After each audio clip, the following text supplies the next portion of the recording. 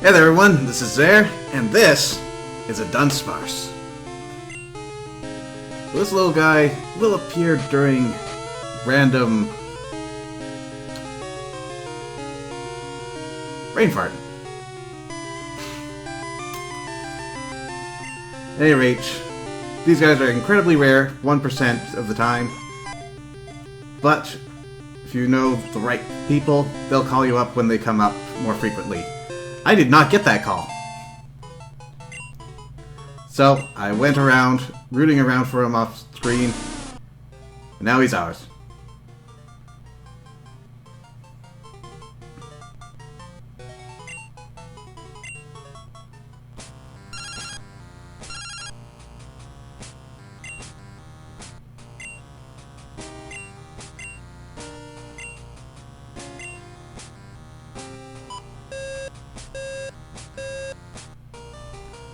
Alright, and with that,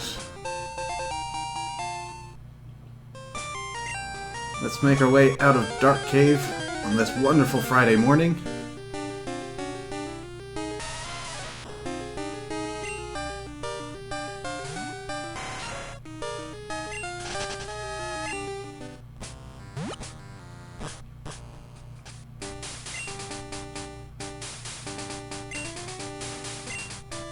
We've got a couple of things we need to take care of.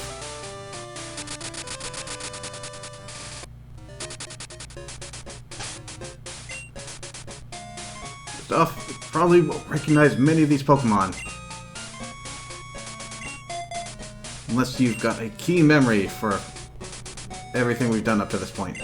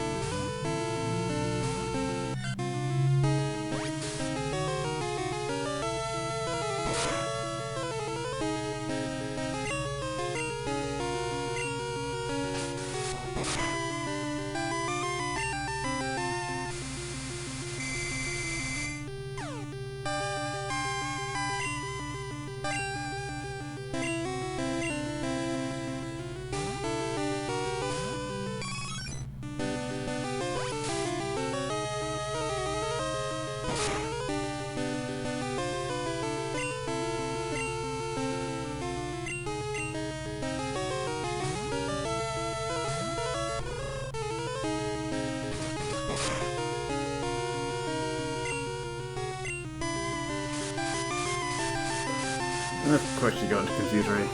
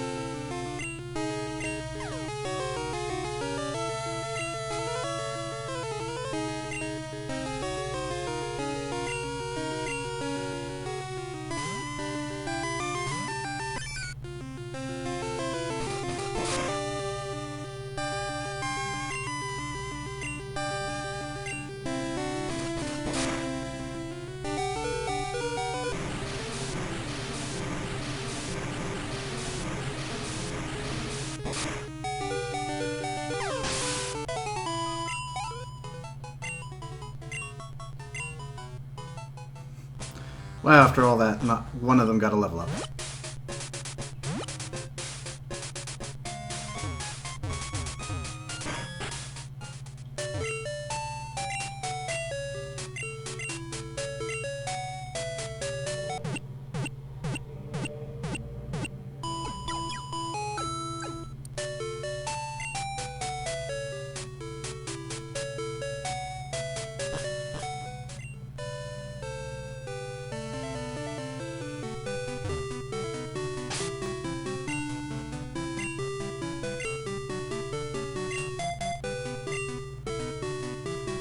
Eevee at the top because I'm likely to switch out of that Pokemon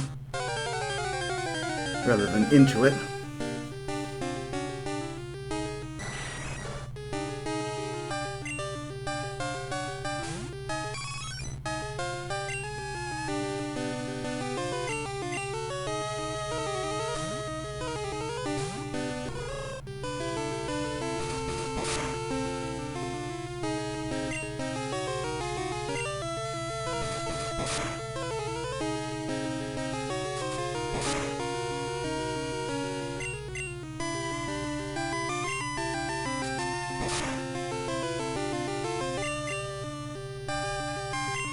I am okay with this. Keep Supersonic going. That's also not too bad.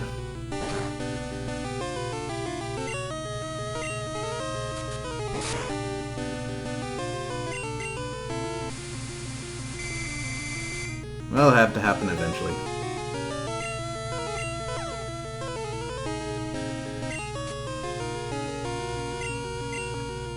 Now you need to get out.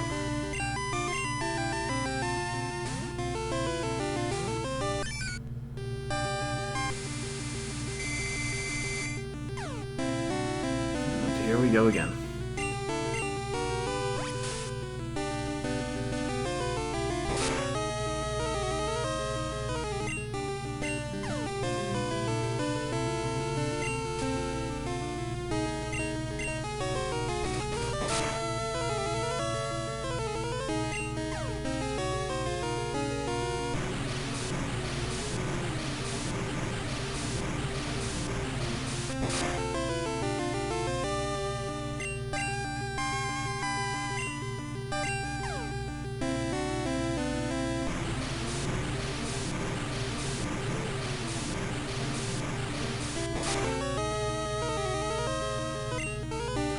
Risk another one. Let's do it.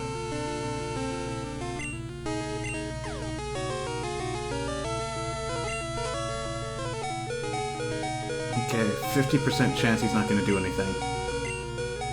He did something.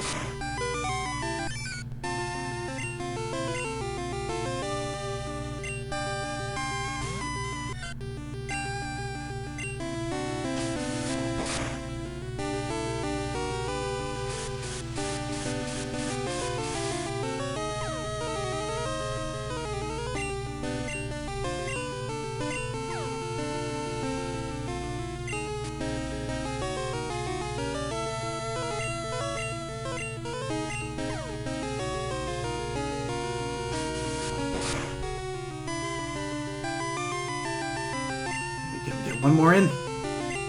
There we go.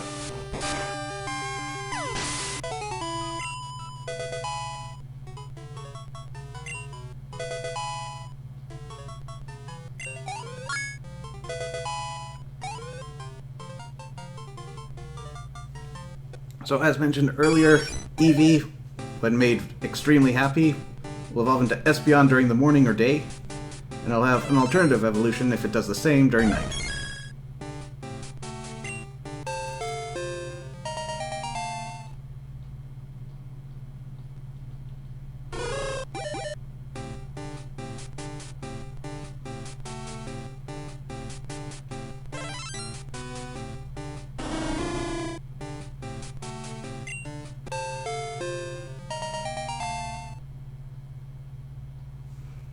Now, Sentret should be evolving at level 15, however, since we caught this one at level 15, we obviously couldn't push it until we got to 16. And Furret is just so fluffy! I'd love a pillow of Furret, but it would be freaking huge.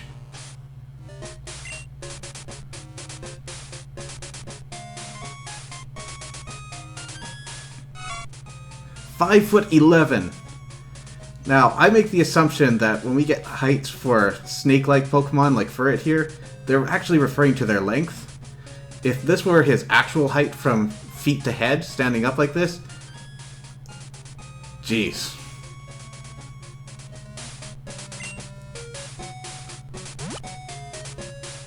It would be quite the rodent problem.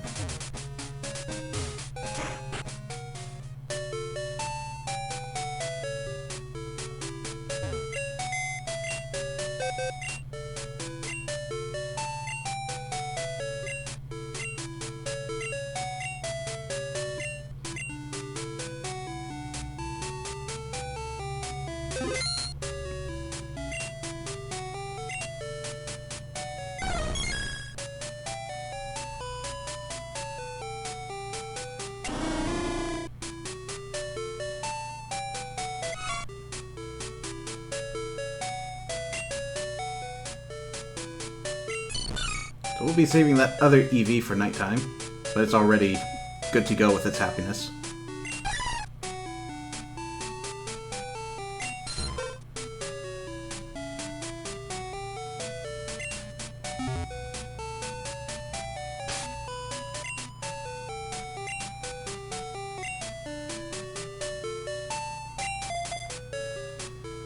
Even at level 17, Hoppip's not capable of much.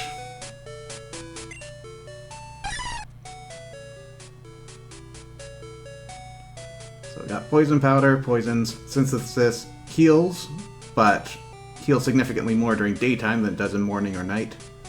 Sleep Powder, we're familiar with, and Tackle.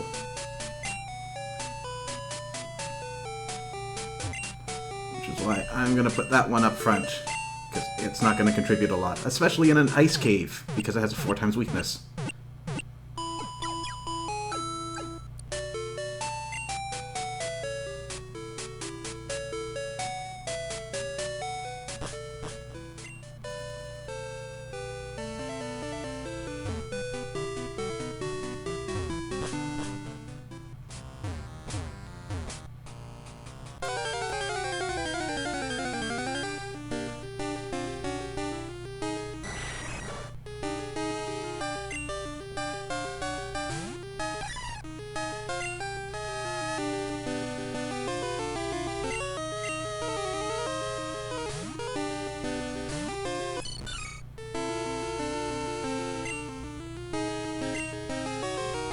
Oh, that's good.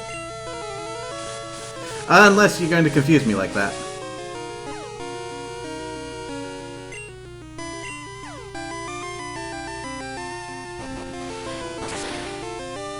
Alright, so Meryl's just going out of control for now.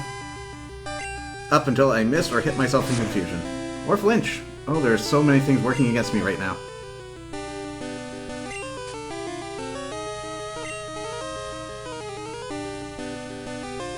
But if that attack were allowed to keep going, it would double in power each consecutive turn.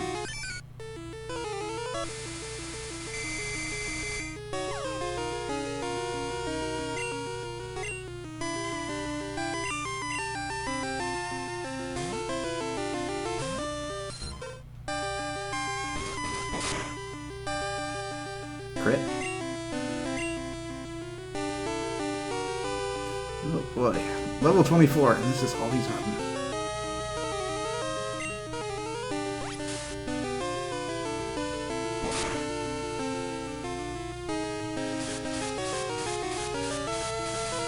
So see, crit from Bite is his most damaging move, does 30 damage. It should do about 15 normally. I can probably take a smack to my own face.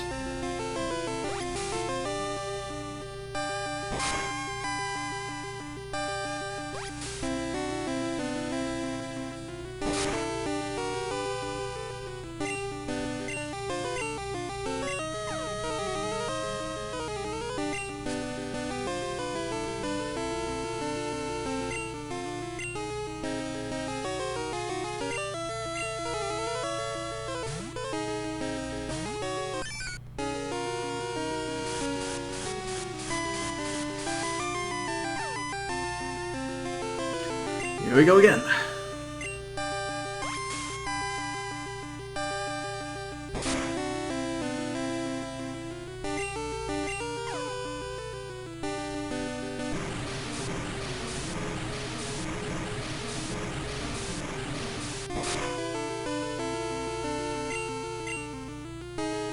Oh, I could probably use Surf too.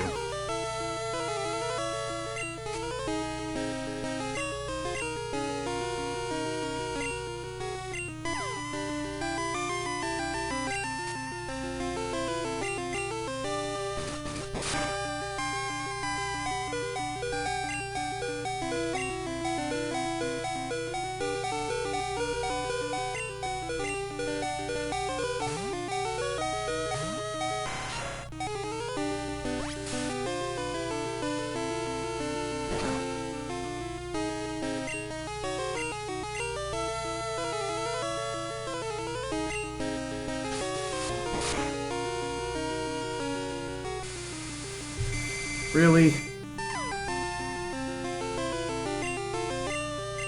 No, 55%. It's supposed to hit more than it misses.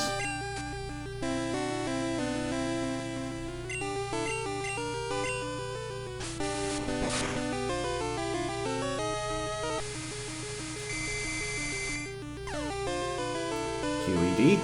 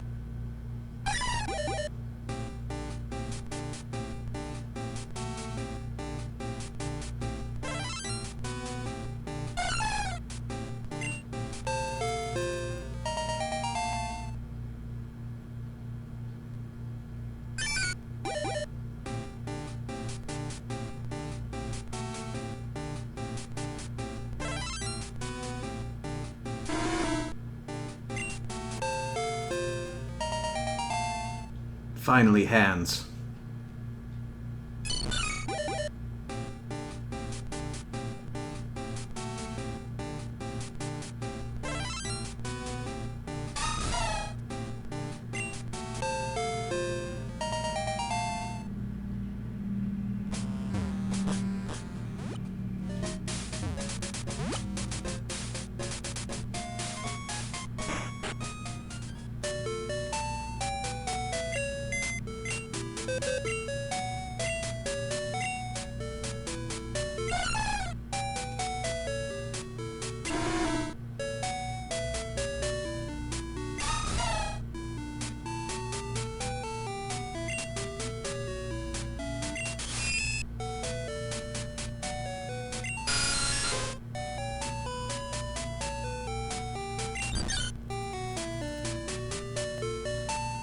Okay, this is going to be the last round, and we don't even have to worry about Sunkern. So, if you somehow manage to get first place in the bug catching contest, your reward is a Sunstone. You can use that to evolve a Sunkern. Unlike most Pokemon that evolve with stones, Sunkern will actually learn some moves after it's evolved. Usually you only get one move, and that's a later level thing. But Sunflora here will learn some useful moves. And for Sunkern, it's mostly about absorption and healing, whereas Sunflora is more offensive in the moves it learns. That said, it's still not a great pick. There are many better grass types out there.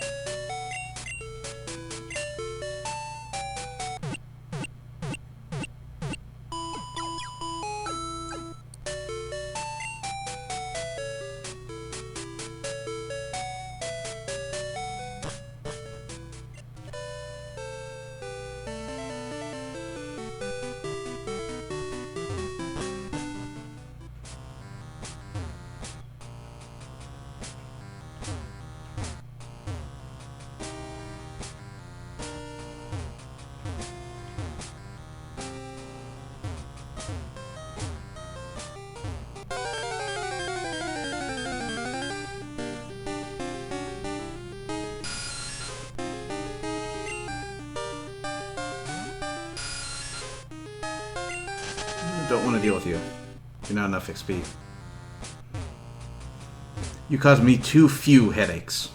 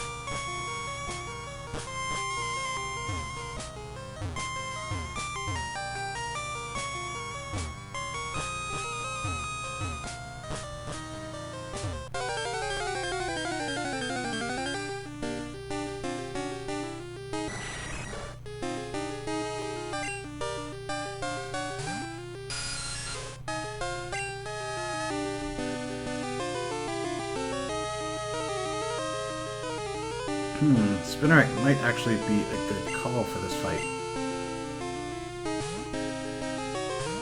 Because it has Nightshade, which is going to do considerable damage, regardless of attack and defense. Weaken it up first. Because we gotta bait those confusion hacks.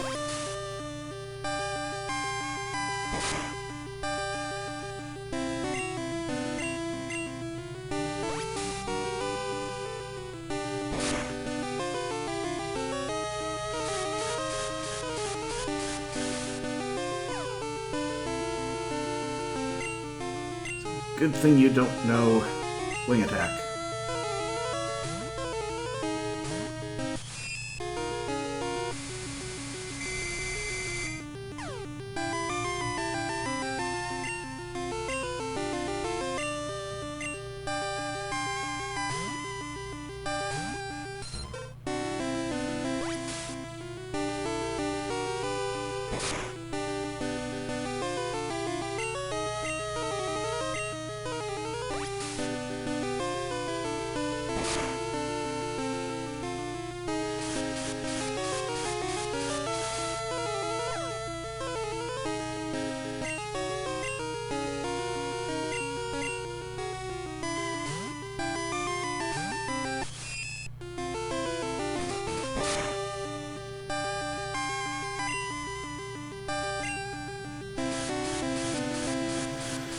Here we go, rolling dice.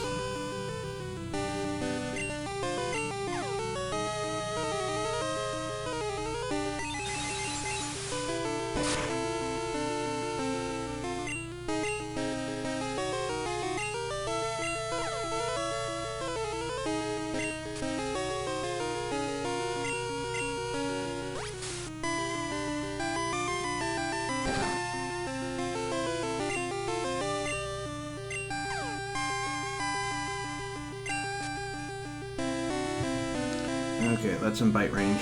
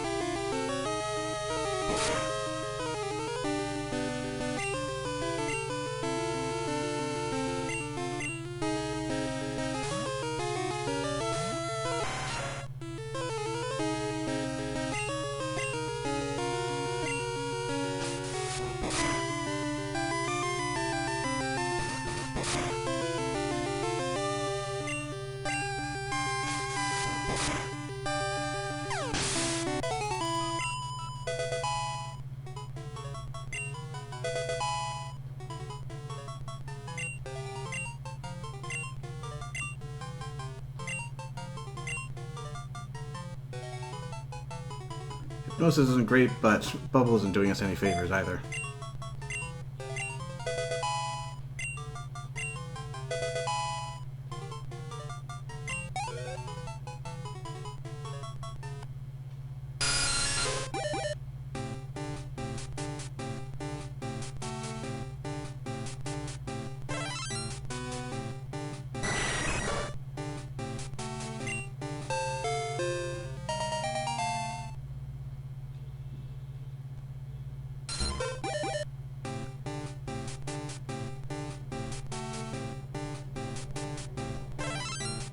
Also hands!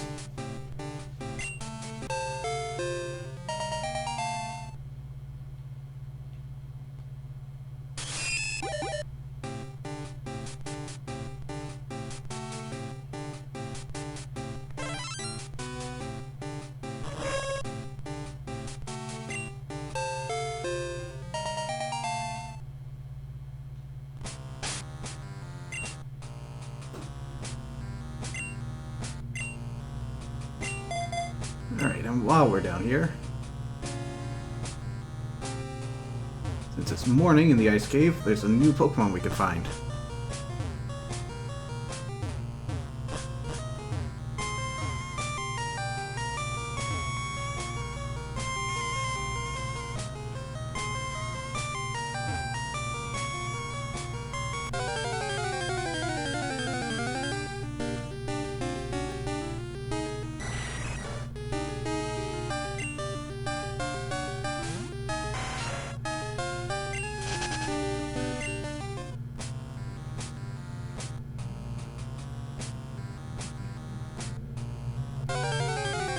Should be careful because they should know Powder Snow at this point. There you are. I mean, between that and Scyther's lower level, they get dicey. Or it could just endure, which is exactly what I want of it.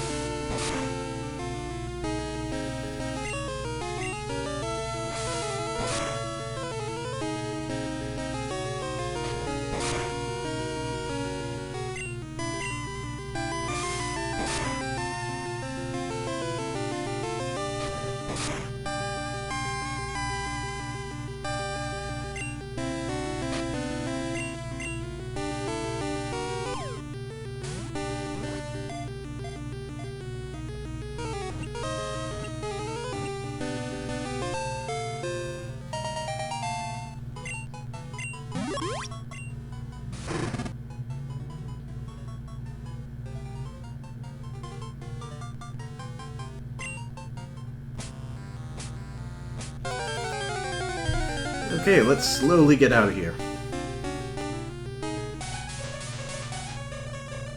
Hey, you can also catch Jinx during the day.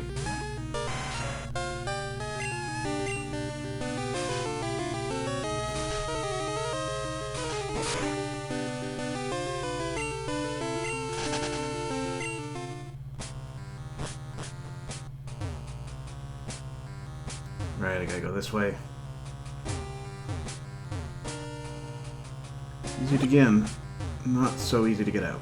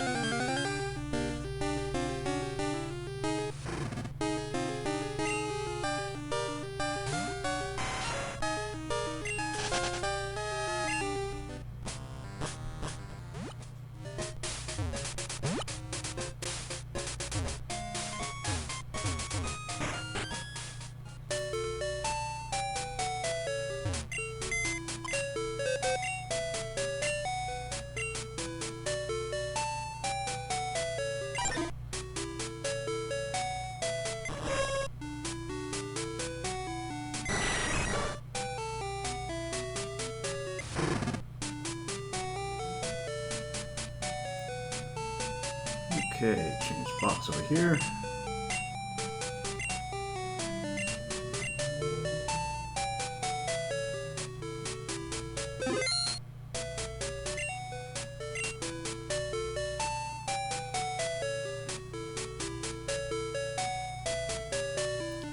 So I have been busy. So we're definitely pulling you out. And I will go over some of the changes that have happened once I've got my new party out.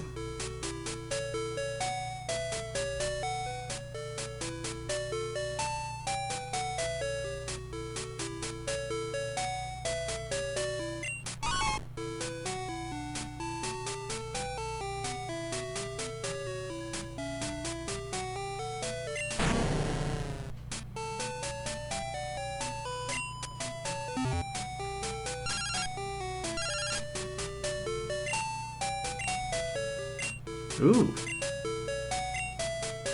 34. Got it.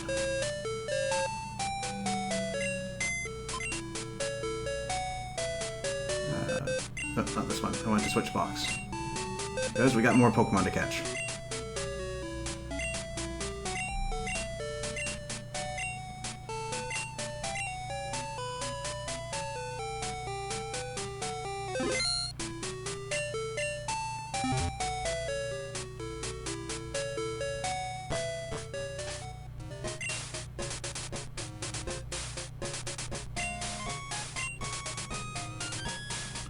See, that should be 32. 34 should be around Goldenrod.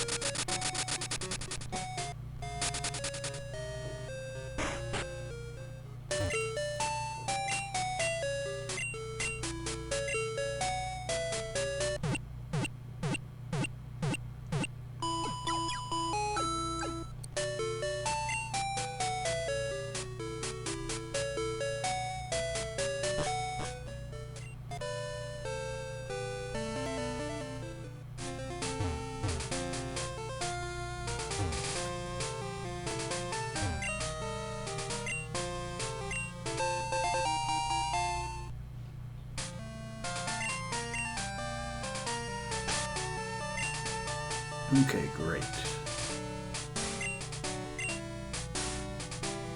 So, next stop for today, Violet City.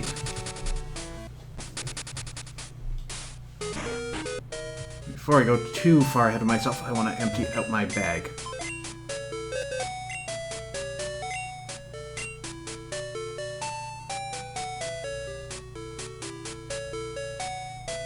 I really should sell that. Let's take care of that.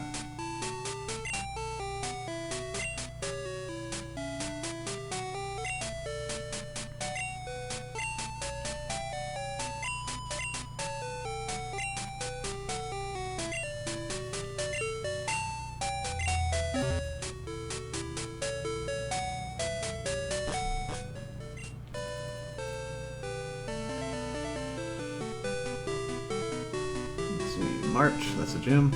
March.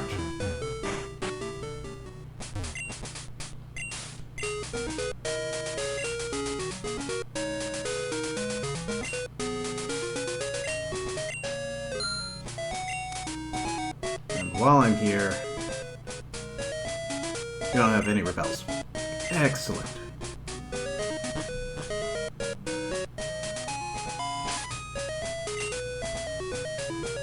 I do have one. That'll help.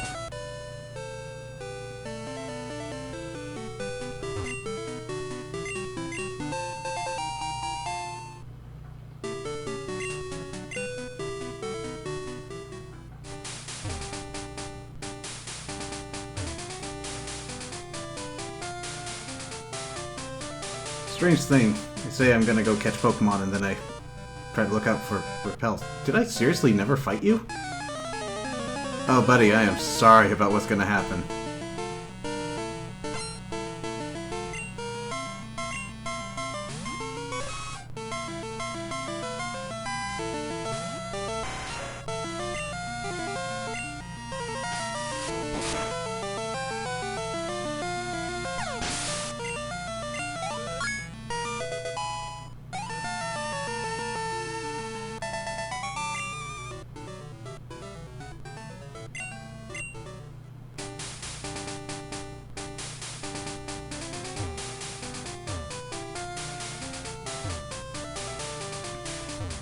Alright, so, since it's Friday, we gotta talk to Frida. Poison Barb. Poison Barb. Another one of those elemental items. Take a guess as to what type it powers up.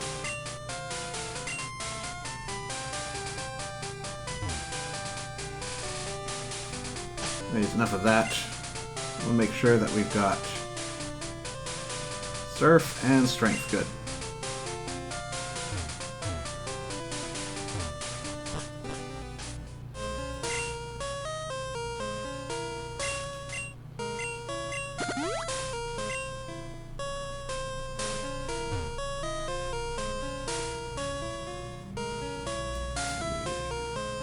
There we go. This way.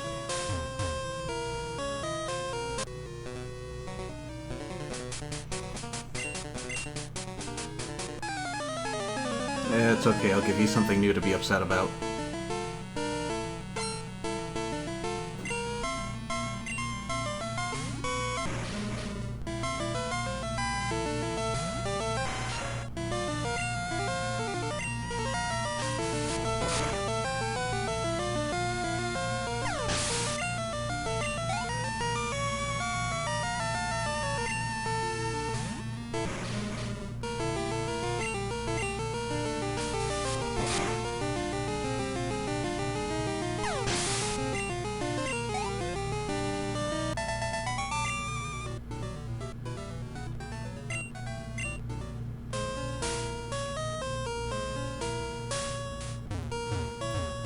You're probably waiting for a battle too. Oh, I got you. Nice.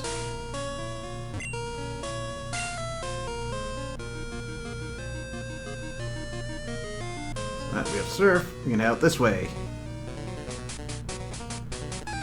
And of course there are more trainers.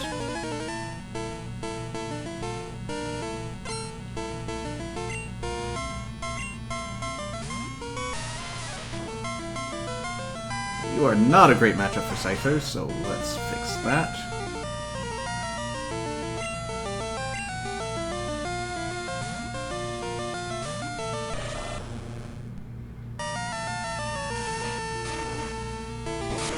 Yeah, that would not have ended well.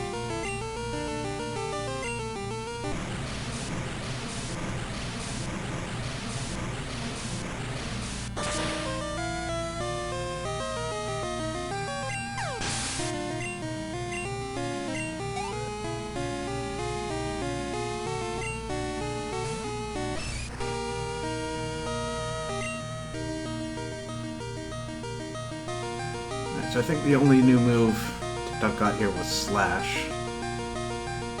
Took out Rage. Because at this point it's not really working for us, especially since it wasn't working exactly the way I remembered it.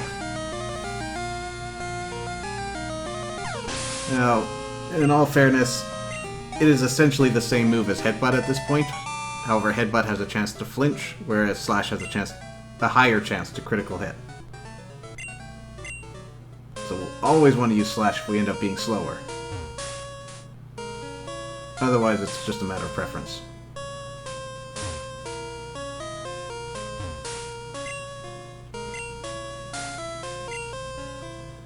So that's going to head out that way. I'm going to explore a little bit more first. That's it.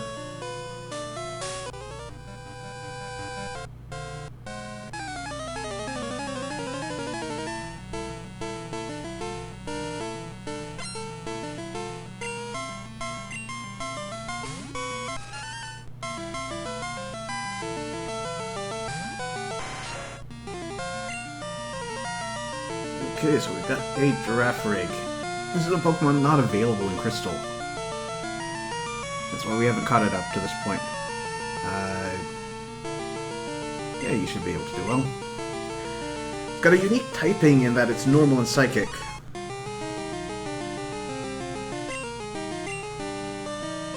But even with that, it's yet another mediocre normal type Pokemon. It's kind of a trend for this generation.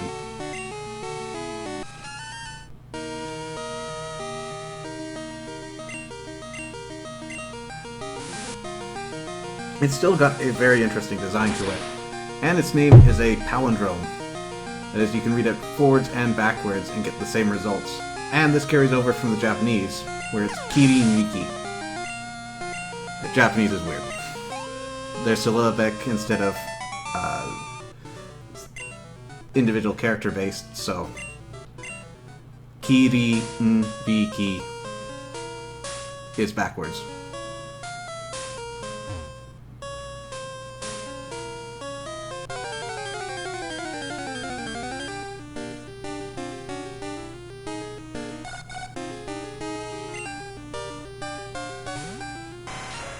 So the Super Repel is still on. However, Super Repel is only as good as your front Pokemon.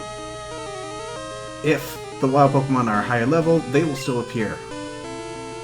This is useful down the road.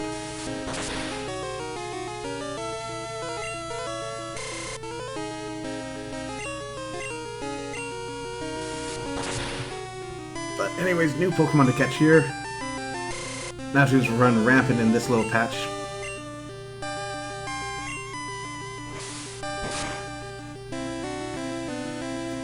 They're also fairly sturdy Psychic Flying type Pokemon, which is a new unique type combo. Oh, you dick. After all that.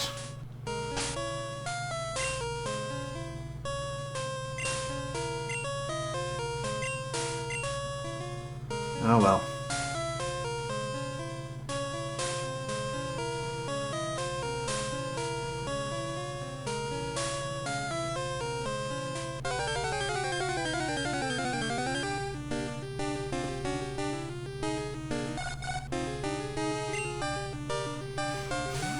So they're like Abra, but there's only a chance that they'll run away.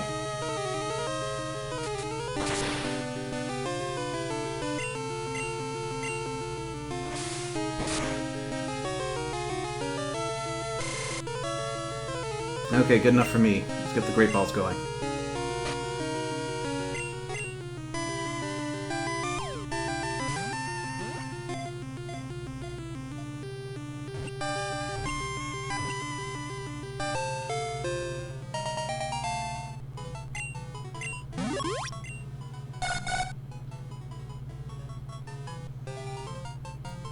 Also, this Pokemon ties Diglett as the smallest Pokemon, though perhaps surpasses it in that regard because there's no mystery about what's underneath the Natu.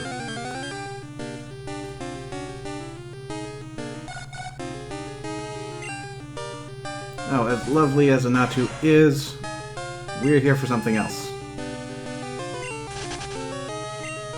Now, Natu's overrun this patch of grass, but there's a 10% chance you'll get a different Pokemon here, depending on the time of day. If we come at night, we're going to start finding Woopers and Quagsires, but we're going to get a pretty interesting alternative if we come here during the day.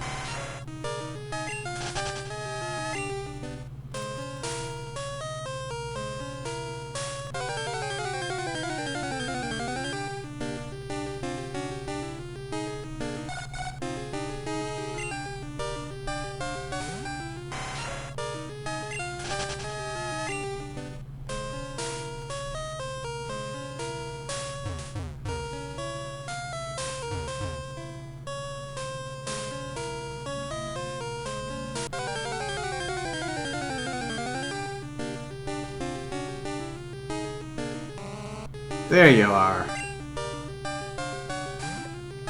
Alright, so Smeargle is another underwhelming normal type. Except it learns a very interesting move. In fact, the move is so interesting that it will learn that move, and then it will learn that move, and then it will continue to learn that move progressively as it levels up.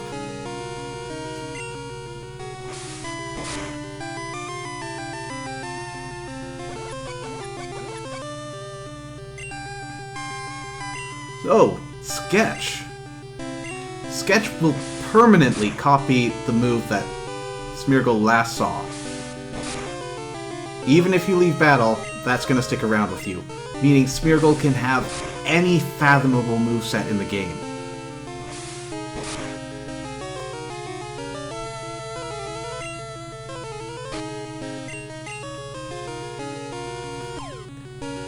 Because of that, you can get some interesting strategies, including getting Spore onto a non-mushroom type Pokemon. But also the males can be incredibly valuable when trying to breed up Pokemon that fit into its egg group, because it can easily learn any move. So you can set your Pokemon up with the perfect moveset once they hatch.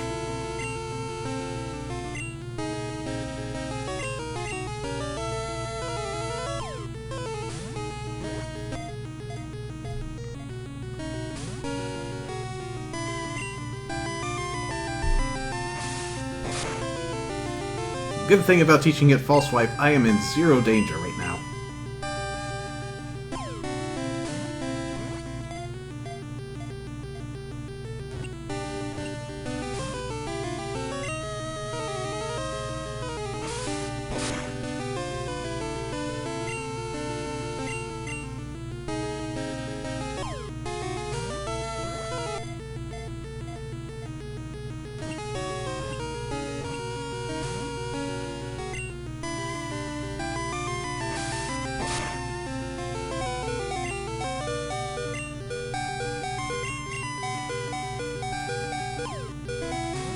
The other interesting thing about Smeargle is that it has red paint in its normal form and green paint in its shiny form, but in every generation past this point, those two colors switch.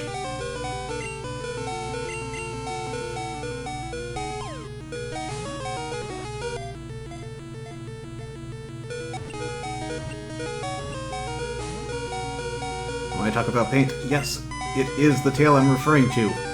Its tail is a little paintbrush.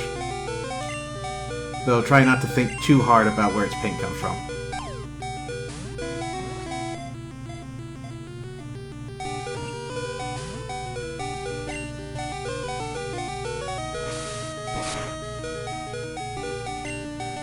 Alright, come on, let's go. I'm out of Smeargle facts.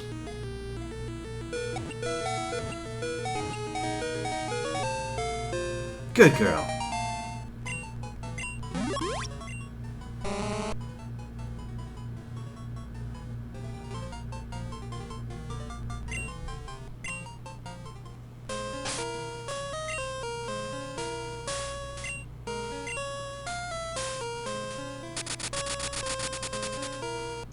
So we'll be coming back to Route 32 soon, but seal up and stock up.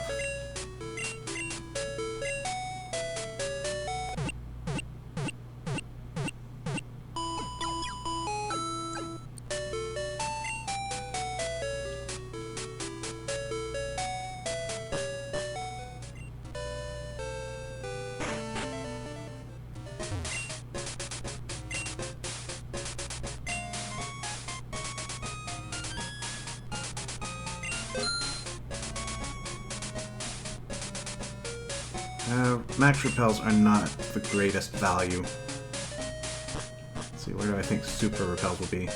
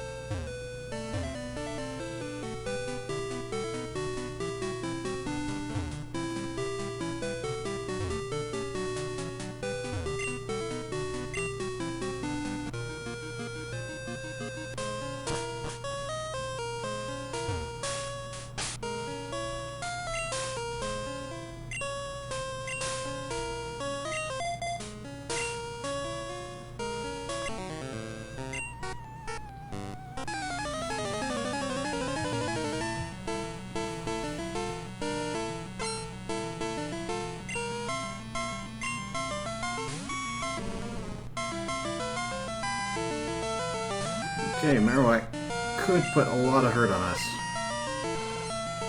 Let's trust in our strength and our levels.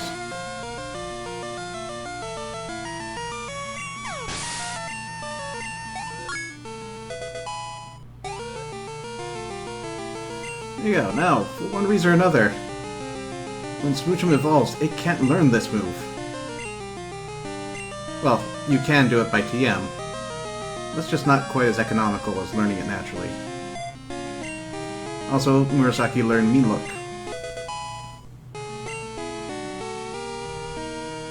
Sweet Kiss just wasn't really doing anything, and there are some niche uses for Mean Look down the road.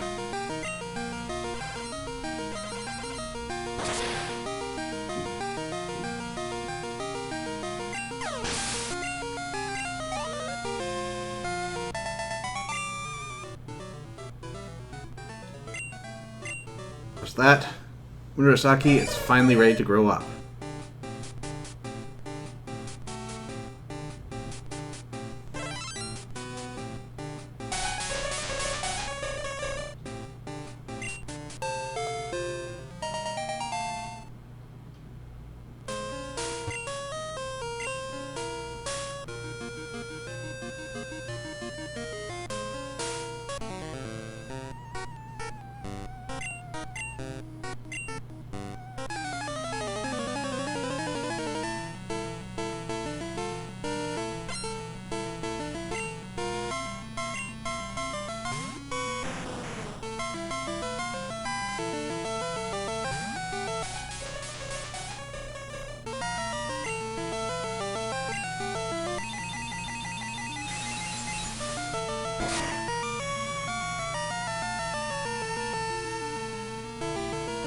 Oh wow, just held on.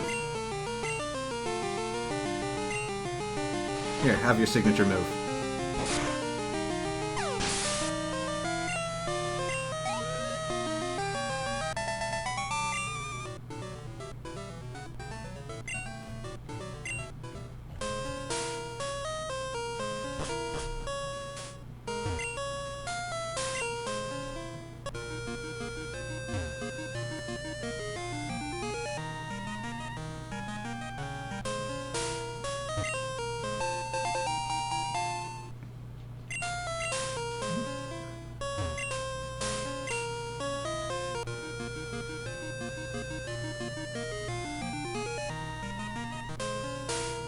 Well, this is conspicuous.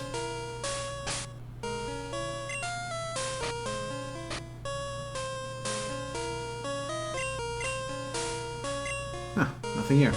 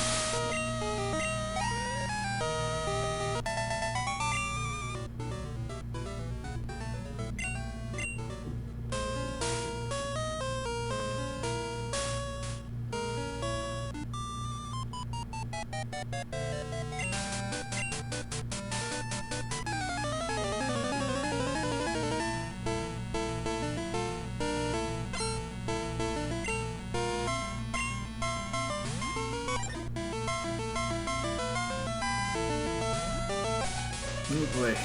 Shame you didn't evolve it one more time.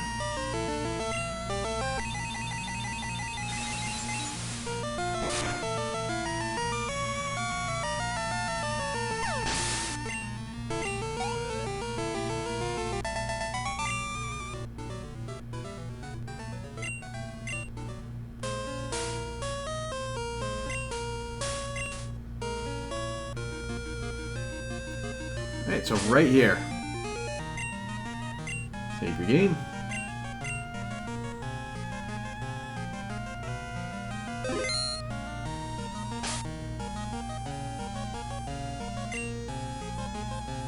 Yeah, you're probably fine up front.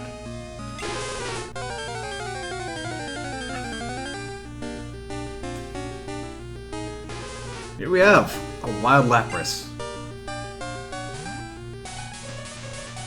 This Pokemon was only available as a gift in the first generation, but now you can find wild Lapras down here once a week every Friday. That's right, despite it having a sprite on screen, you can come back for Lapras again and again, just so long as you remember to set your clock correctly.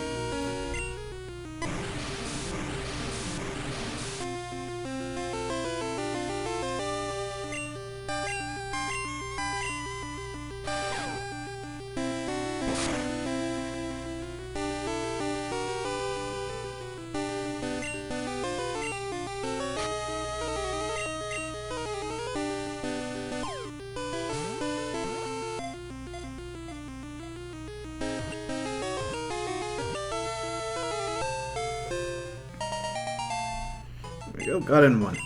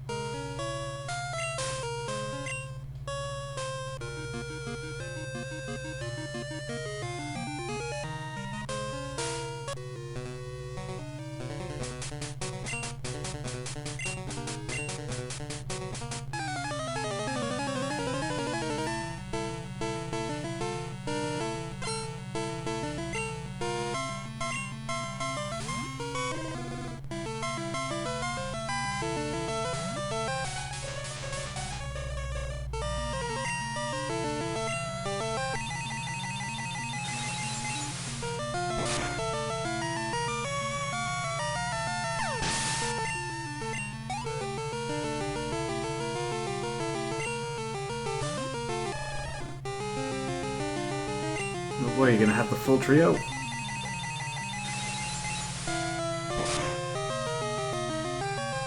Seems to be a trend down here.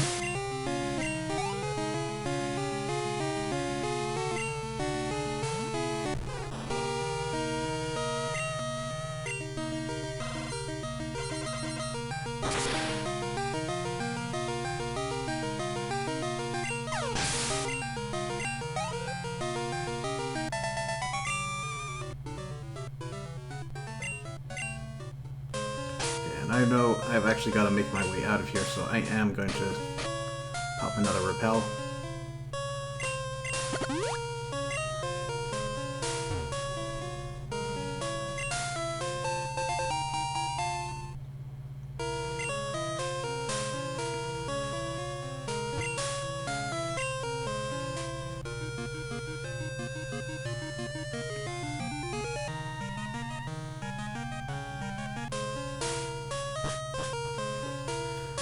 Now, while we're here, I want to drop back over to the Ruins of Alph.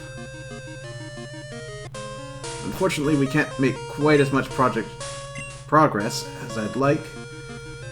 Our next puzzle room requires us to pick up a water stone, and unfortunately, our contact for that hasn't exactly been forward-coming on that. And the last puzzle room, which is also available to us, well, that requires something else entirely.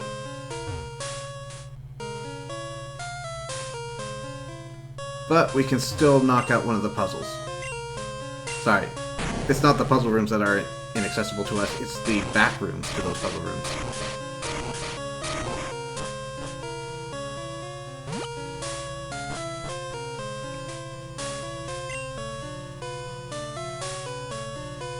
Okay, let's get to work.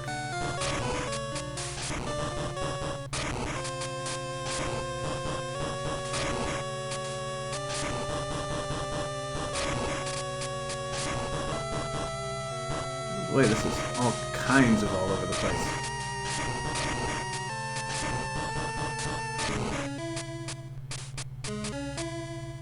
It's hard to tell what's an edge piece and what isn't.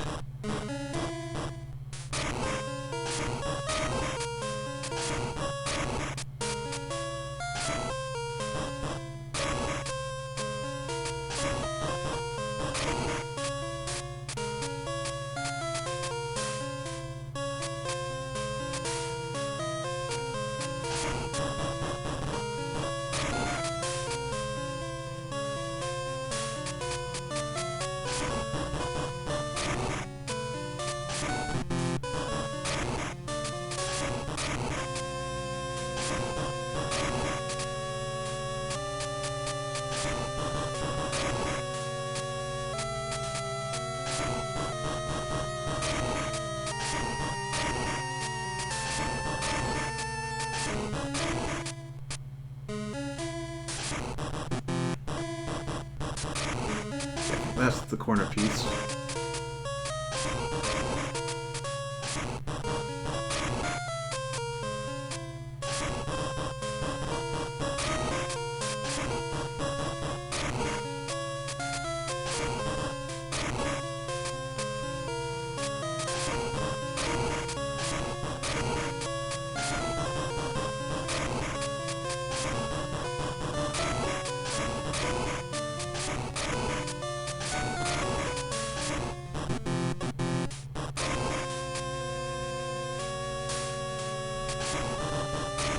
For now.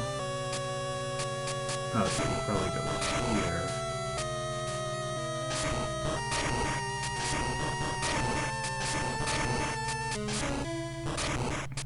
These puzzles are getting trickier.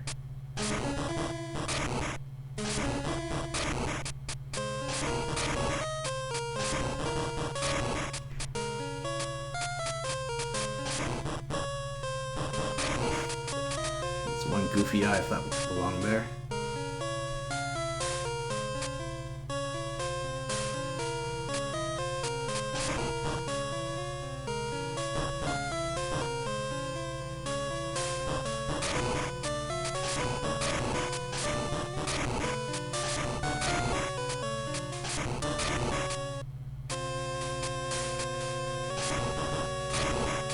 Okay, what's not right here?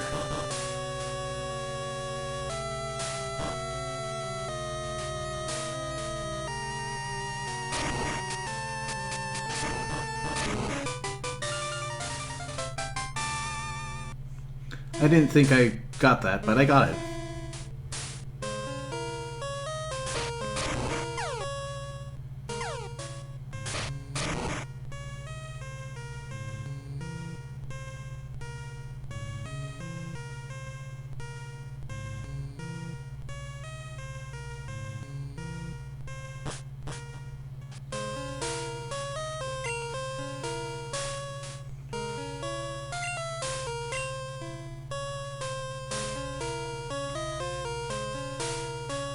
Okay.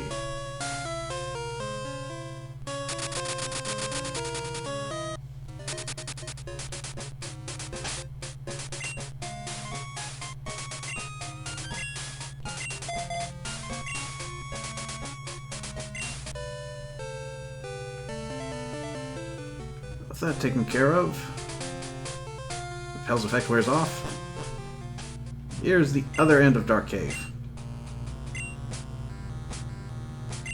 And I want Pokémon.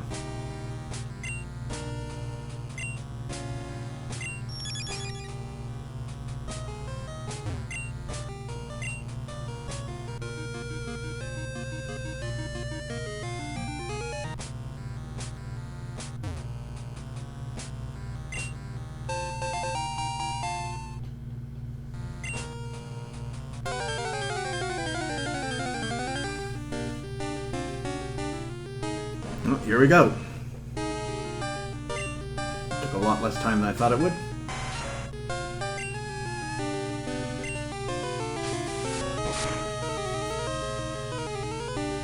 So much earlier. If we went to the other end of Dark Cave... Oh, this will not end well.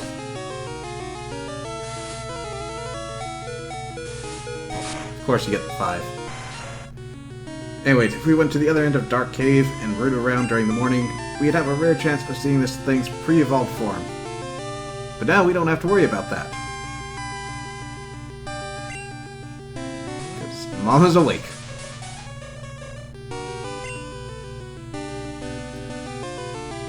Do I start off with Psychic? Might be a bit much.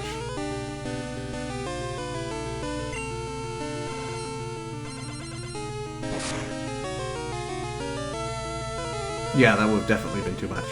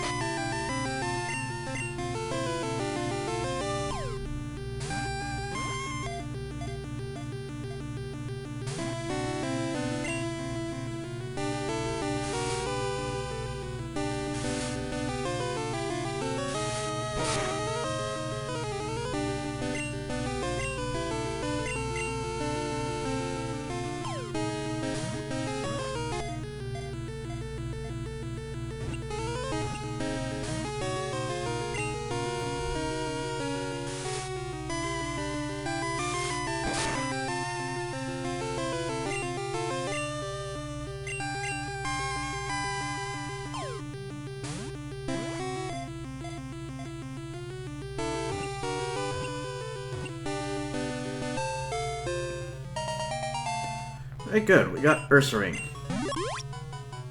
And so, all we have to do is pop it into the daycare center to get its pre-evolved form.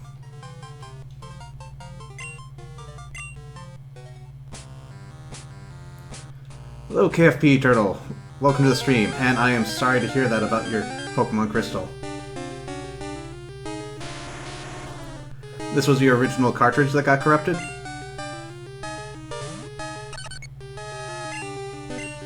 No, I took it. Oh. Sure, you can use ground types. There you go.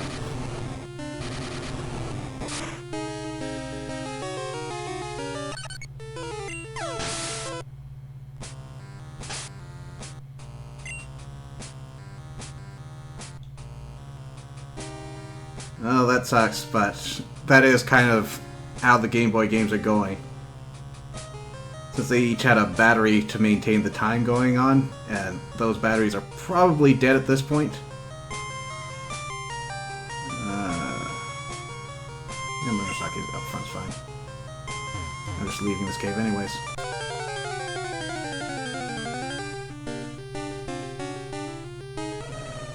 Hey, it's Ursaring's pre-evolved form.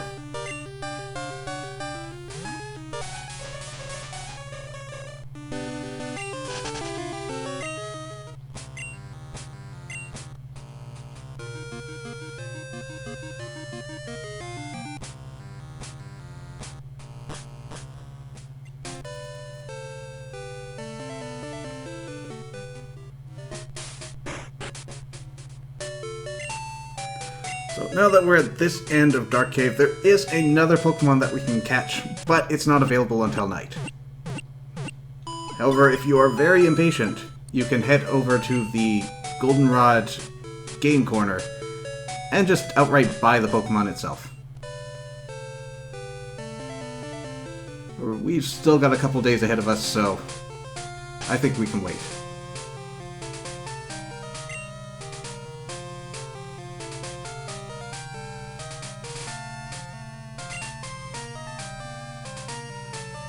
Okay, so we're looking for 3 new Pokemon out this way. Not you!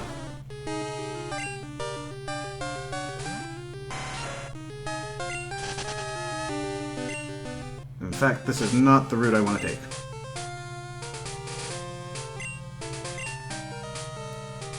So while I was training off screen, I managed to clear out all the trainers down this route. So they're not going to bother us, but I left all the items as they were.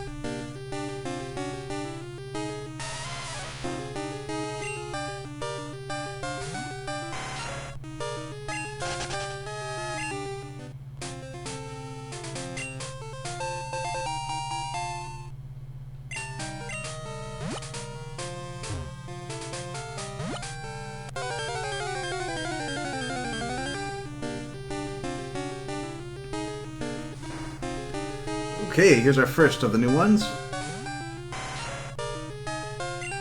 Now, as is immediately obvious to everyone, Gligar is a ground flying type. Not a shred of bug to be had. Though breeding-wise, it does pair up with a lot of bugs.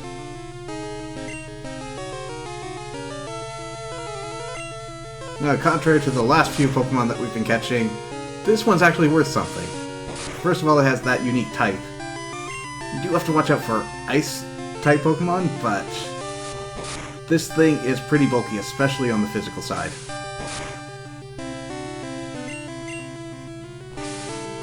And especially as the generations go on, he'll get more and more things in his tool belt to become an absolute nuisance.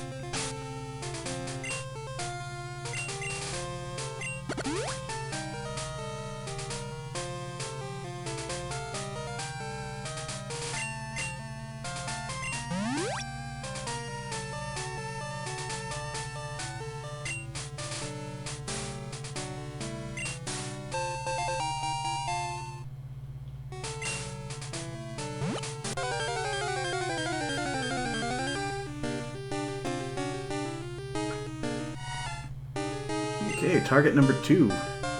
Phanpy. You can actually, in Crystal, catch these a lot sooner if you go immediately north of Route... Oh geez, what is it? The first route after New Barktown.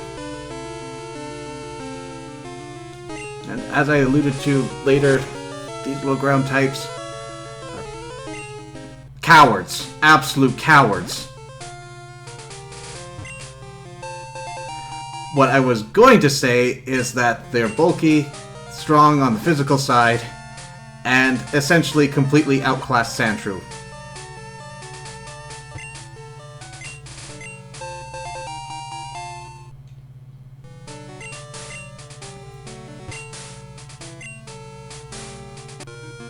This little pond is useful, first of all because you can find a PP up directly in the middle, but also you can come here fishing and catch up Dratinis and Dragonairs.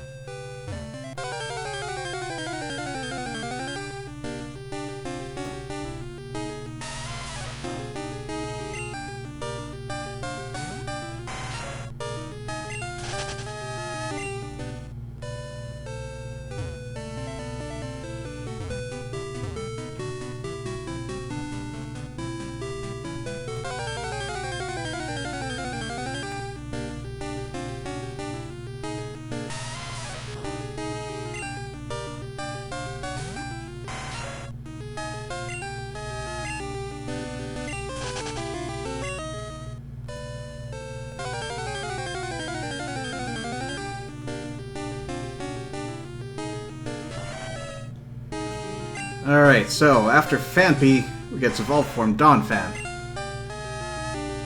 And hopefully this guy's got a couple more guts to him.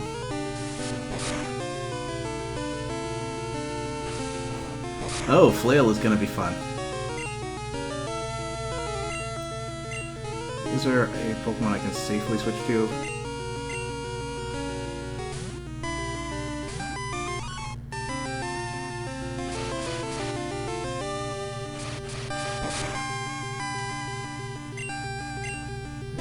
think Feint Attack should be safe here.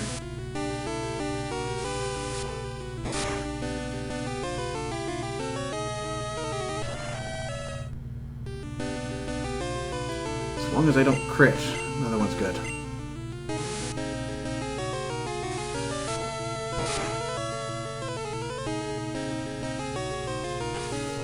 And here comes the flail. That's not so bad.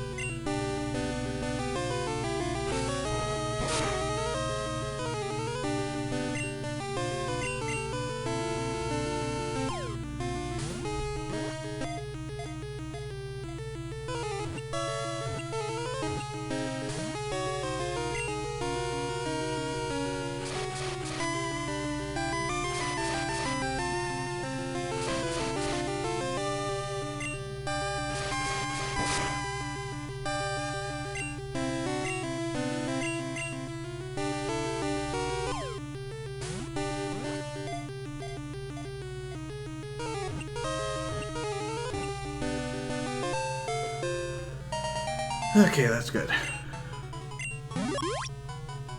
So like with the Ursaring, we'll just breed this guy for the Phanpy.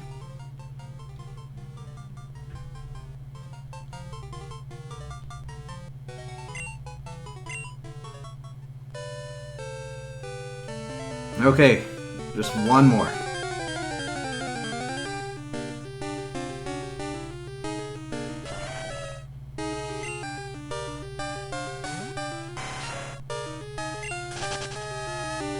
Unfortunately, Scyther is not going to be a good matchup for it. Who to use?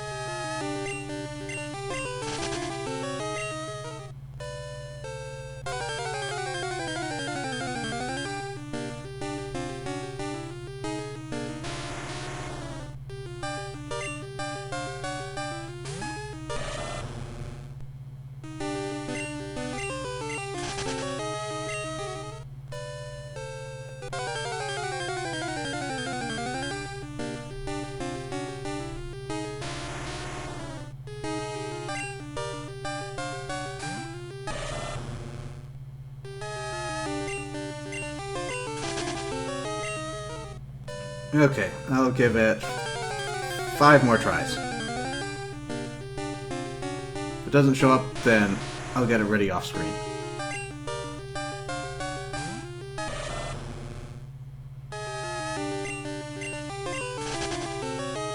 So that was try 1.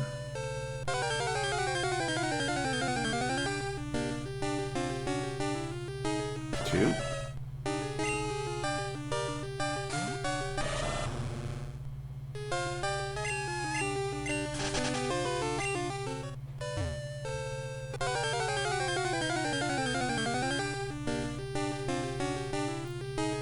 3. 4.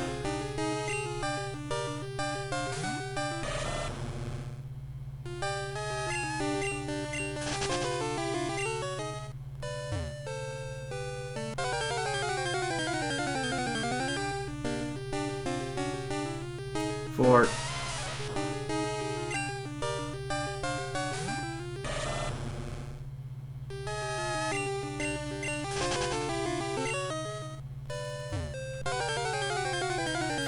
And number 5.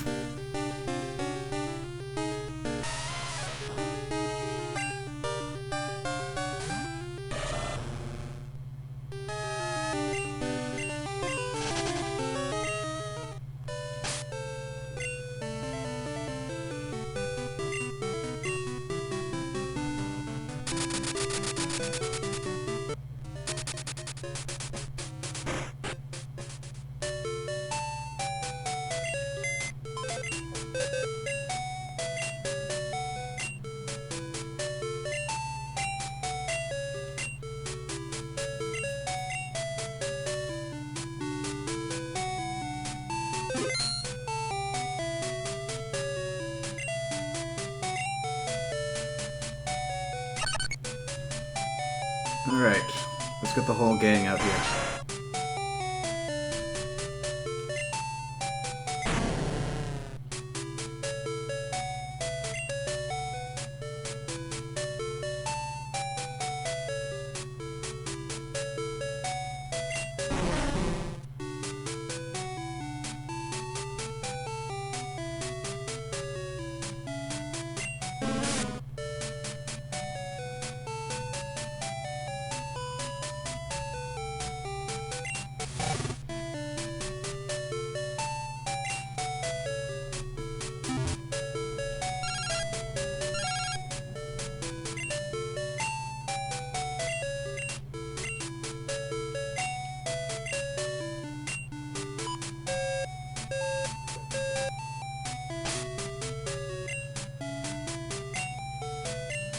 Okay, let's just have a quick rundown of what's changed.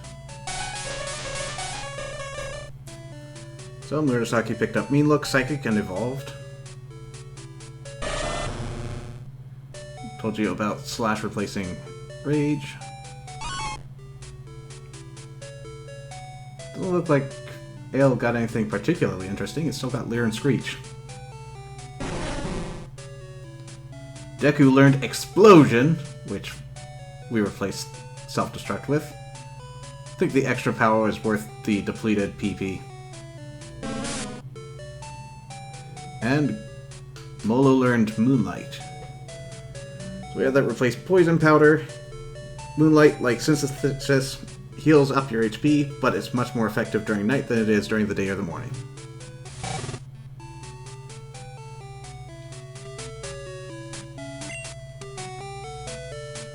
And also, when I went back to Goldenrod,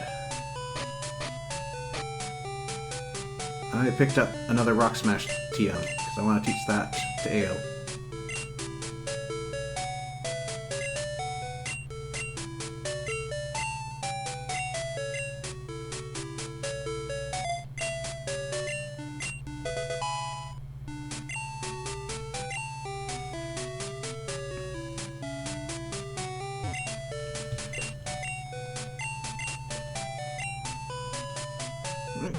Quick heal up.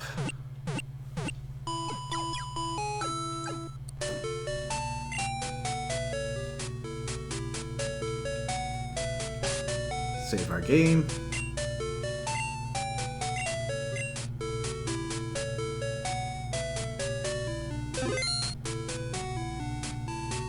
And let's get some story progress done.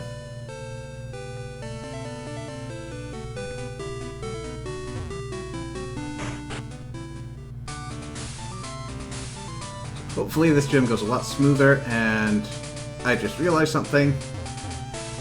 Let's go forward, and then we can come back. So we will need strength in order to progress in this gym. Is there at least one trainer I can take care of? Yes.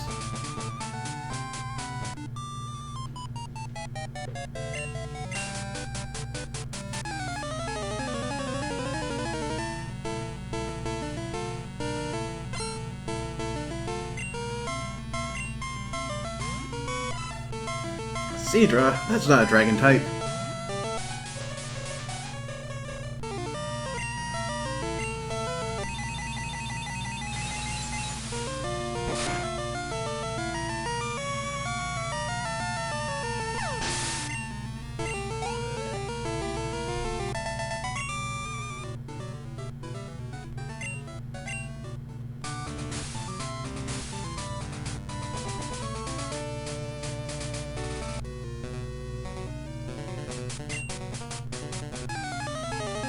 Oh, well, thank you for clarifying.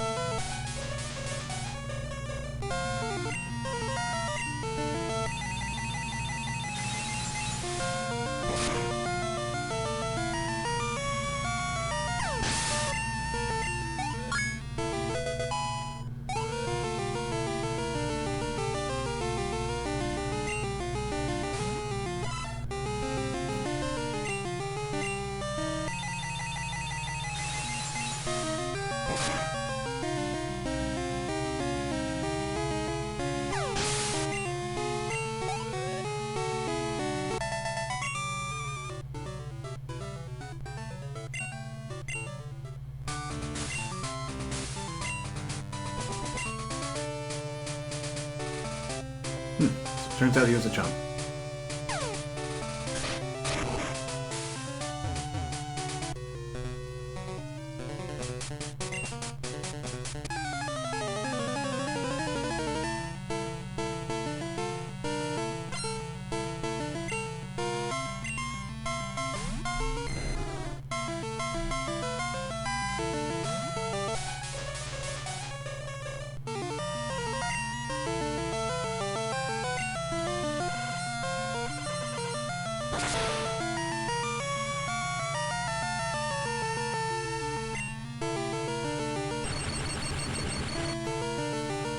Oh, that's annoying.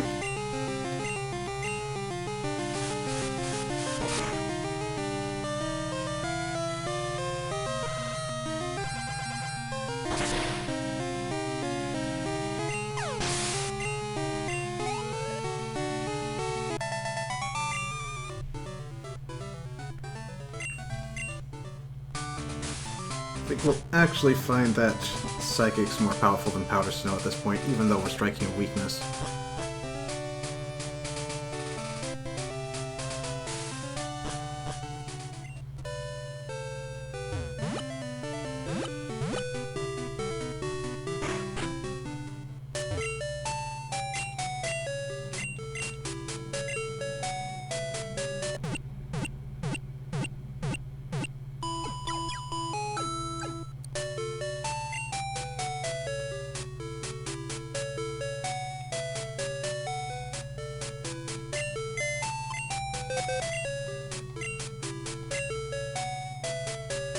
So, who is going to be least useful in this fight coming up?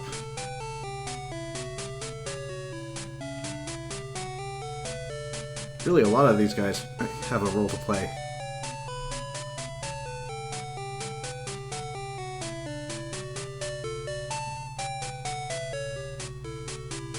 Alright, well, see you soon, buddy.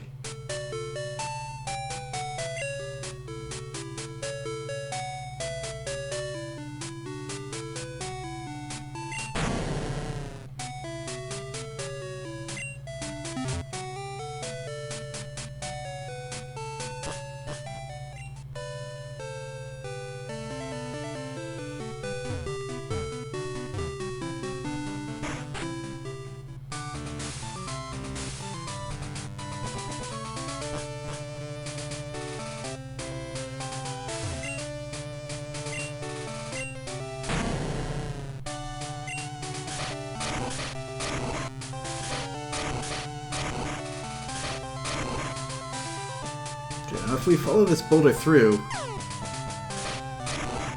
it's a really good thing that we can contort our bodies midair, because all of these holes are dangled precariously above lava pits.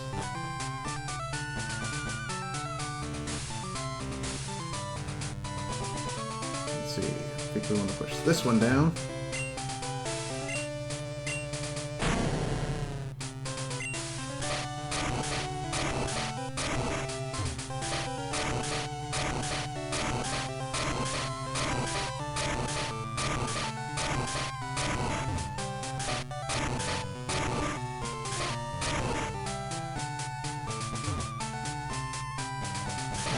One.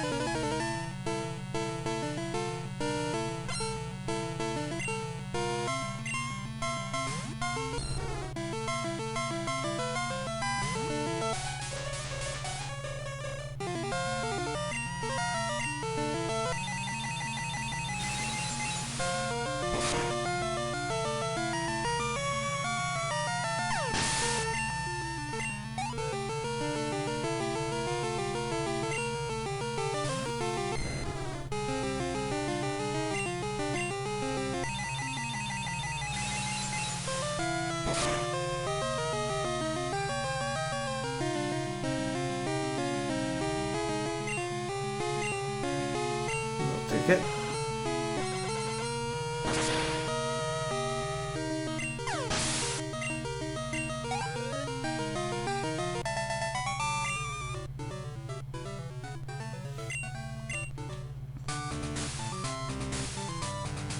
Alright. Save our game.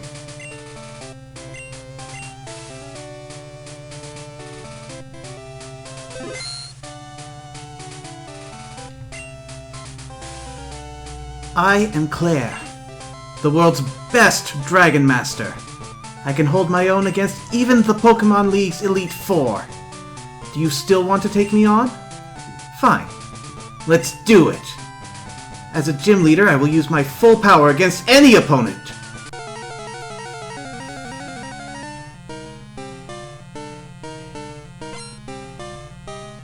Here we are against the final gym leader, Claire, the Dragon Master. And as you may expect, you're going to be seeing a lot of Dragonair.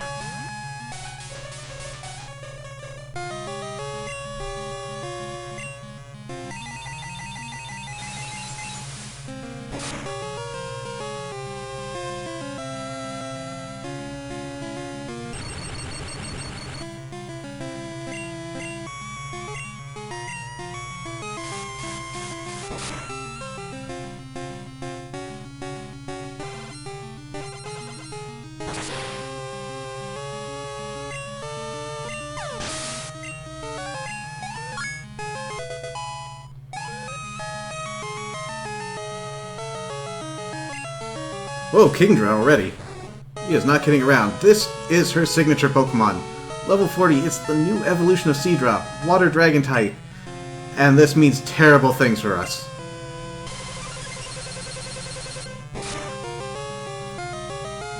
Being Water Dragon, Kingdra has only one weakness. Dragon type attacks. And those are few and far between at this point in the game. And of course, it's also packing Hyper Beam, which, well, you saw what it did. Now how do I turn this around?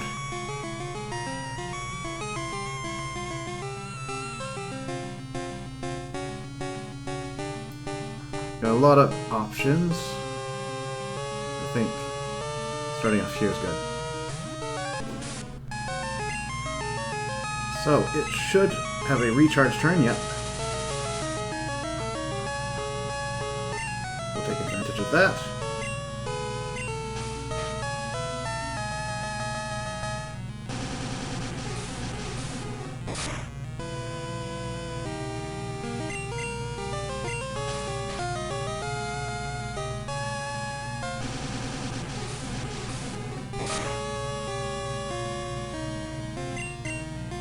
I'm not getting any defense lowers, but it's also not waking up, which is good.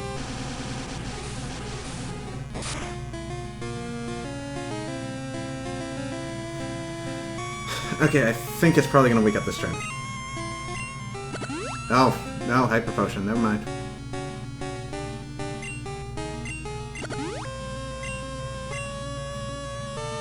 Oh, that works.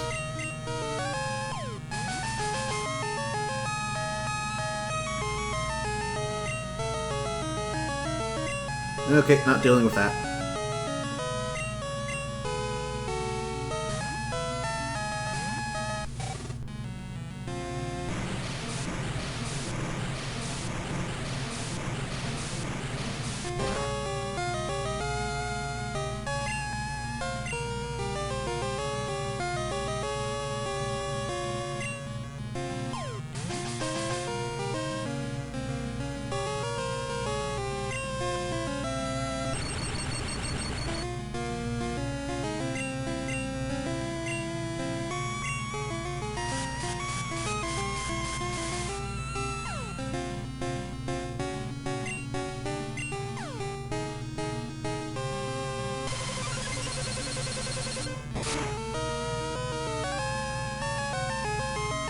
Okay, that's not so bad.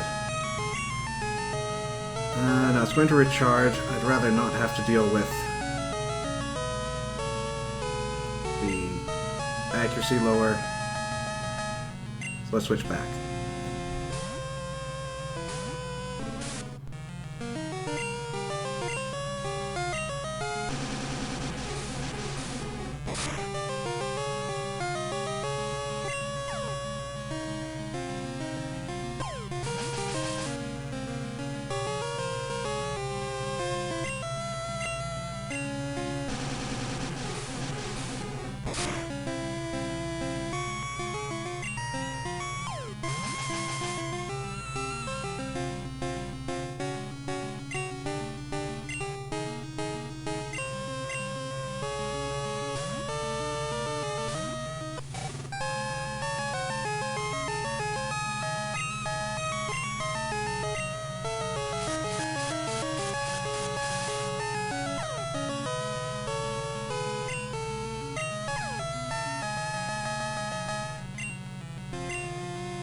Finally, something came of that.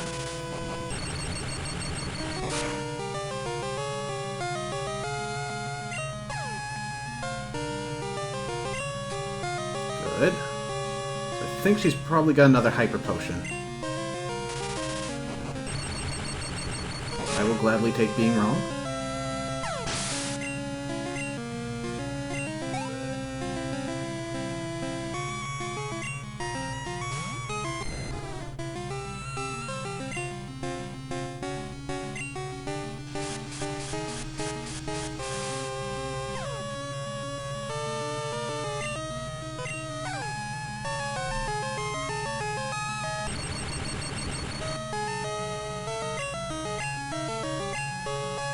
Unfortunately, Floodlight doesn't have anything that can strike Dragonair very well.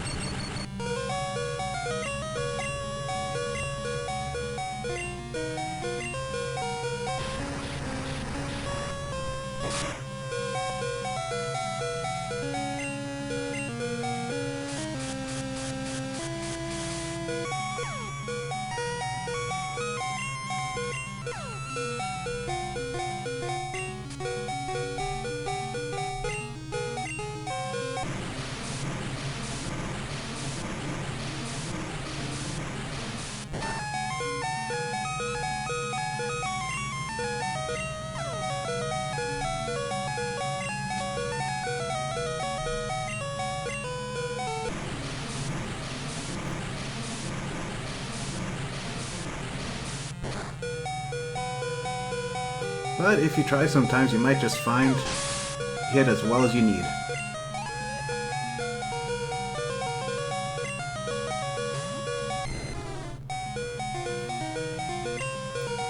I don't expect to be able to get anything off.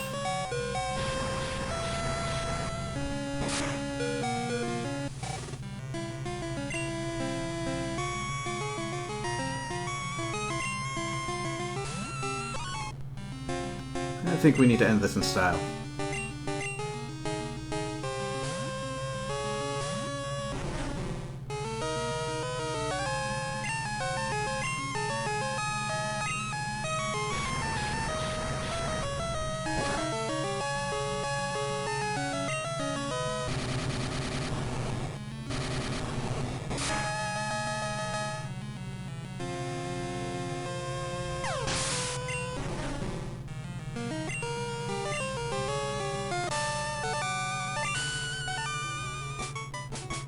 I lost? I don't believe it. There must be some mistake. I won't admit this. I may have lost, but you're still not ready for the Pokémon League. I know. You should take the Dragon User Challenge. Behind this gym is a place called Dragon's Den. There's a small shrine at its center. Go there. If you can prove that you've lost your lazy ideals, I will recognize you as a trainer worthy of a gym badge.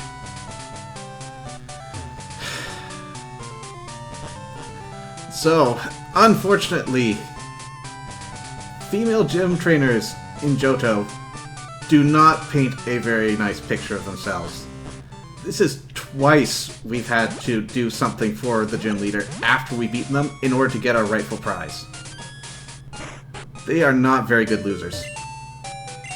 Janine I am willing to give a pass to, because not only does she not require you to do anything between her battle and you getting the badge, but the excuses that you have to go off on are pretty darn important. Taking care of a terminally sick Pokemon? I think that's worthy of postponing a gym match. These two just don't want to accept they've lost.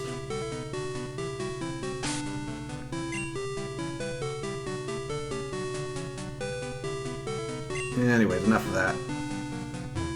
Thankfully this isn't too challenging, which he's getting us to do.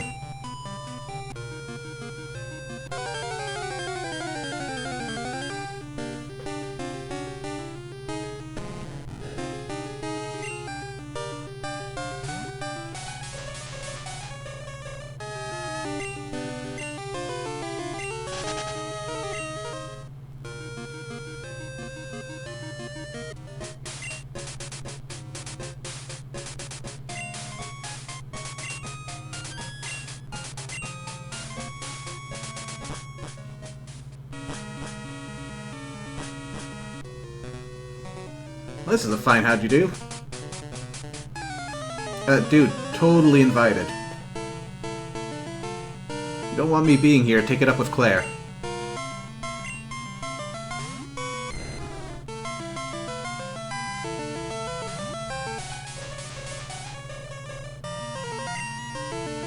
Just in case you hadn't had enough of level 37 Dragonairs.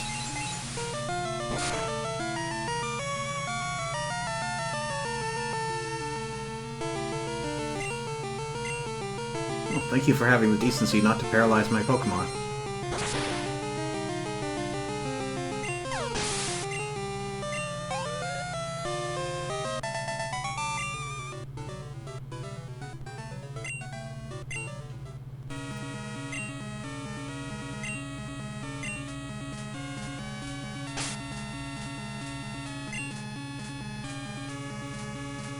Throw on a repel.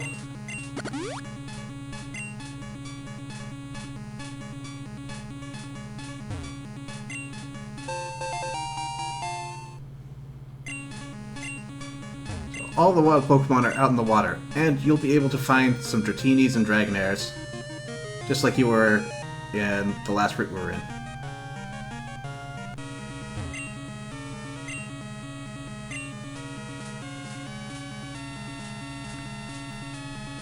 Nothing there for us. Except for some random trees inside of a cave.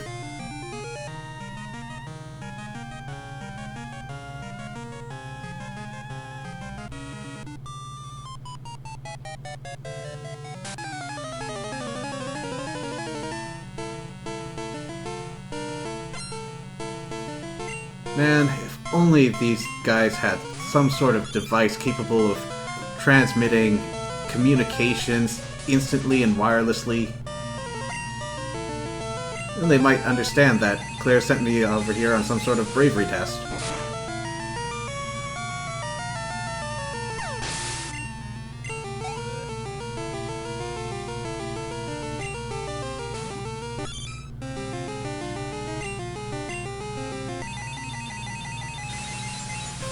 That said, if I go and ask my mom about this, I'm probably going to find I don't have reception in here.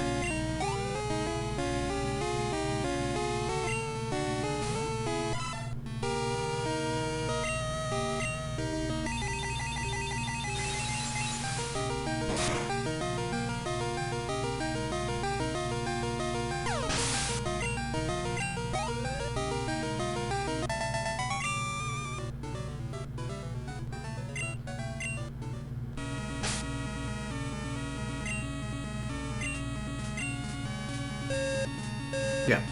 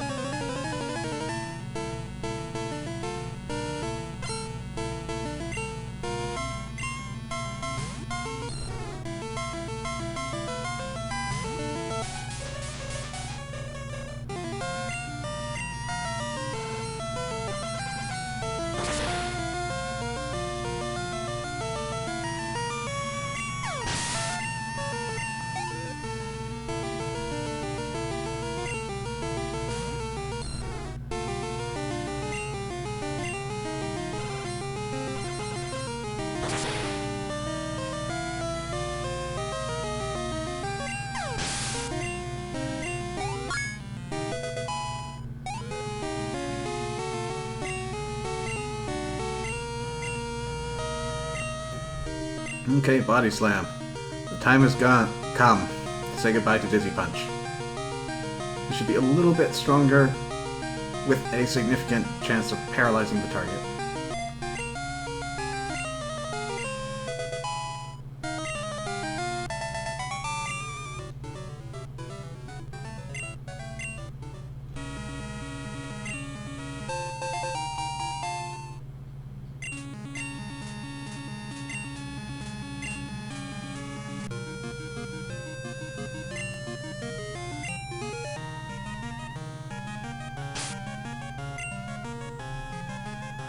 Oh, shoot.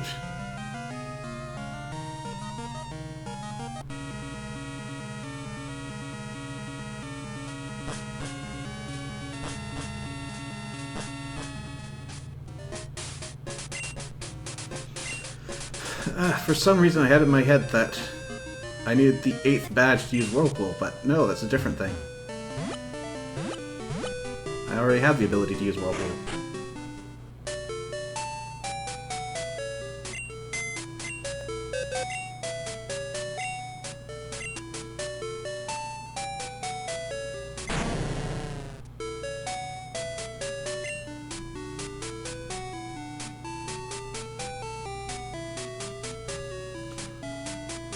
So, a couple weeks ago,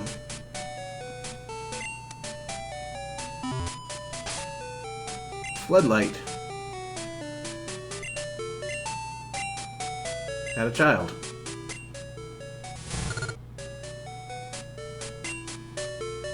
And that child can learn so many useful things.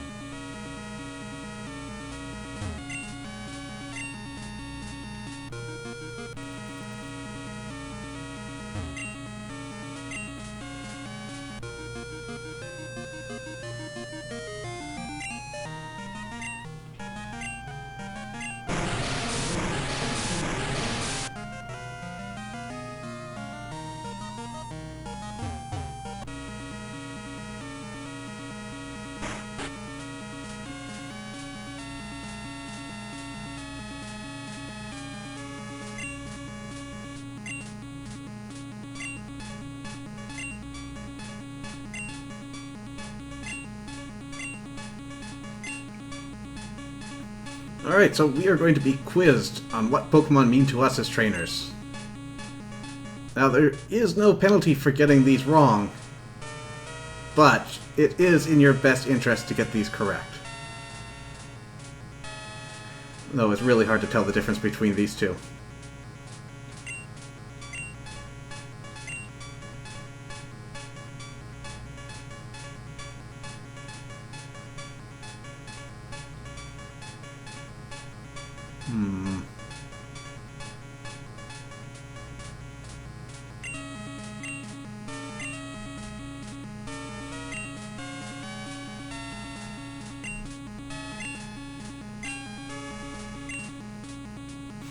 What is most important for raising Pokemon? Violence!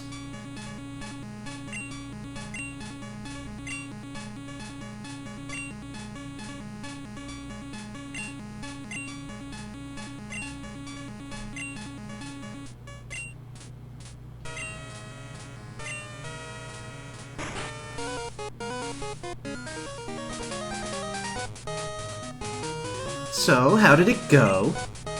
I guess there's no point in asking. You did fail. What? You passed? That can't be! You're lying! Even I haven't been approved!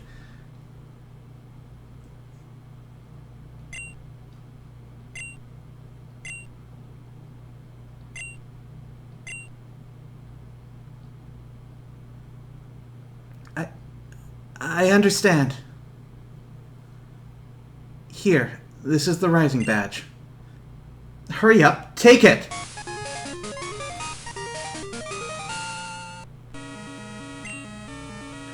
Rising Badge will enable your Pokémon to use the move for climbing waterfalls. Also, all Pokémon will recognize you as a trainer and obey your every command without question.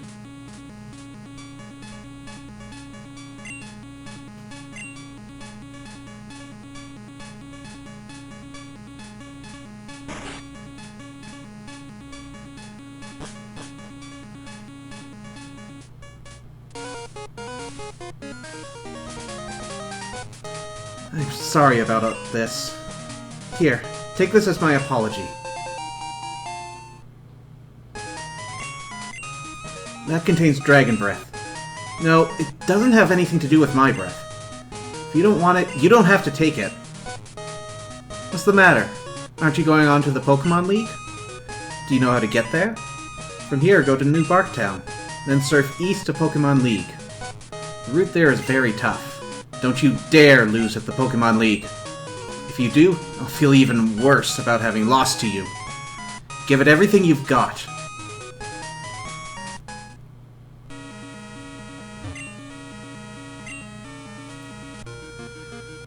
So I am severely concerned for Claire if she's not able to pass that test.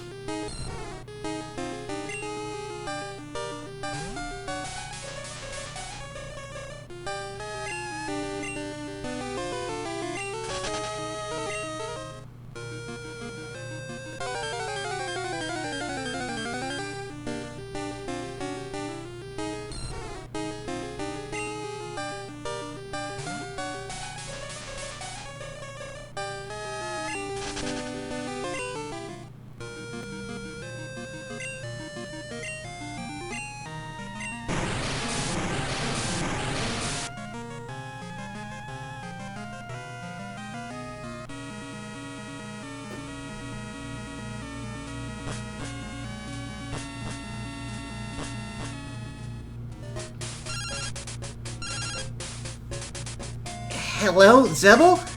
I have something here for you. Could you swing by my lab? See you later. We'll check out what that is in just a little bit. But first, hit the center.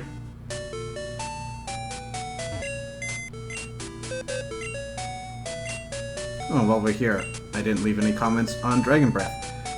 It's a mid-tier dragon move. It's got a decent chance of paralysis, but considering how many dragon-type moves are available, it's probably your only option at this point if you're going to try to strike dragons with their own weakness.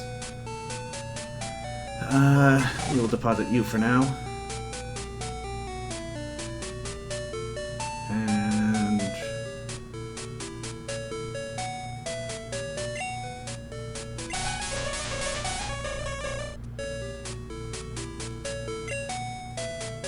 draw. Right, I was gonna get Togetic.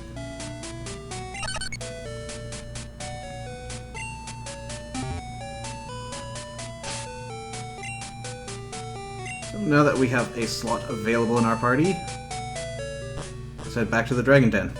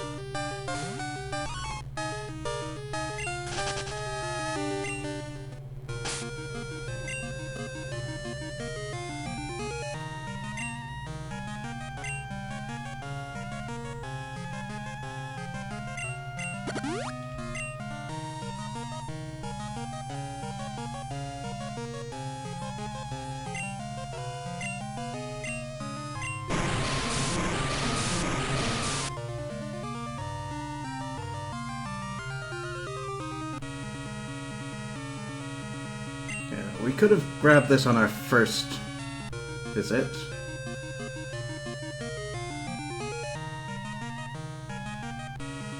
But it's just as good then as now as it was then. So we get the Dragon Fang, which is supposed to be another one of those elemental boost moves. But it was glitched. So it effectively does nothing. It's a neat item, though. So if you come back into the Dragon's Den after leaving and having done the test,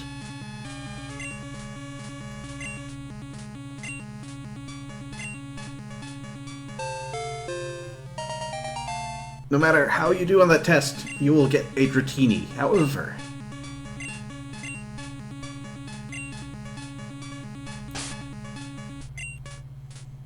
let's see if I actually did it right. Yep. If you answer all of the questions to his satisfaction, you'll get a Dratini with the move Extreme Speed. What that essentially amounts to is a more powerful quick attack. It doesn't sound that impressive, but remember, that move will always go first. It'll have significant power behind it, and the Dratini line has some pretty impressive physical attack behind it.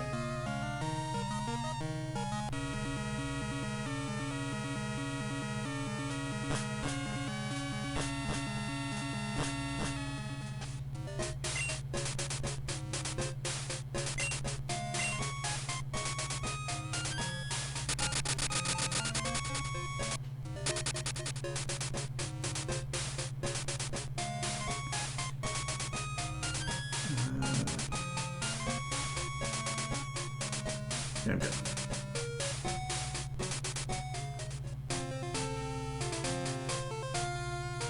Well, let's head into Dark Cave again.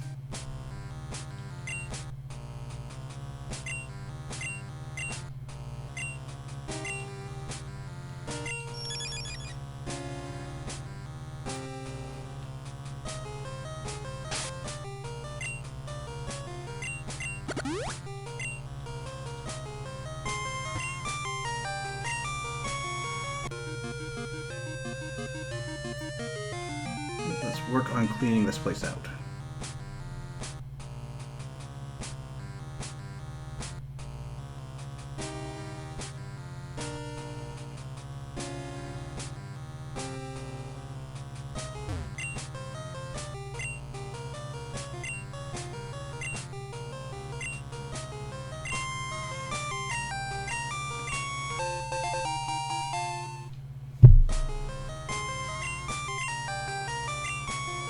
We've got another elemental item.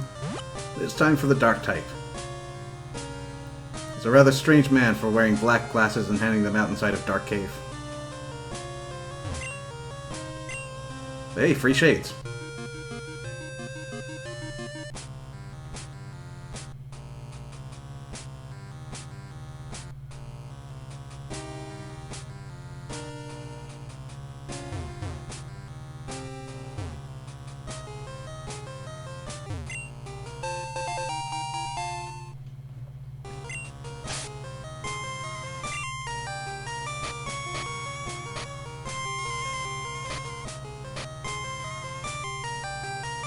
TM13. We get another snore.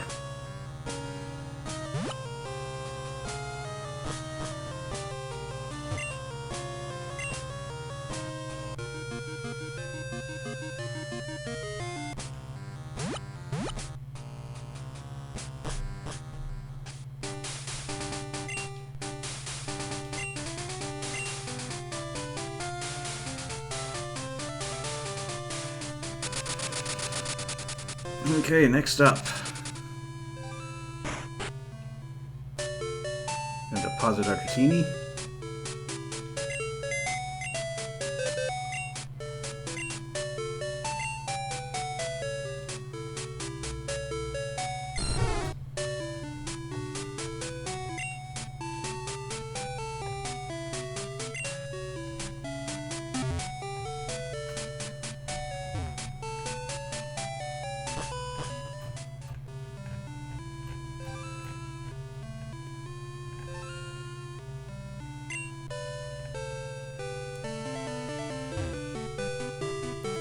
that march.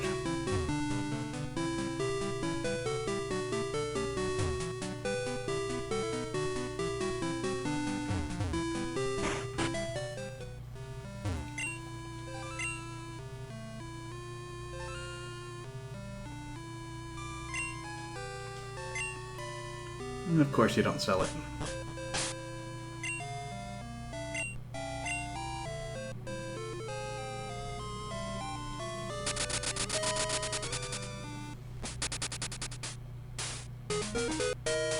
It's over here.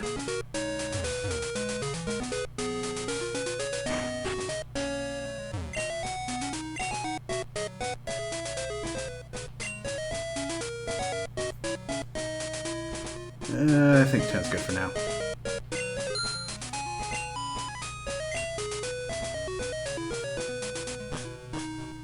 Hey James, welcome to the stream.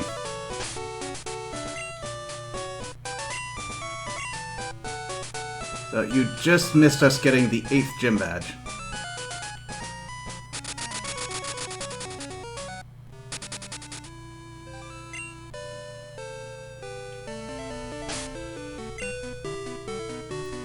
Yeah, where's that?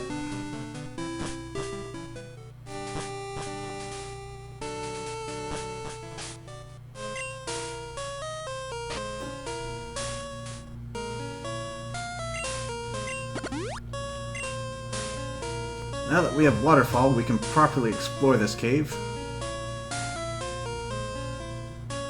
But we're going to be targeting one thing explicitly.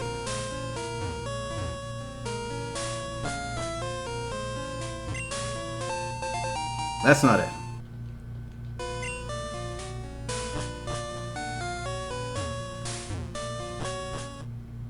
Okay, can I get in over here? The strength.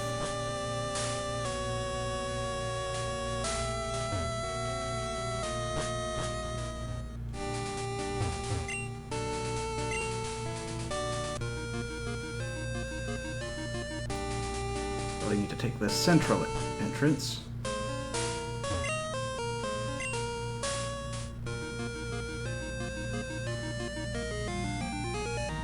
And now that we have the power of Waterfall, we can do that.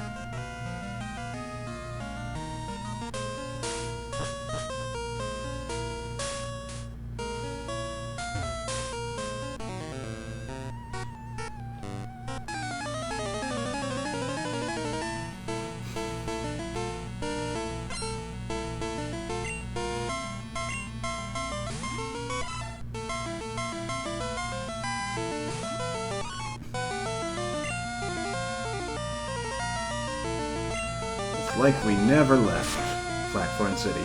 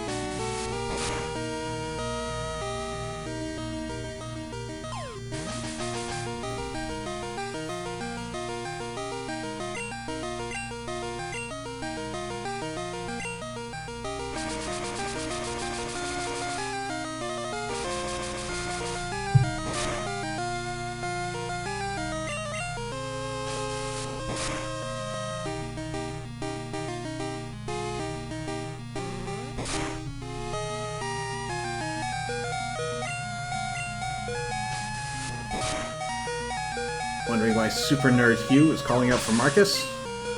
Well, we'll see if he'll tell us.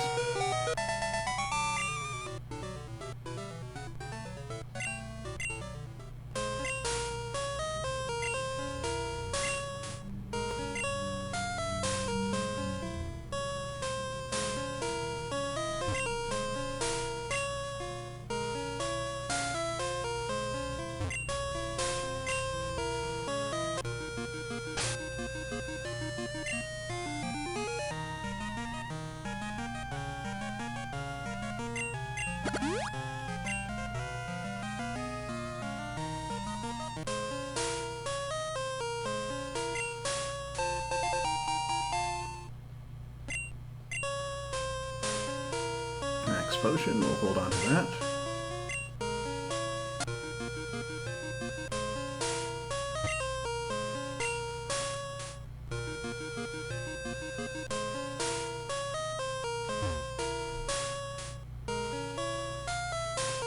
That's pretty much the case, James.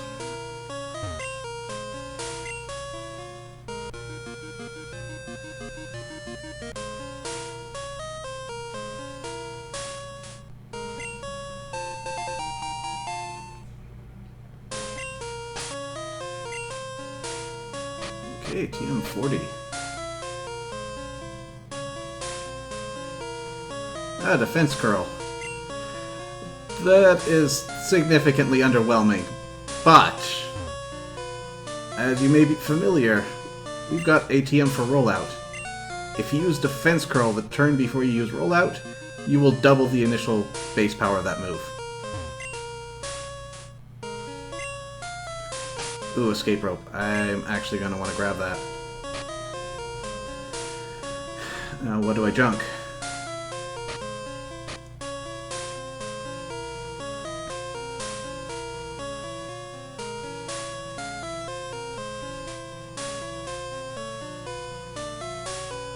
Oh, here we go.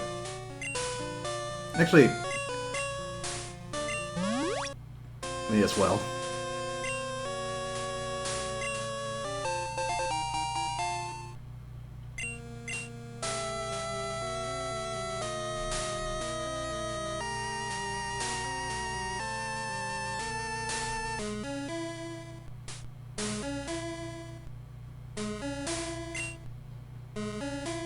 Oh, Dragon Scale, we want that.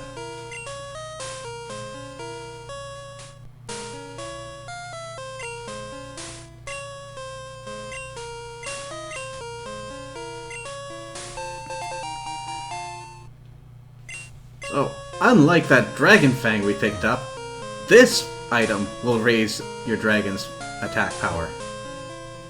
Not only that, but it's necessary for evolving your Seadra into a Kingdra via trade.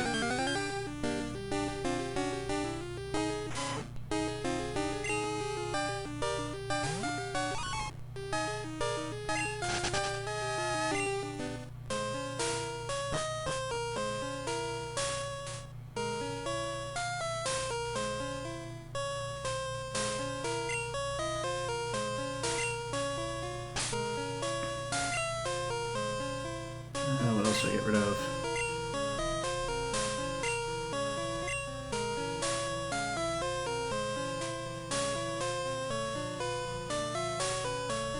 Mystery Berry is useful, but they're easy enough to regain. Have to hold on to Dragon Fang, because even though it's useless, it got nostalgic value.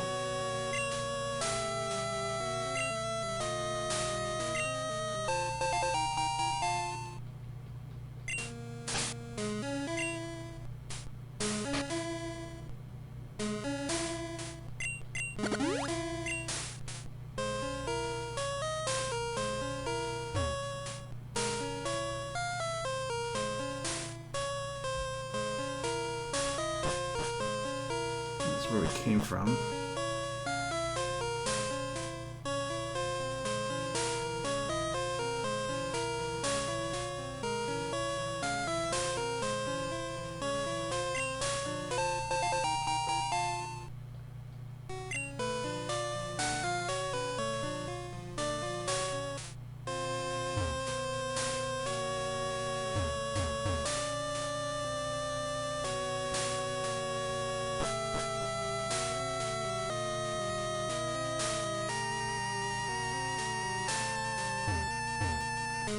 There we go.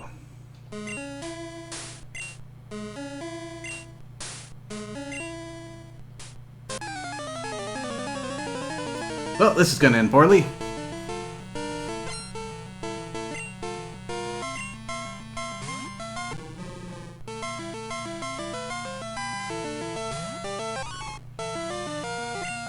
Come on, Ale. You're only down to yellow health and 4 times weak against this Pokemon. You can do it.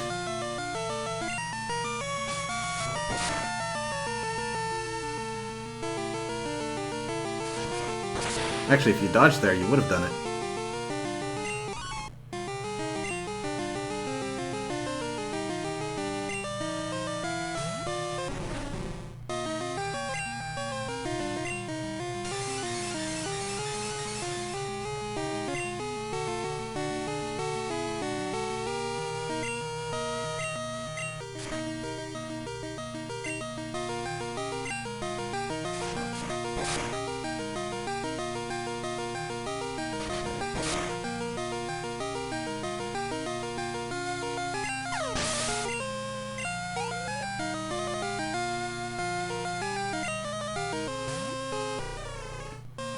Okay, I am pretty sure this thing is going to be packing Fire Punch.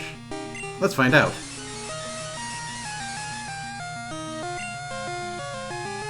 It's got Thunder Punch, so it should have the Fire variant.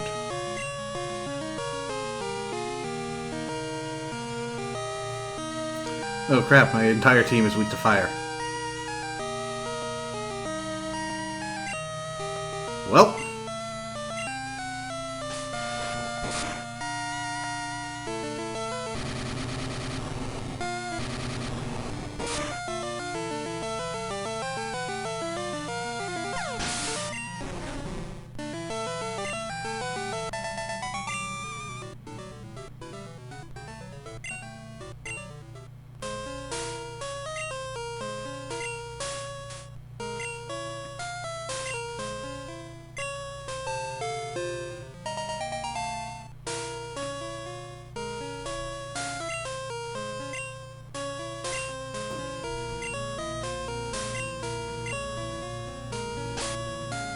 Okay, so Tyrogue is a very interesting baby Pokemon.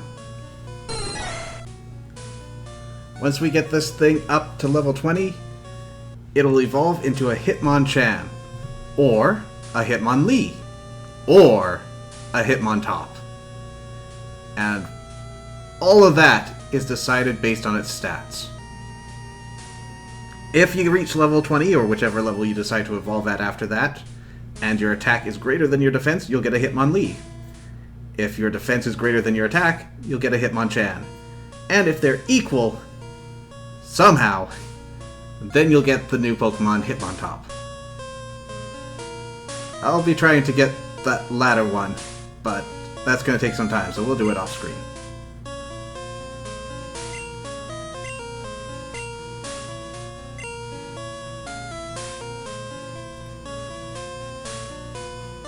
Now, normally it would be very difficult to maintain that Pokemon's stats, which means I'm going to have a lot of trial and error ahead of me. But it basically comes down to those strange invisible numbers being EVs.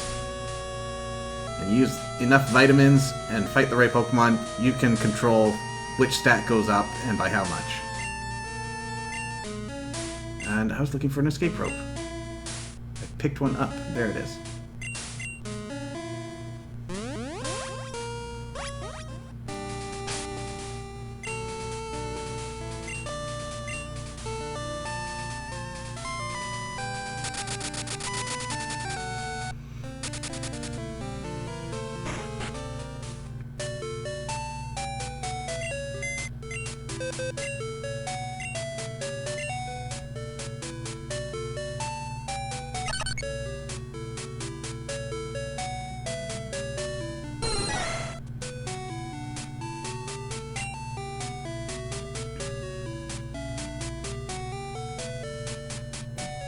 Alright, who are we gonna bring with us?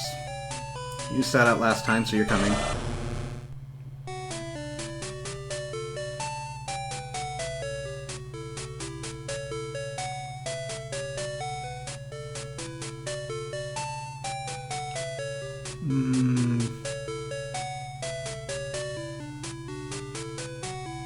Yeah, I'll bring you.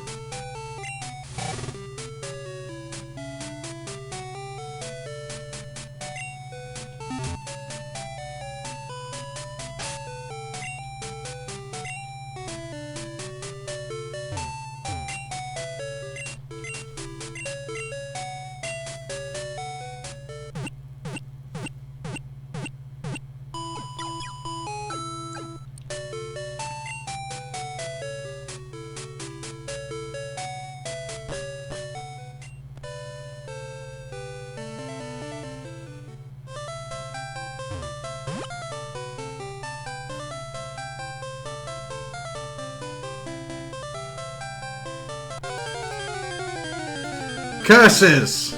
My repel is worn off.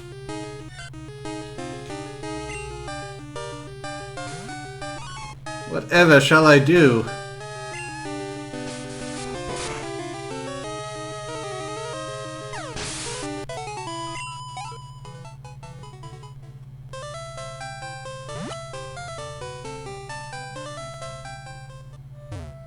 Alright, Elm had something for us.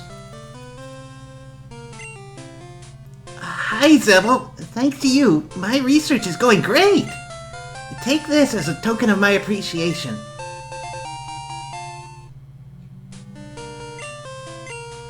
The Master Ball is the best! It's the ultimate ball. It'll catch any Pokemon without fail. It's given only to recognized Pokemon researchers. I think you can make much better use of it than I can, Zebel. So we finally got the ultimate Pokeball. And I just realized I want to ditch off a bunch of my stuff. Oh, I think I can do it at home.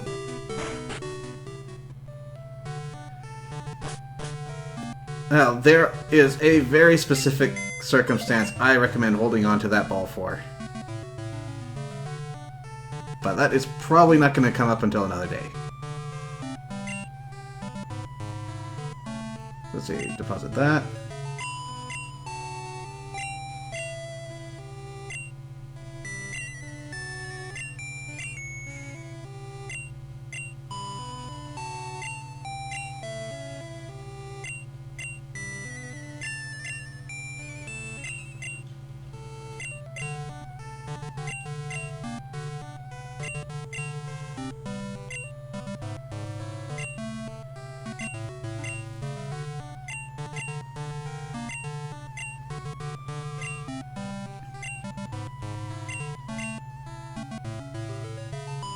No more room. Well, this is a problem.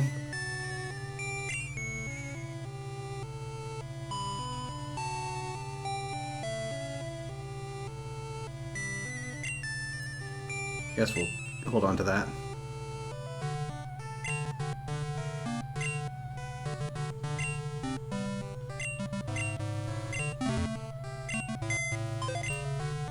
Did we get anything else from our mom?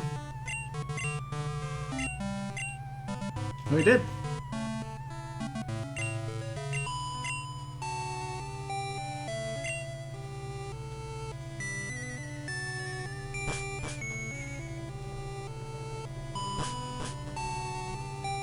Alright. We've got 8 badges. We're back home. Let's say hi to Mom.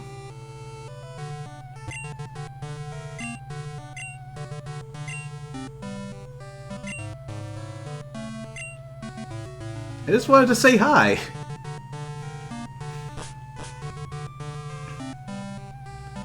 Now, we're gonna head out east.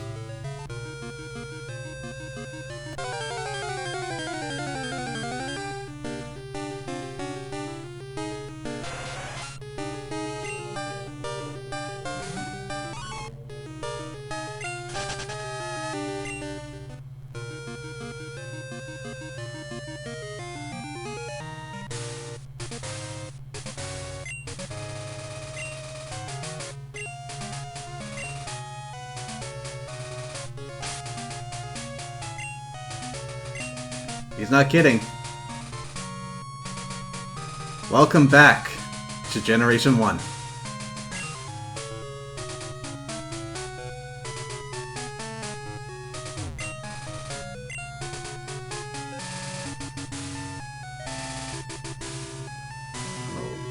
I don't know if there's anything particularly interesting out this way. How about we try that repel and find out?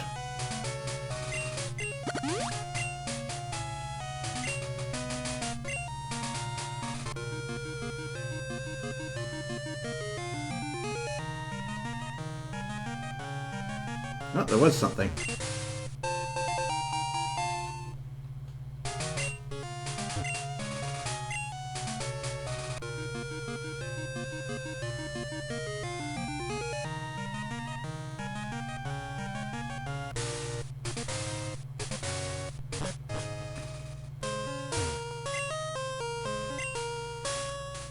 Alright, so here's your badge check. You need all 8 badges to Waterfall.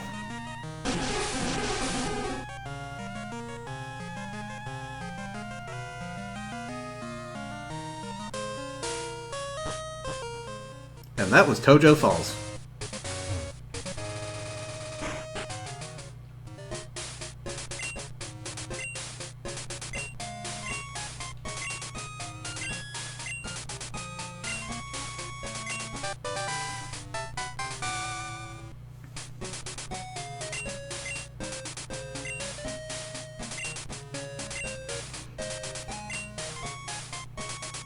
Okay, so Sandstorm. It's a weather effect, much like Sunny Day and Rain Dance. However, instead of affecting the effectiveness of the different types, this one straight up does 1/16 of the health of Pokemon in battle, every turn.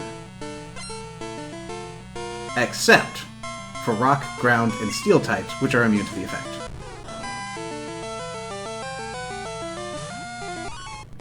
It takes some strategy to set up correctly, but when you do so, it can be a big help. Especially down the road, as it'll only be getting stronger.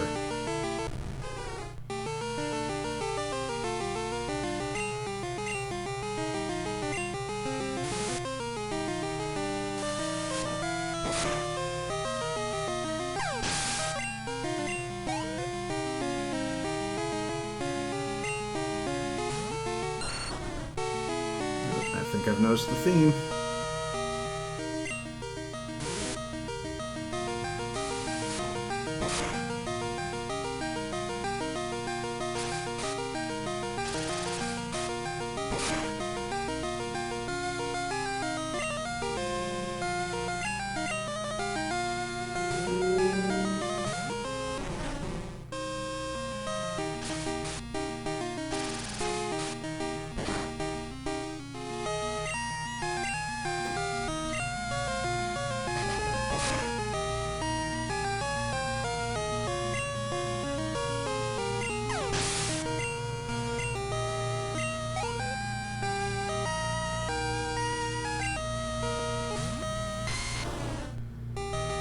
Cool Trainer Megan, if you want to make it across Victory Road, I suggest you diversify your portfolio a little.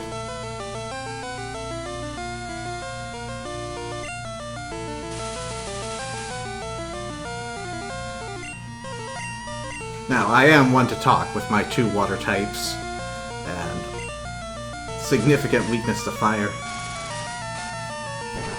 I'm sure it'll work out.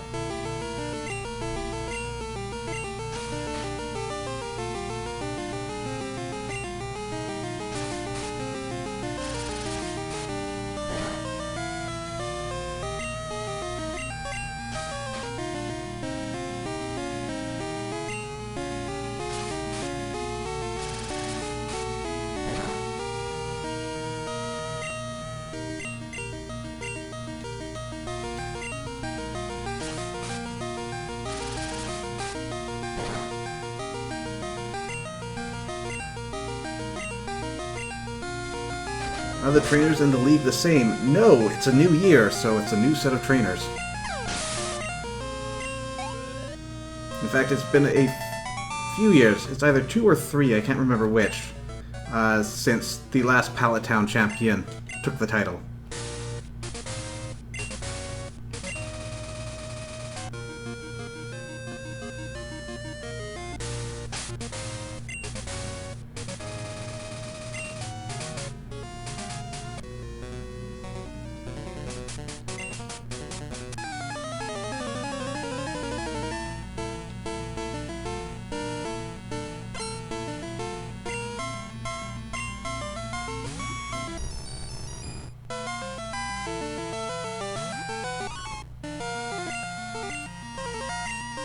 Oh yeah, Rock Smash. That'll help.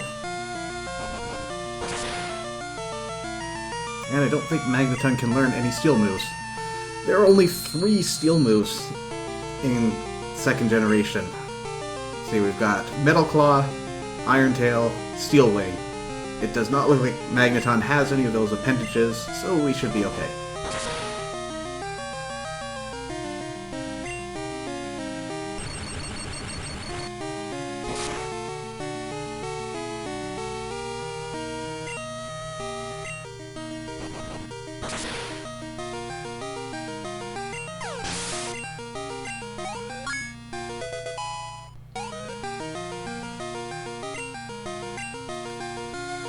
Okay, agility effectively doubles our speed. Though that does only mean that we'll be going first more often than we would be going second. The thing is, Ale is plenty fast as she is right now, so I don't think we particularly need to make room for agility.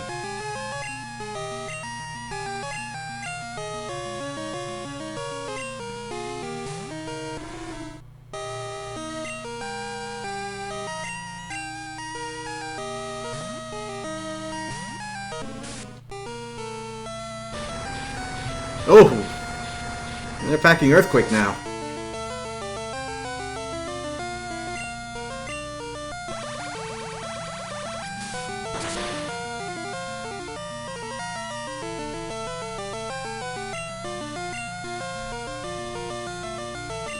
This guy's on the right track.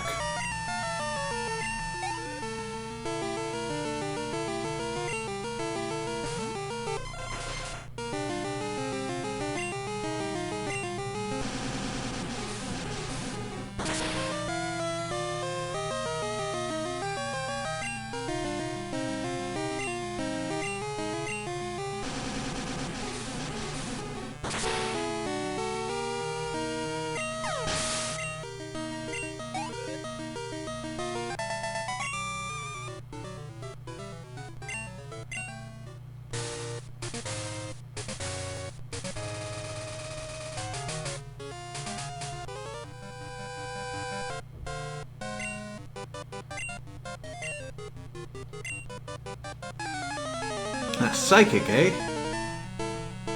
Sucks to be you.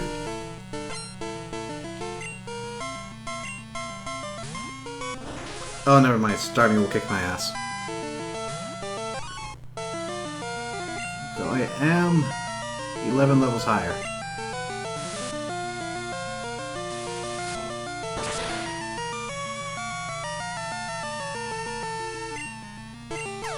I'm sure the crit mattered.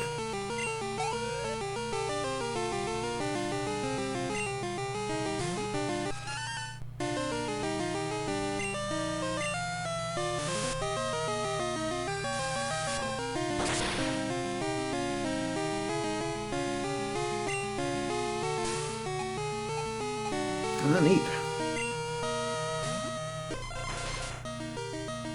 So, Baton Pass simply switches out the Pokemon in their turn order. And this can be useful if you've got a slower Pokemon with Baton Pass, because when you switch out, you would normally happen at the start of your turn. In this case, you can absorb an attack before switching out.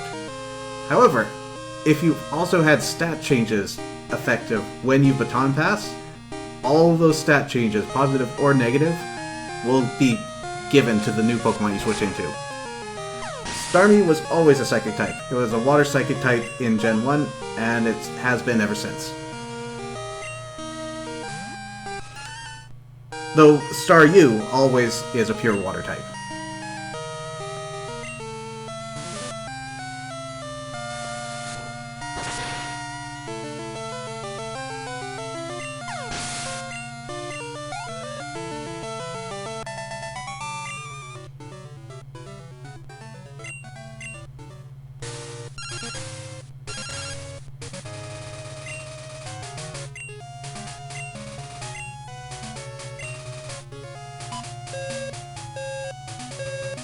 Holy crap.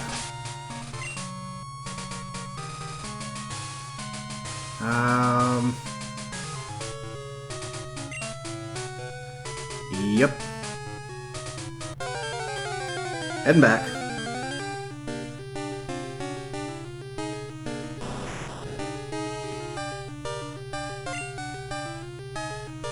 As for Pokemon on this route, we will encounter Ponytas and Doduos, both returning from Gen 1.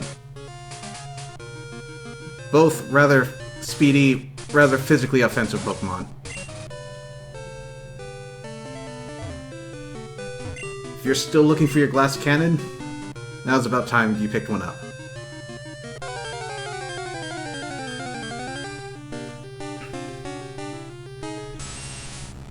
Yeah, I didn't bring Togetic with me out here, and there's a fairly good reason. Once you head over to Kanto, you can't fly directly to Johto. Even though you're only, like, a couple meters away, they just won't let you switch maps.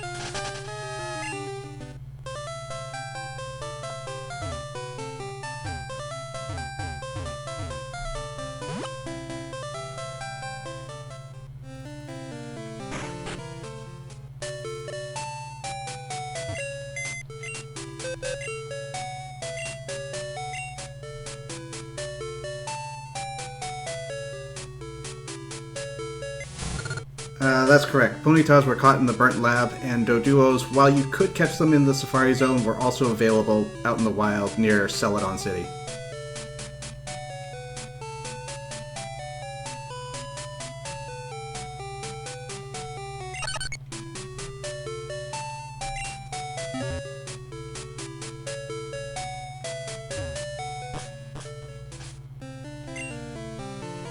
It's daytime now.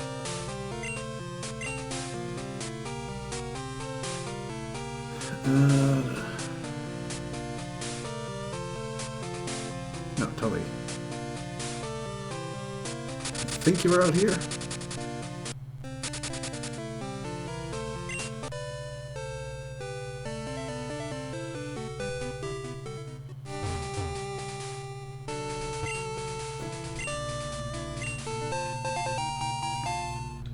There we go.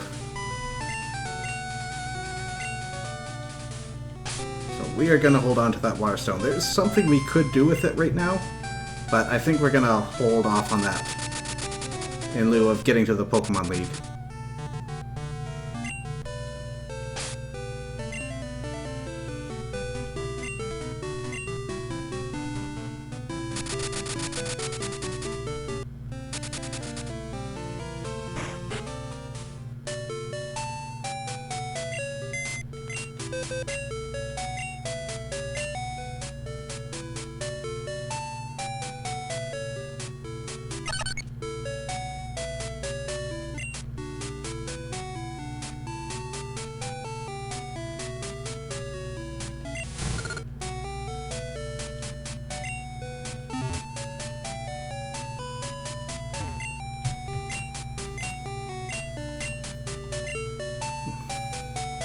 Well, I'm glad Tully decided to call us long distance, but he could have chosen a more opportune time.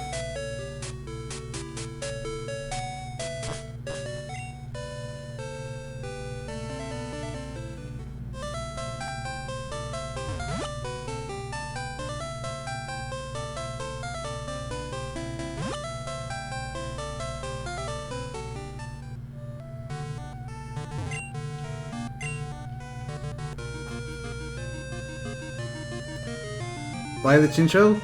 So, Floodlight, I had give birth to a daughter. And I did that expressly because this is Chinchou's moveset.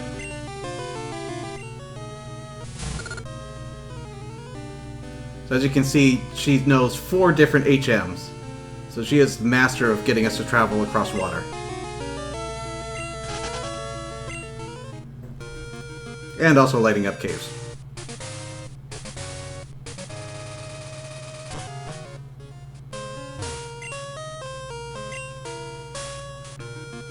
That said, I'd like Floodlight to actually know a couple useful attacks beyond just Surf.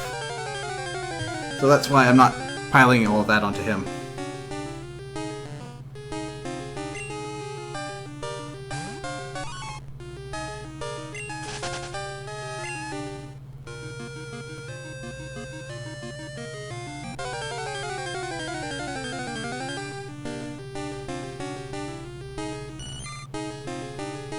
Basically. Not that there's anything wrong with being a utility Pokemon. It's just as important, and get to live a much cushier life.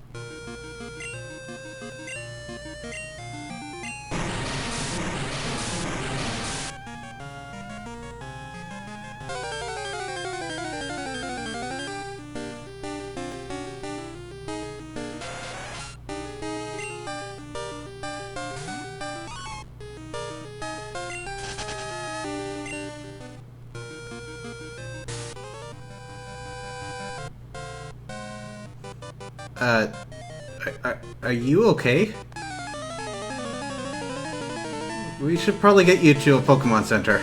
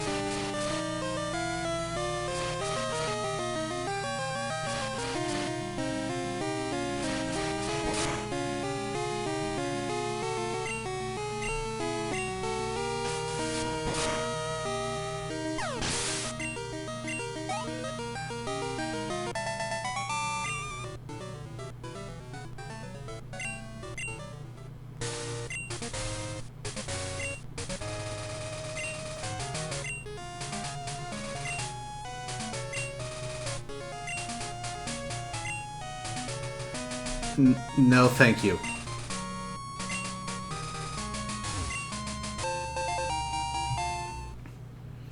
Alright, TM22, Solar Beam. Powerful grass-type move, but you need a turn to charge it up first. However, if you are sporting Sunny Day on your team, you can combine that, and so long as the sun is up, Solar Beam will always fire off on a single turn. Conversely, though, if Sandstorm or Rain Dance is happening, you're going to not only see the extra turn needed to charge it, but you're going to see half damage as well.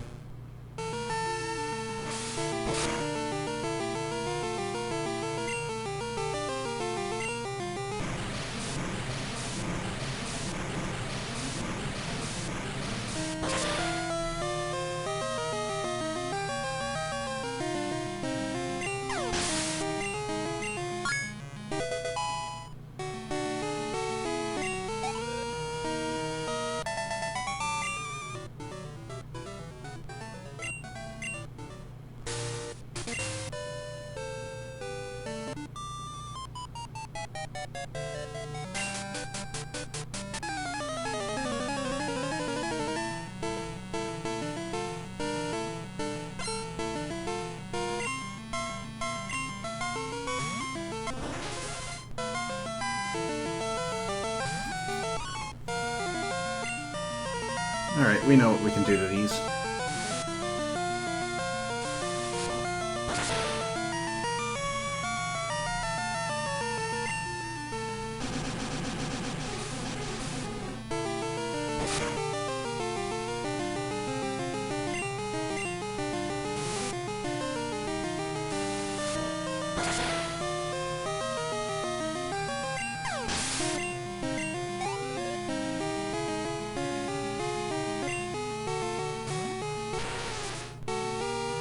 That one's a bit tougher.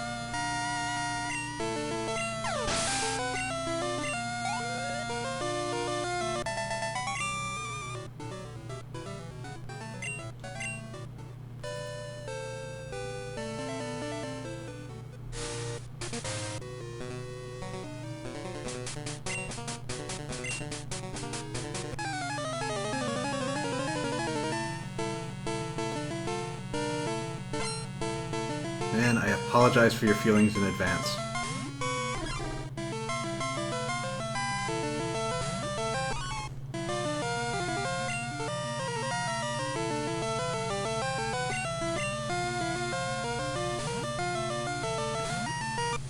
Yeah, calling Farfetch'd duck and garnish or meal and garnish, not a lot of difference.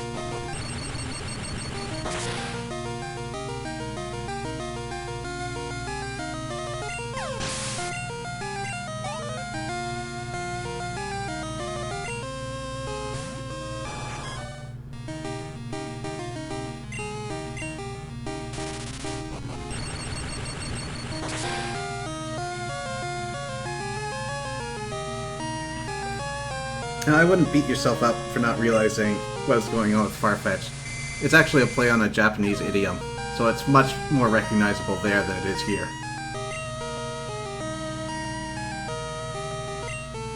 And here, it's just as easy to see, hey, it's a funny and cool little samurai duck. And it's learned how to use tools, even if the tool is a little silly.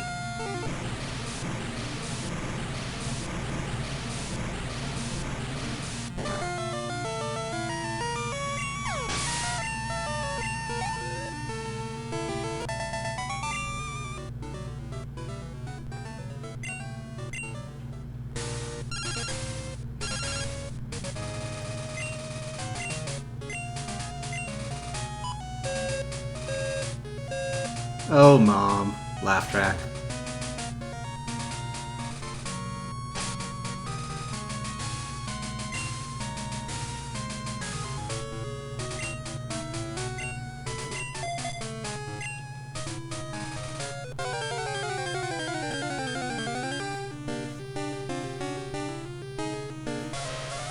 Hey, it's Ponyta! Probably the worst thing I could have Deku up against out here.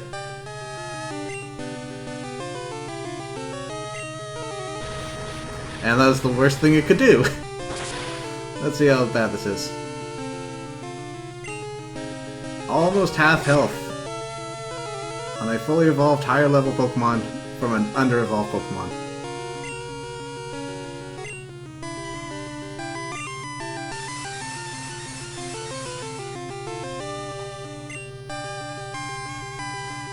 Okay. This wild Ponytail's pretty smart. Let's switch out. Oh man, I would be surprised if there weren't a Farfetch'd out there named Miku.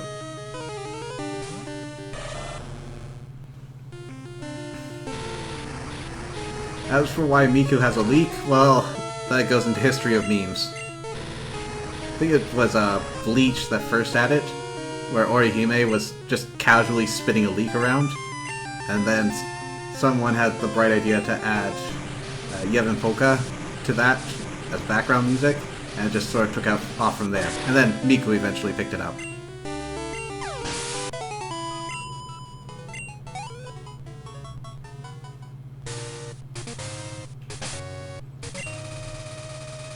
Well, Deku, you tried.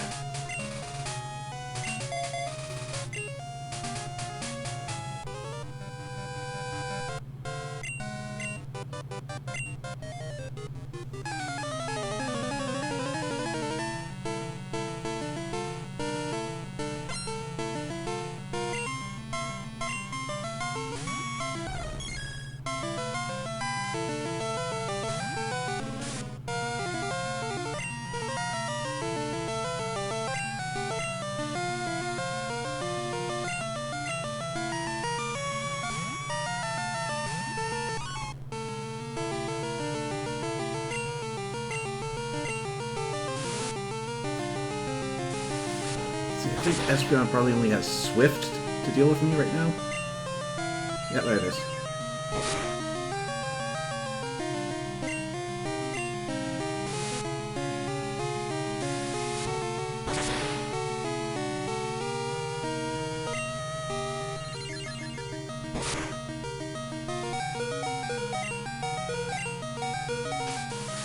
Oh, sneaky. But not quite enough.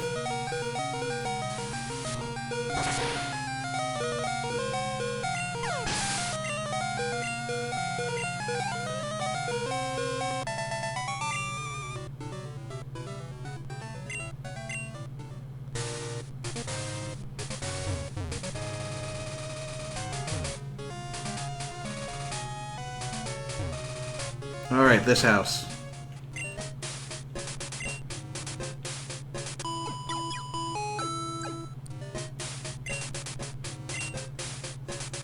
Nice little rest stop on our way to Victory Road.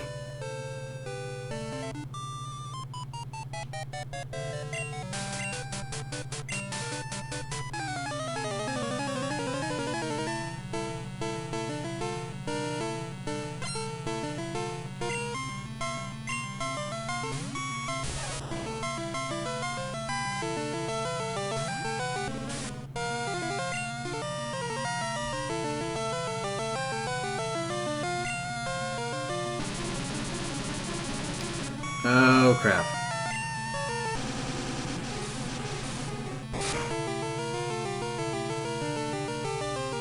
Okay, it's super weak, so no point in putting it to sleep.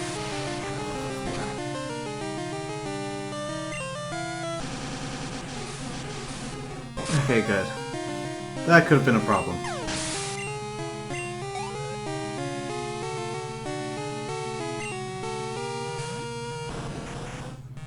And now for something completely different.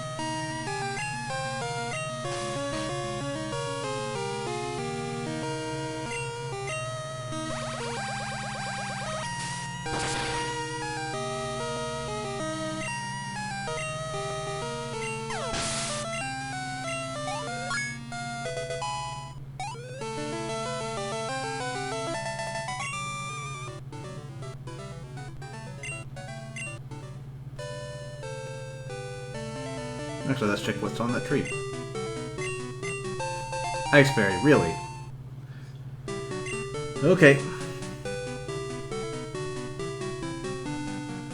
all the way out here, and all we get is a lousy ice berry.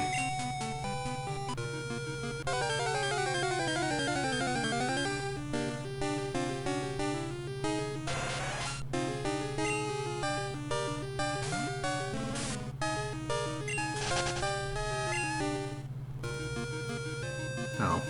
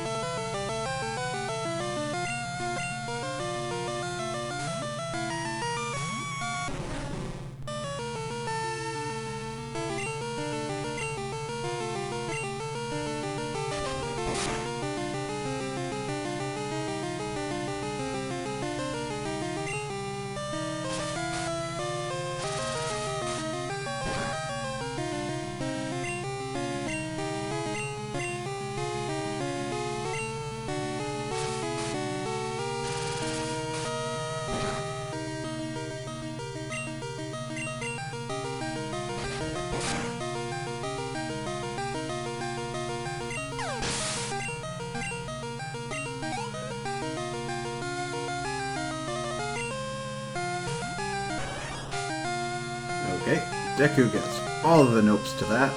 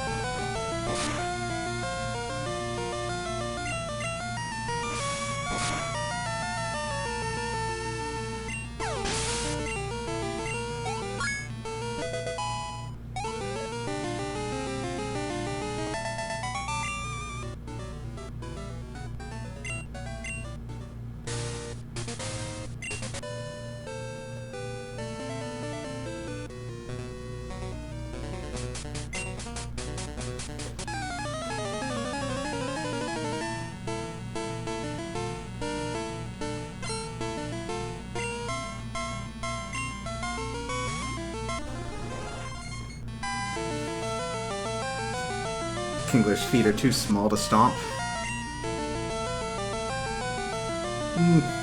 Maybe. But what it lacks in shoe size, it makes up for in determination.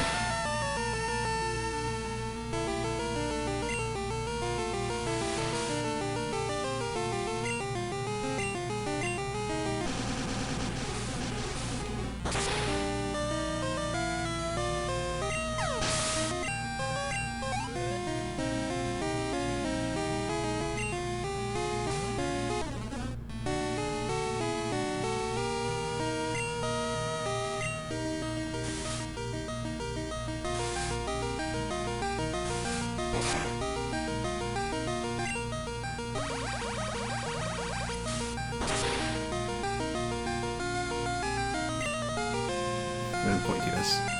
I think Kingler's feet still do flatten out.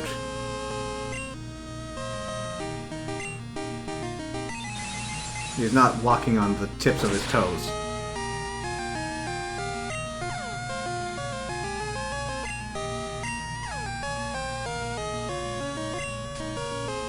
We can confirm that after Mullo finishes hitting himself in the face.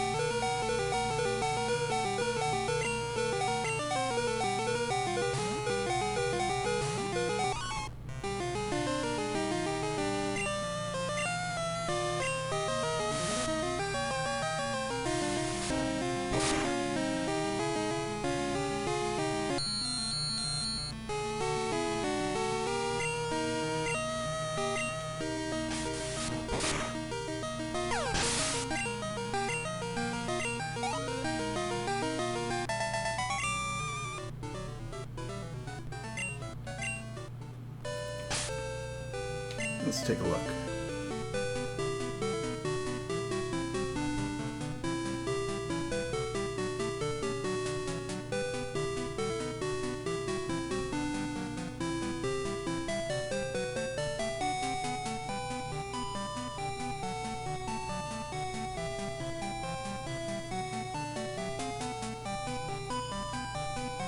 Kingler.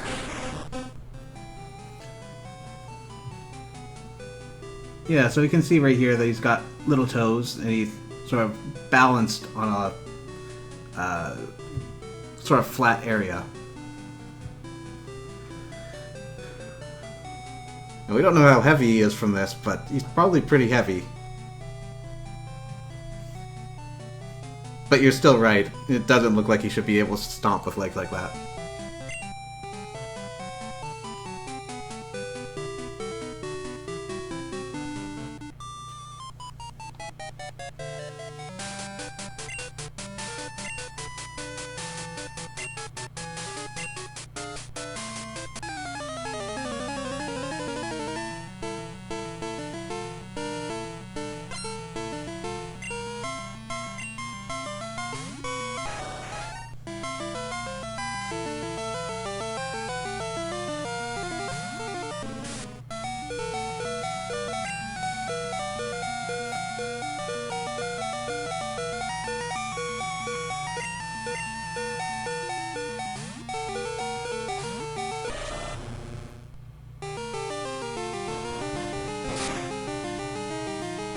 Rapidash makes good use of stomping. Even if it is for alligator.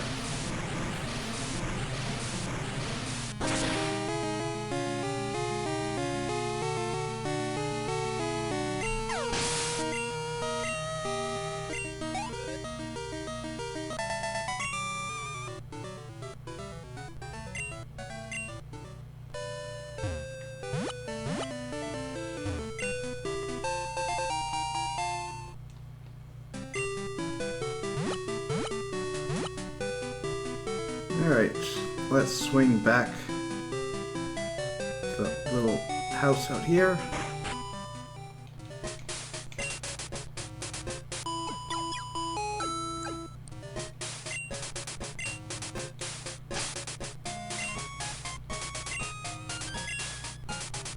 And we're going to switch out here.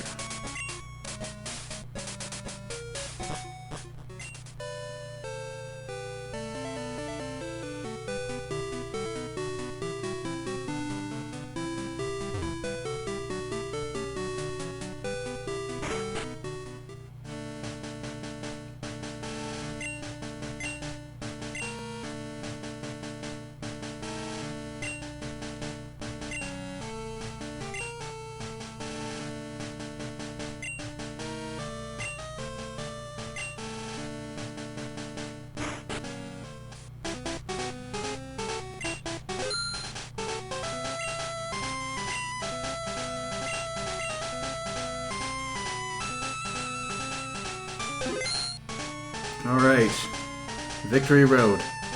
There's one new Pokemon out here, though we won't be catching him. Rhyhorn's back from Gen 1. They are pretty bulky, physically adept Pokemon. Though they do have that ground rock typing that you've got to be careful with. A lot of 4x weaknesses that you have to deal with, and their special defenses aren't really anything to write home about.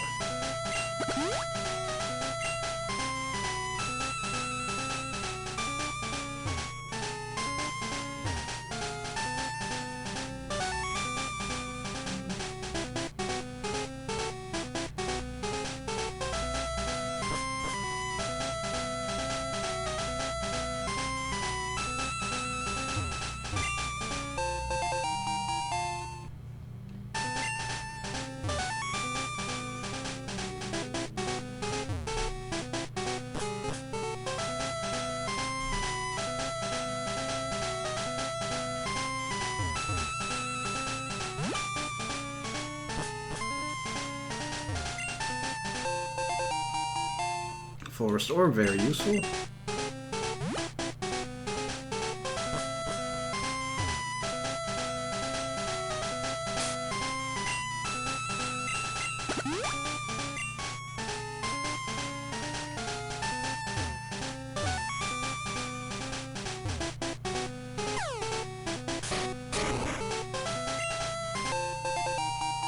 Alright, TM26.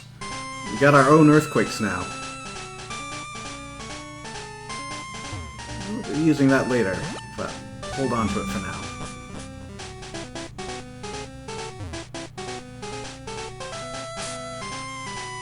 Now, believe it or not, we're already at the end of Victory Road. A lot shorter than you remember it, and really empty, especially with the repels going.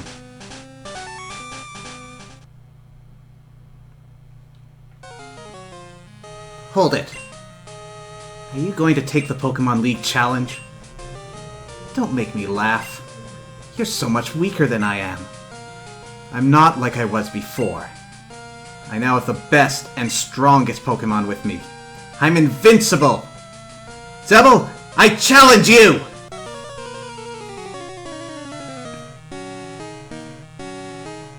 Once more, we've encountered our rival. He has a full team of 6 Pokemon now.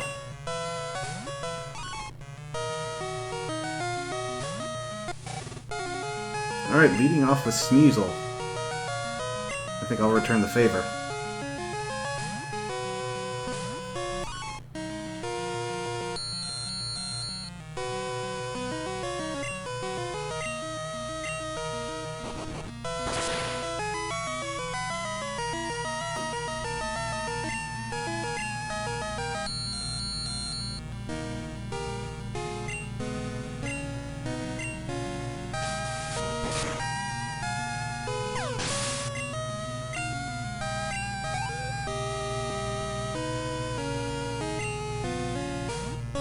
And out to Golbat. So that means someone's getting confused.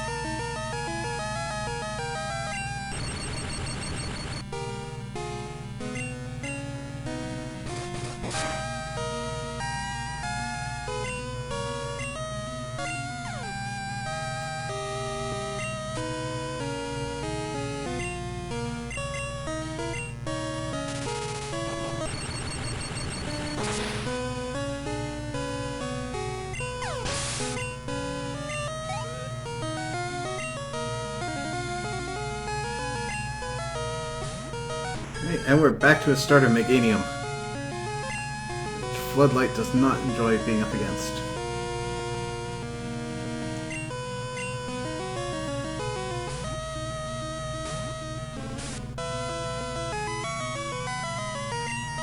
Dodge that poison.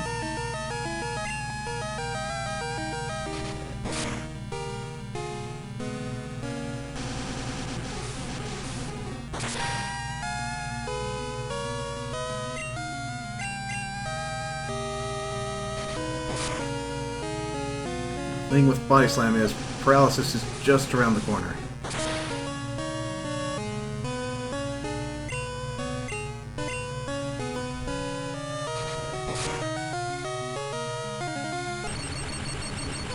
There it is.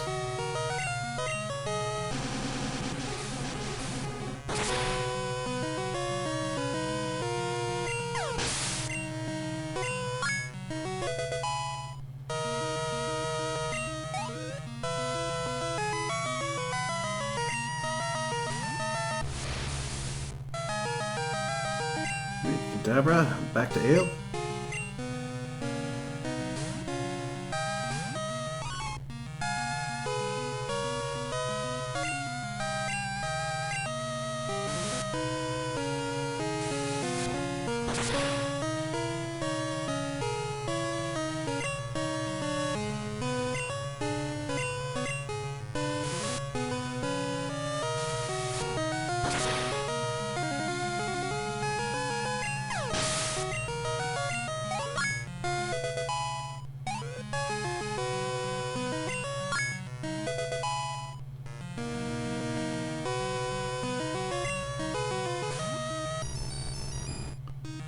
Okay, knife's done. Oh, future sight.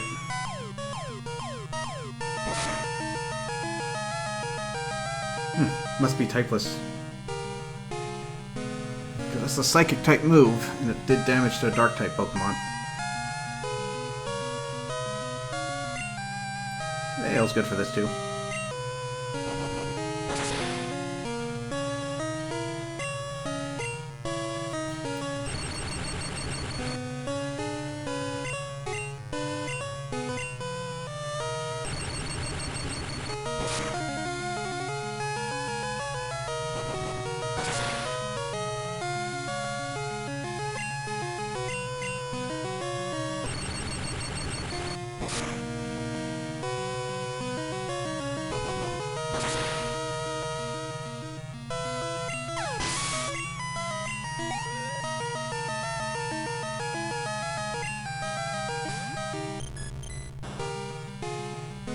Oh, Ail's really cleaning up here.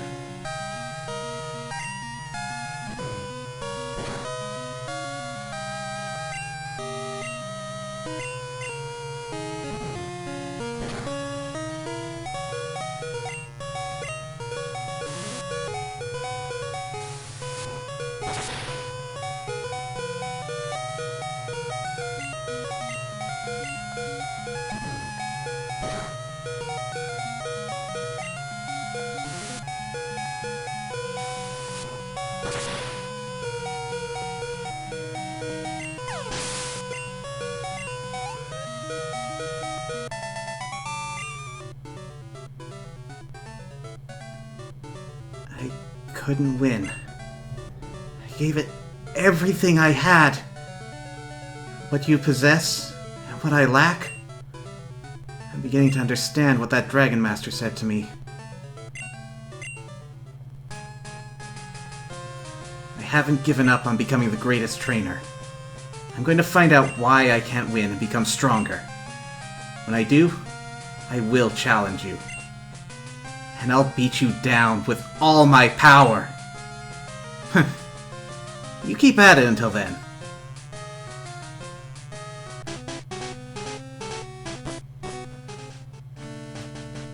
And now, after one last battle with our rival, we've made it. The Indigo Plateau.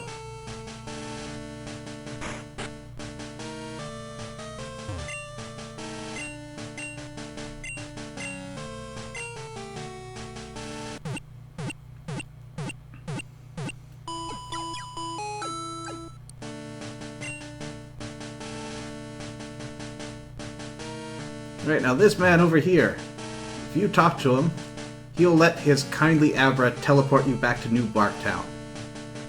And now that we've reached the Indigo Plateau, we can fly here at any time so long as we're in Kanto. So you can take this to get back home, do whatever you need to in Johto, and then cross back over into Route 27 and use a flyer to get up here.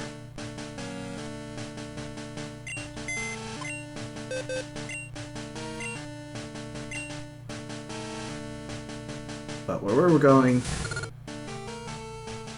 we're not going to need our utility Pokemon.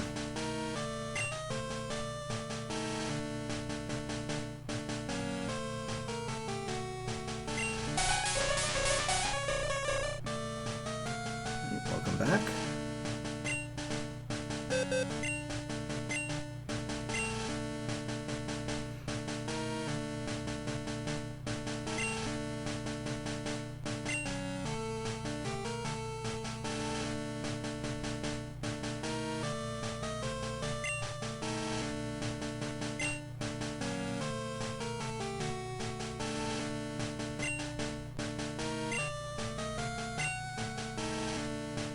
Just loading up a medicine.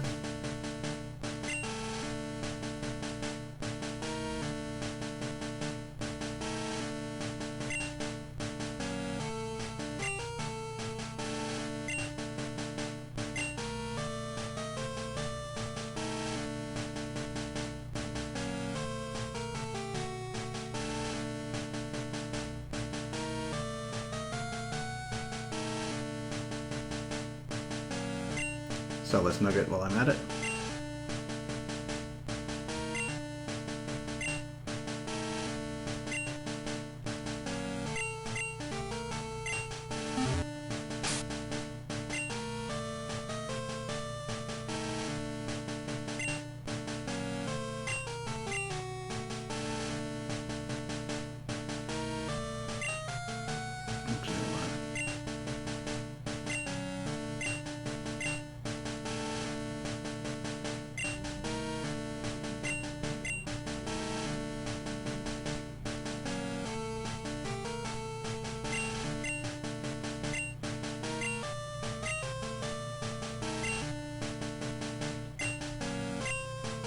Give Ale the King's Rock, because she's fast, hits hard with physical attacks.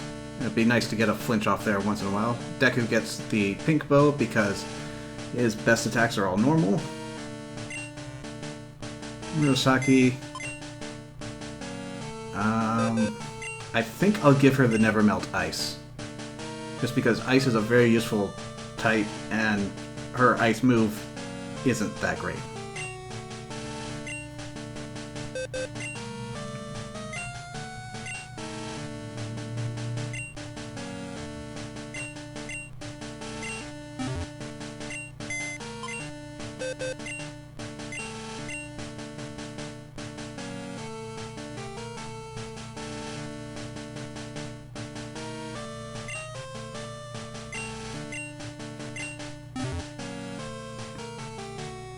Hello, Irun. Welcome to the stream.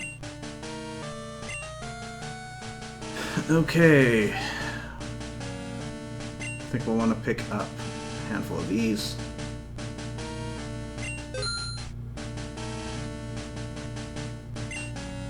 Five of these. A bunch of these.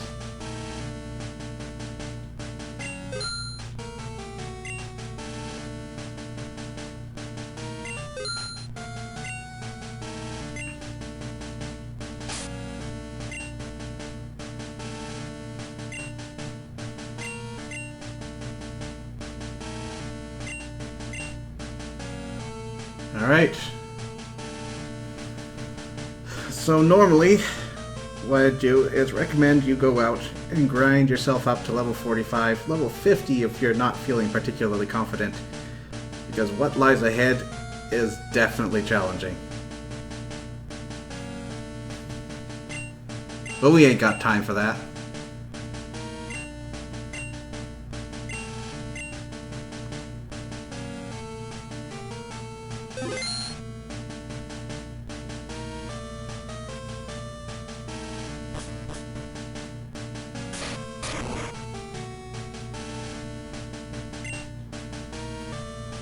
Welcome to Pokémon League, Zebel. Allow me to introduce myself. I am Will. I have trained all around the world, making my psychic Pokémon powerful. And at last, I've been accepted into the Elite Four. I can only keep getting better. Losing is not an option.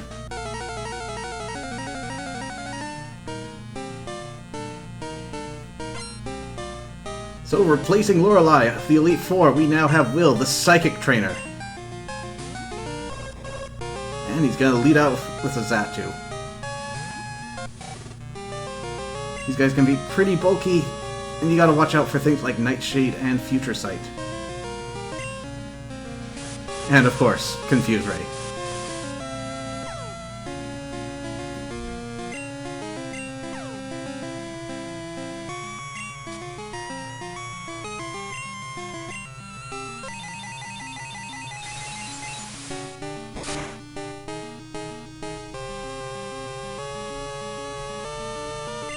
Oof, a critical right off the bat.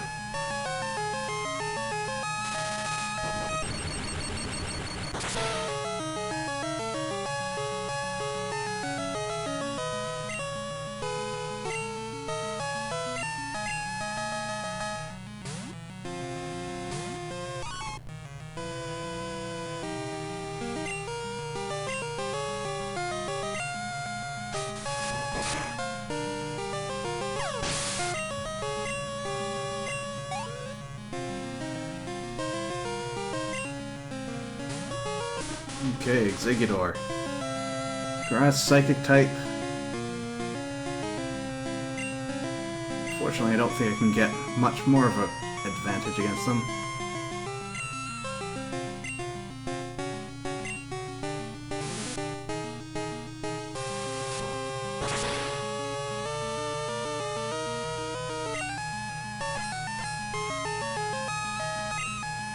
Okay, Reflect boosting the defense of all his Pokemon. Good thing Dark is a special attack.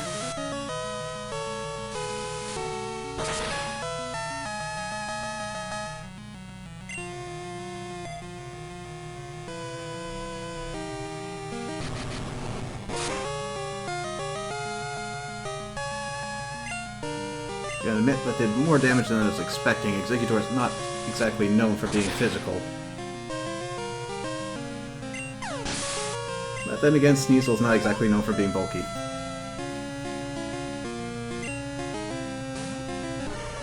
Speaking of bulk...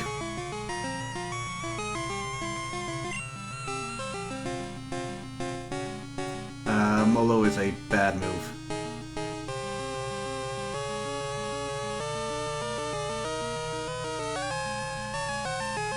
You know what? I think Deku's got this.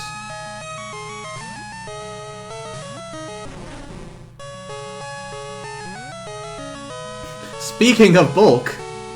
Now, thankfully, Amnesia is not nearly as broken as it was back in the day. Now it only raises special defense instead of both special attack and special defense. Thank you, Special Split.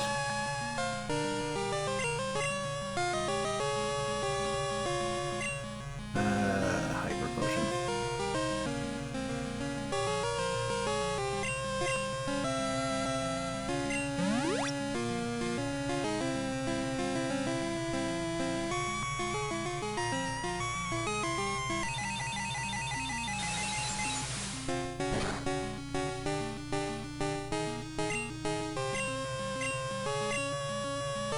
Reflect's gone.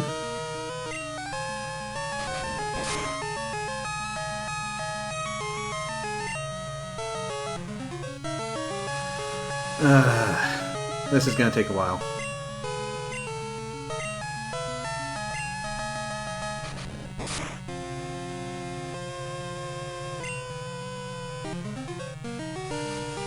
I wonder if he's got any physical attacks to back that up, or if he's just raising his defense.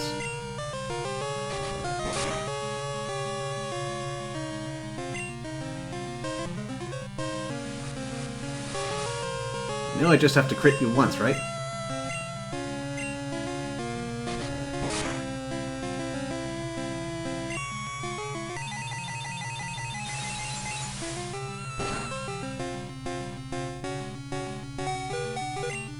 No, me crit you! Oh, special defense fell. Elika.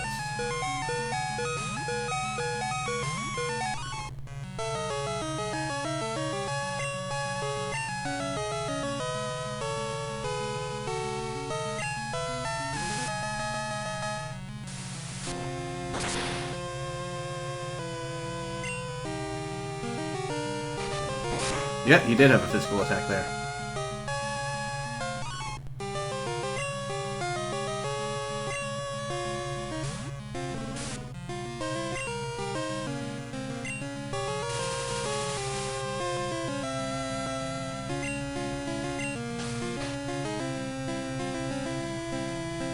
Okay, gotta work fast.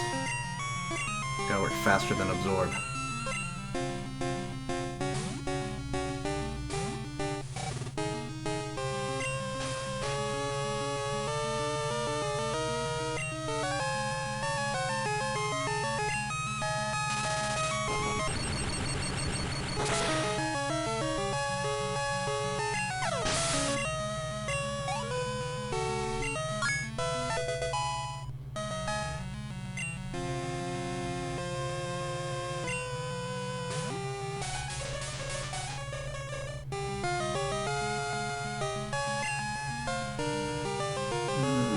Down.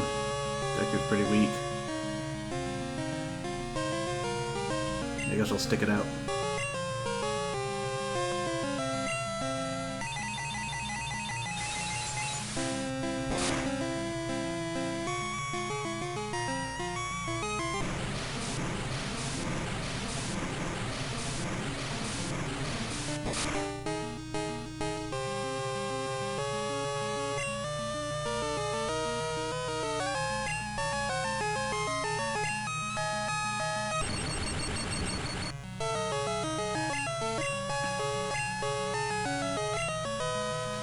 No, we don't have to worry about you being faster.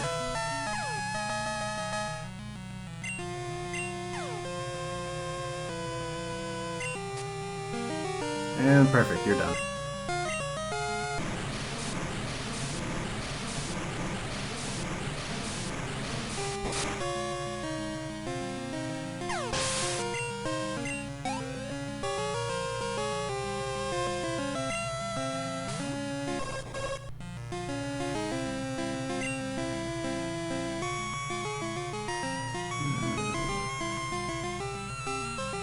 This is the stronger Zatu.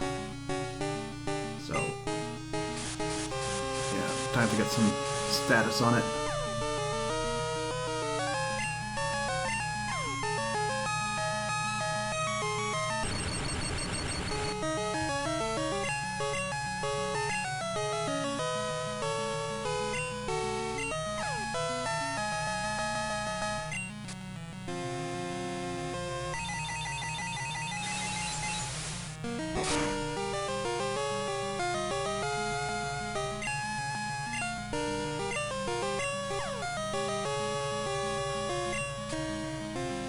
It was a good try.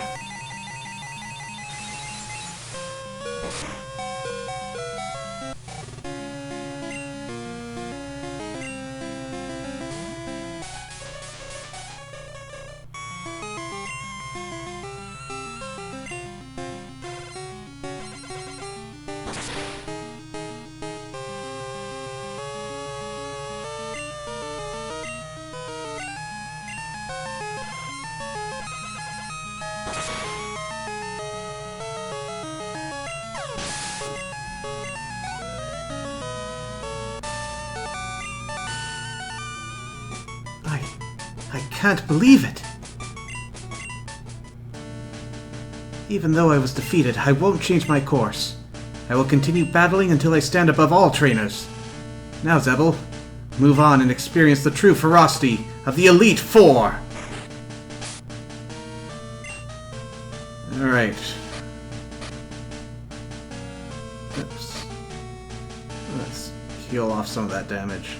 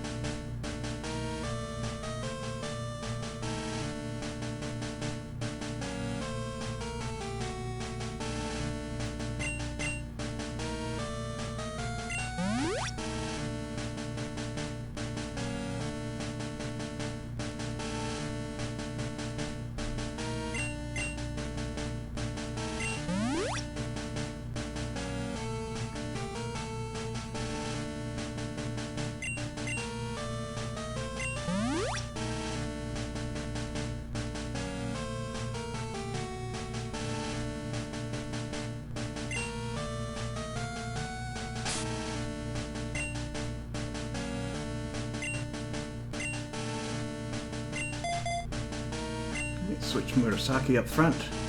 Move on.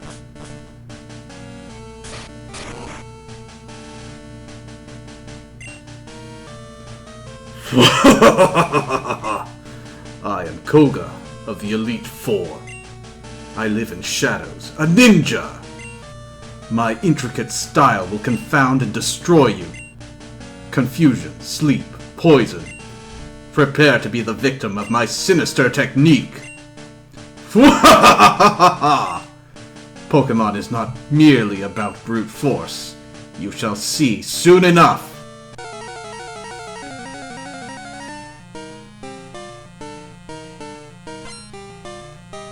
That's right. Koga's graduated from being just a gym leader and is now the next member of the Elite Four. But as always, he is still a Poison-type trainer.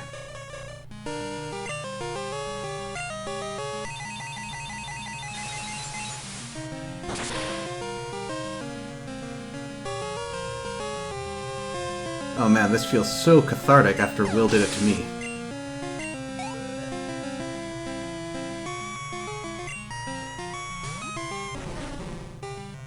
That's not a poison type. That's not a poison type at all.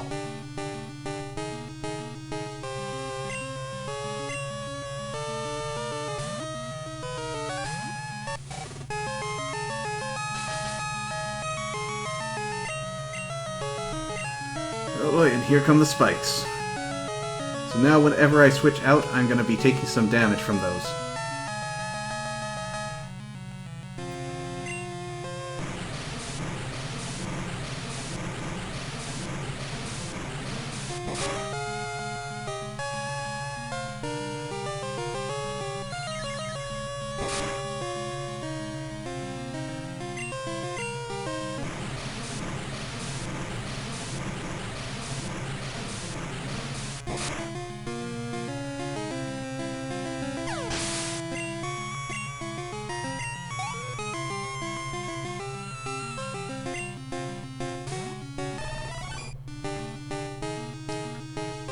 Venomoth. I could switch into Jinx, but I know status is coming my way.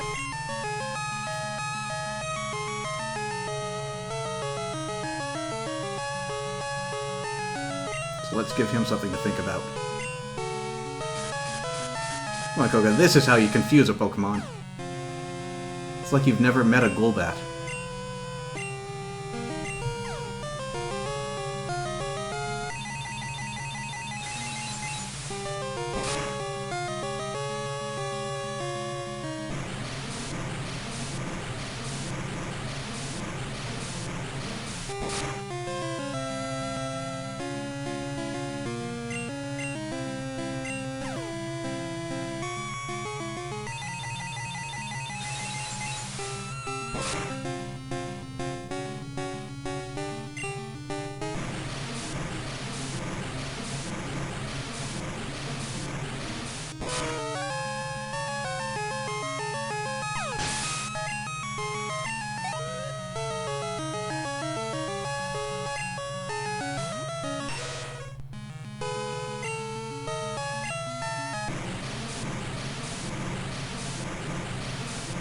At this point, I think I'm just going to keep Floodlight out and deal with it fainting.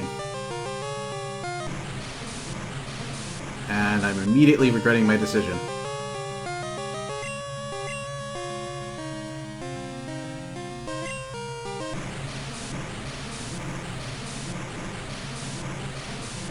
Are you getting a crit there, bud?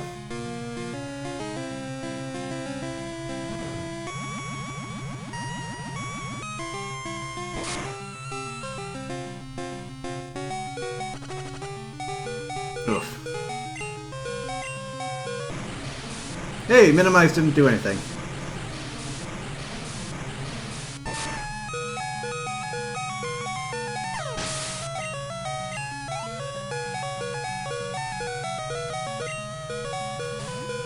Alright, his last Pokemon, Crobat. There is no way this thing doesn't outspeed me.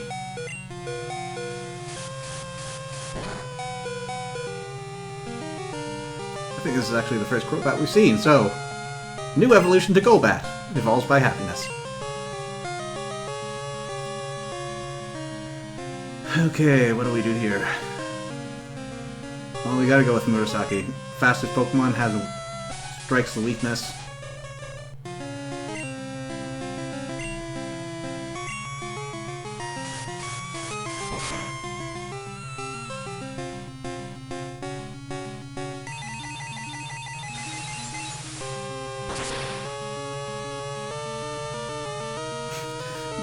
Yeah, Crobat doesn't look that happy.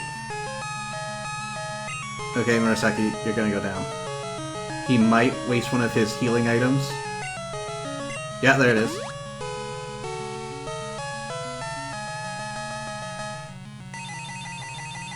But we just keep the pressure on him until he has to deal with Murasaki himself. And then Ale can clean up.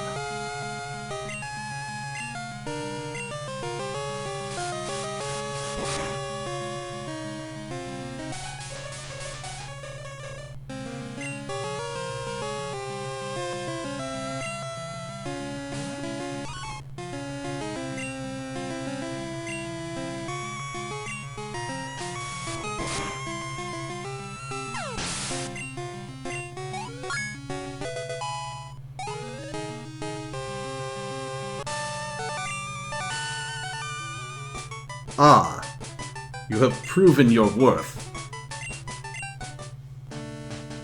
I subjected you to everything I could muster, but my efforts failed.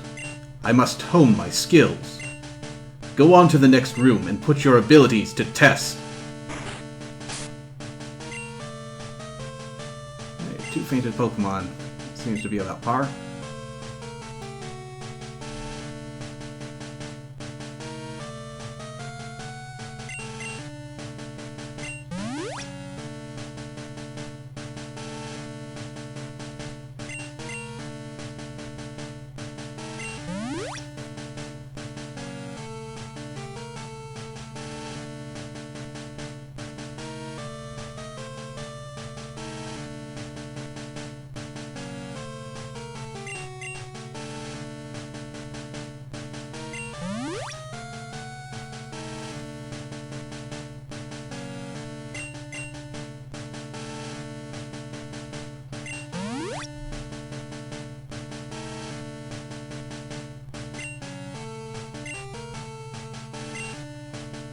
Yeah, that looks good. Let's head on. Oh man, more lava. I am Bruno of the Elite Four. I always train to be the extreme because I believe in our potential. That is how we became strong. Can you withstand our power? I see no fear in you. You look determined. Perfect for battle. Ready, Zebel? You will bow down to our overwhelming power. Hoo-ha! Returning from a couple of years ago, we have Bruno. And leading off with the new Tyrogue Evolution Hitmontop.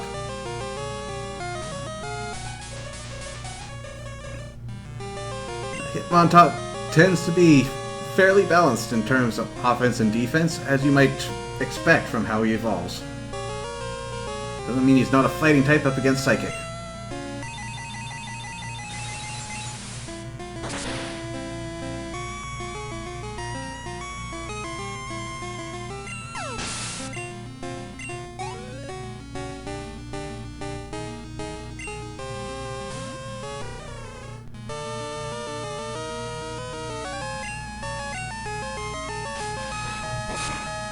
The Mach Punch.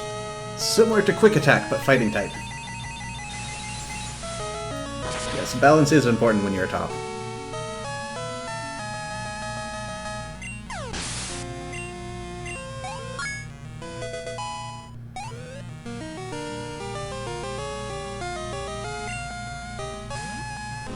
He's not just got fighting types in his repertoire, though. Onyx comes back.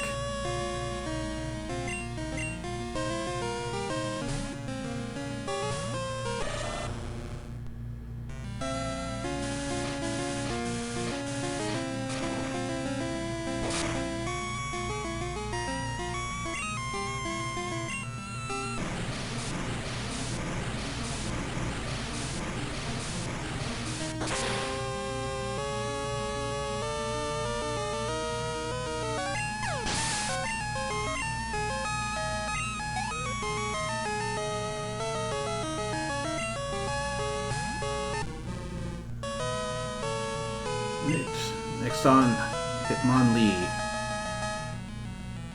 Actually, let me see. Which of these would roughly be stronger?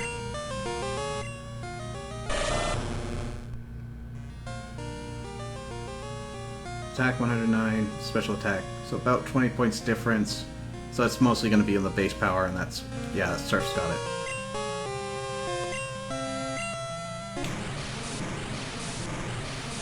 Was considering using Slash, but I think this is going to end up doing more damage. Especially if it crits. Oh, that's interesting. So he did raise my attack, but he's also confused me, so if I hit myself, it's gonna suck.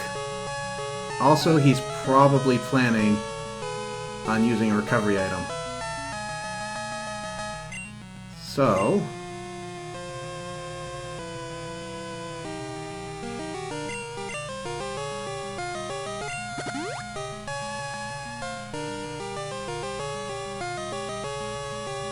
that's not a recovery item!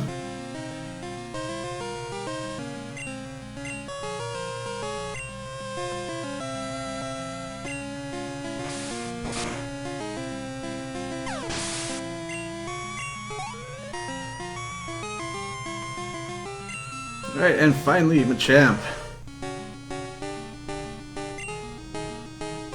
Uh-oh. Let's not waste Hitmonlee's gift.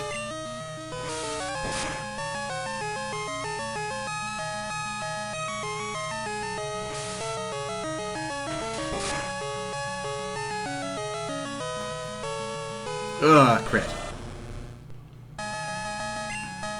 But I think this is just about over.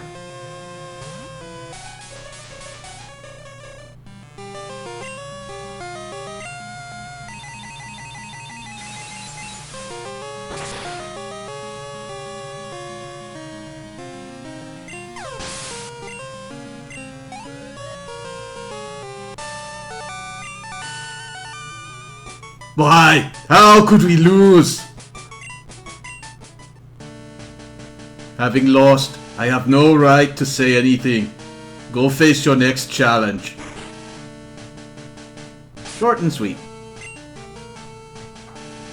Now, this next Elite Four member is gonna be a doozy.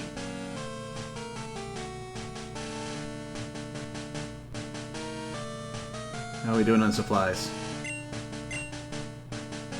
Okay, so we have enough revives to revive everyone once.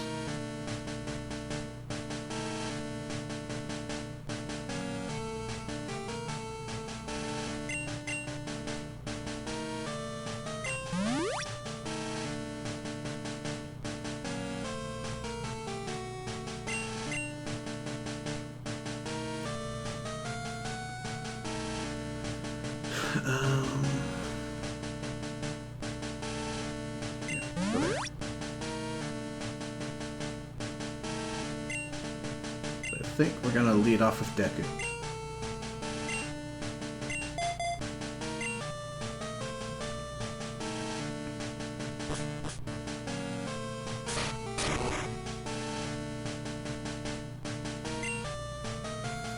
I am Karen of the Elite Four. You're Zebel?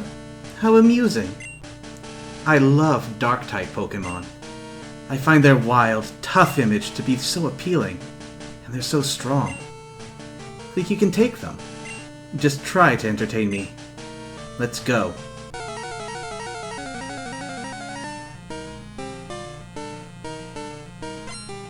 Next up, Elite Four Karen, the Dark-type Master. Gonna lead straight out with Umbreon. So your first goal is to tear down this wall. Oh boy, she's not gonna make it easy for you.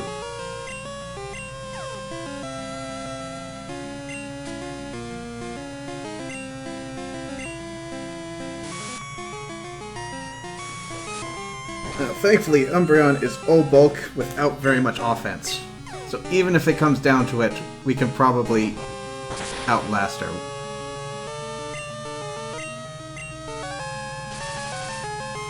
Until Sand Attack comes in.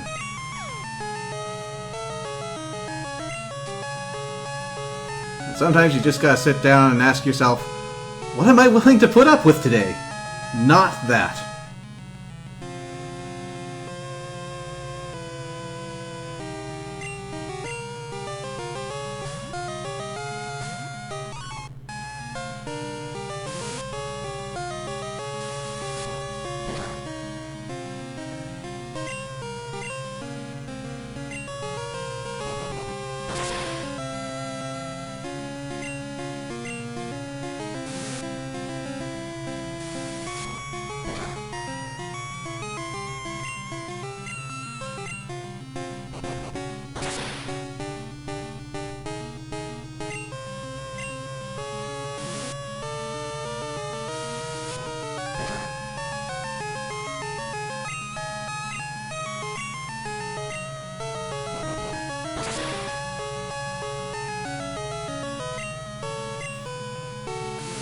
Down, down, down goes defense. I think I am going to use this opportunity to heal Ale up.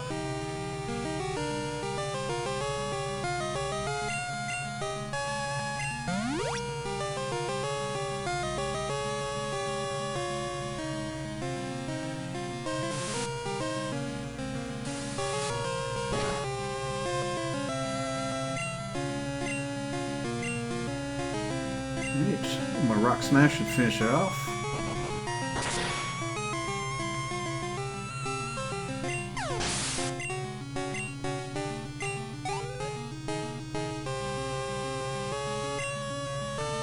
Okay, Houndoom, we're familiar with this. So immediately getting out there, sending out a Water type.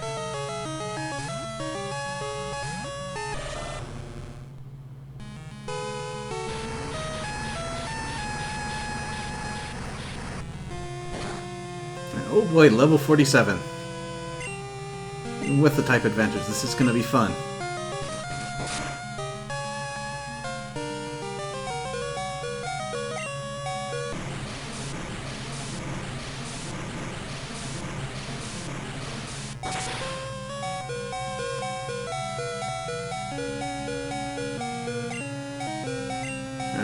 TikTok's gonna have to take a dive here. Ooh, max potion.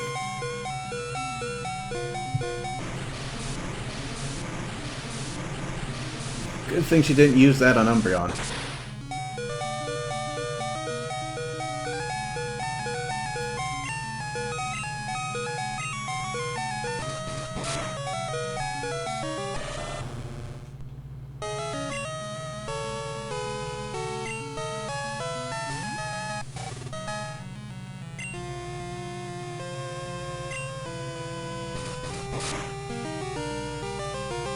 Alright, so Crunch.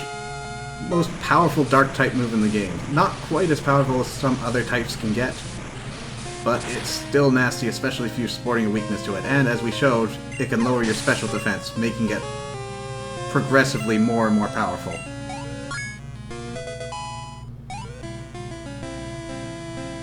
So that should be your strongest down. And of course she cheats by having a non-dark type. Well, everyone's cheated up to this point. Shows you gotta be prepared for anything. I don't think Molo's gonna be a good match for that. But Status is probably coming out.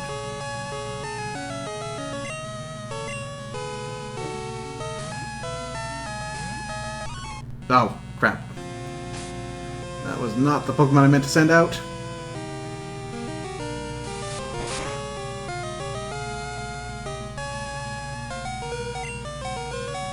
Of course it'd be a crit. Deku, go.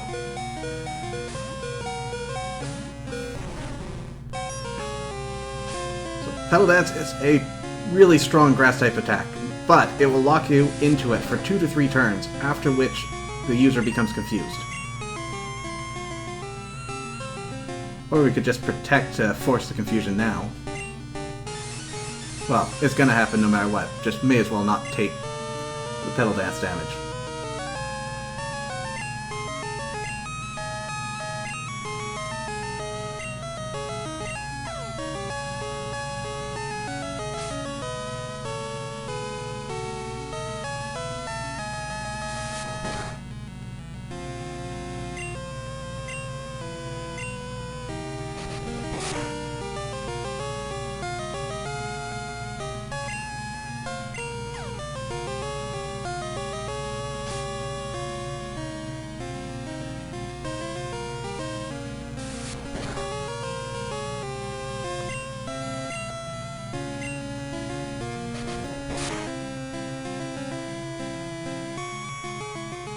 Ooh, crit.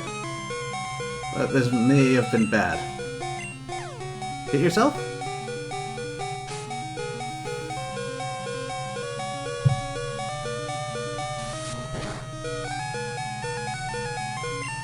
Alright, just tongue on there.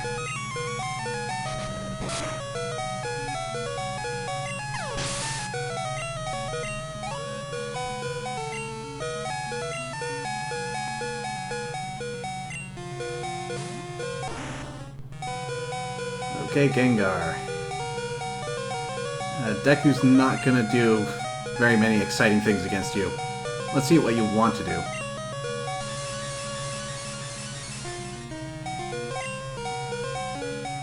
Just lick, huh?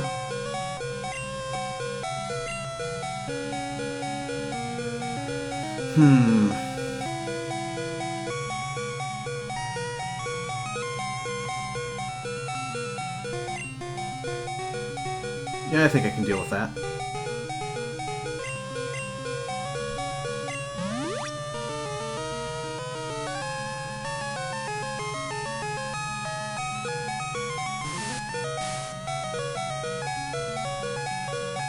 I mean, if you want to.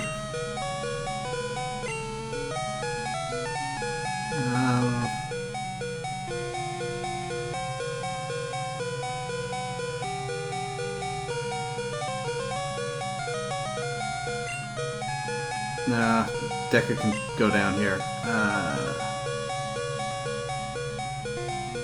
And you're dead this turn. Why not?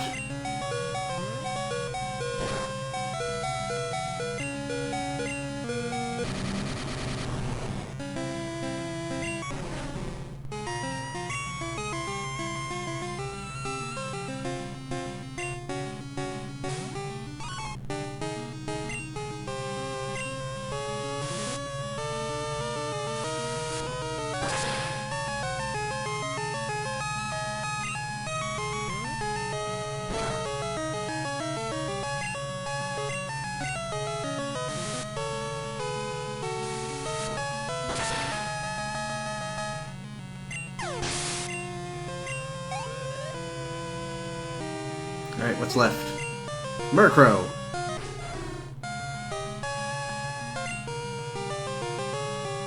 Okay, Floodlight could use a little love.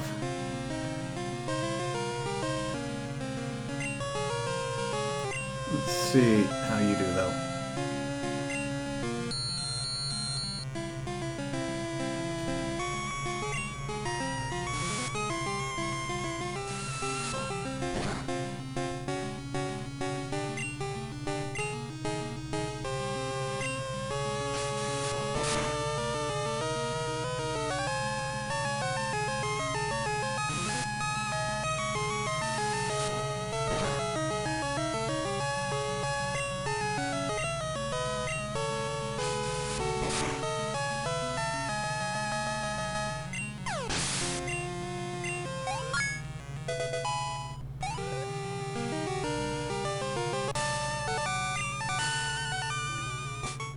Well, aren't you good? I like that in a trainer. Strong Pokémon. Weak Pokémon. That is only the selfish perception of people. Truly skilled trainers should try to win with their favorites. I like your style. You understand what's important. Go on. The champion is waiting.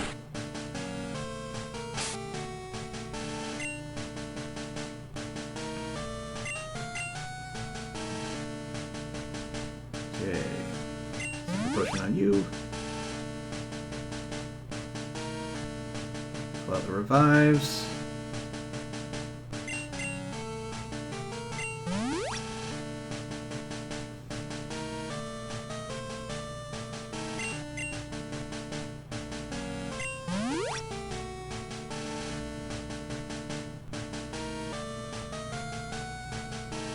Hyper potions.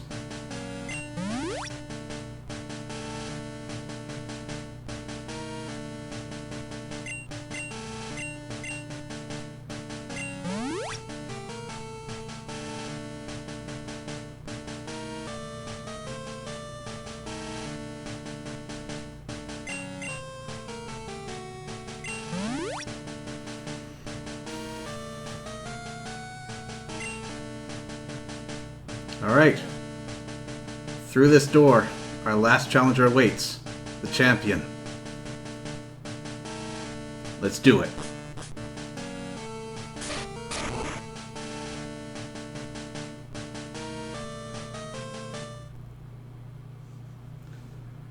I've been waiting for you.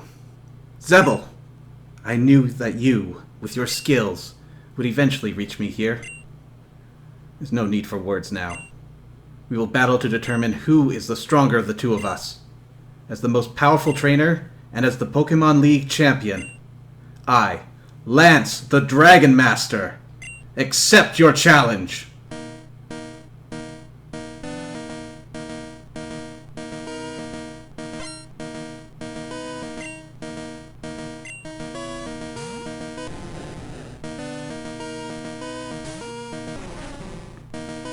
Lance is back, now not as a member of the Elite Four, but as its champion.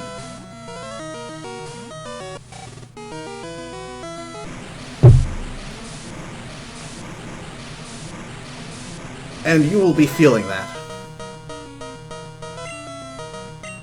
Alright, so, leading off with Gyarados, electric-type moves should put him under.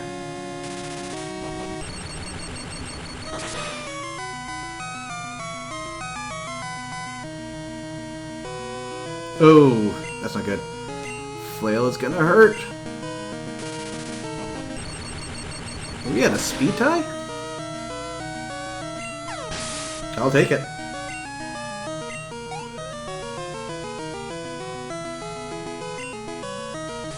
Alright, next off. Not playing around, going straight to Dragonite.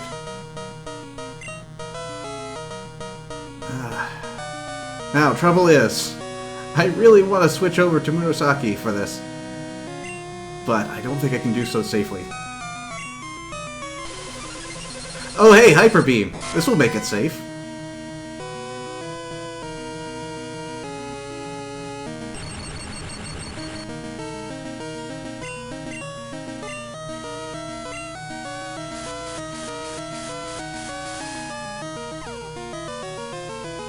Alright, hopefully we'll get some of Dragonite's absurd attack power working for us.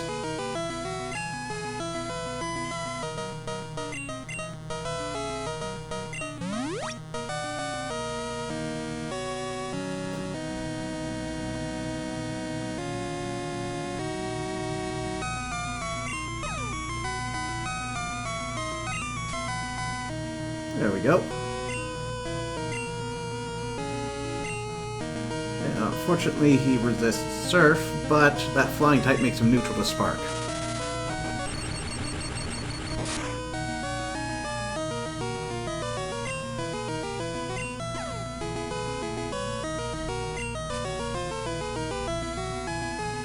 Well, I am fine if he wants to continue down this route. But he's gotta have a full restore in there. So, wanna go for 3 for 3?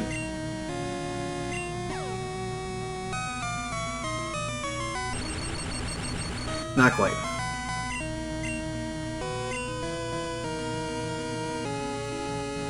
Now, is he gonna max potion or full restore? I think he's got full restores. Yeah, this is safe. Or that can happen.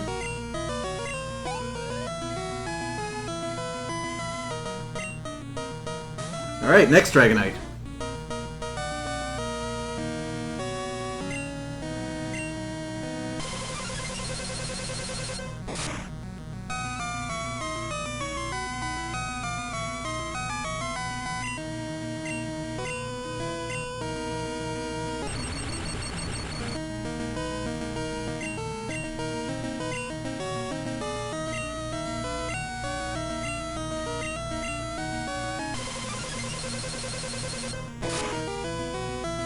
Okay, well, Floodlight's probably going down. Yeah. That's okay. Took down a Gyarados, Dragonite, and paralyzed another Dragonite. And now Murasaki has plenty of room to clean house with.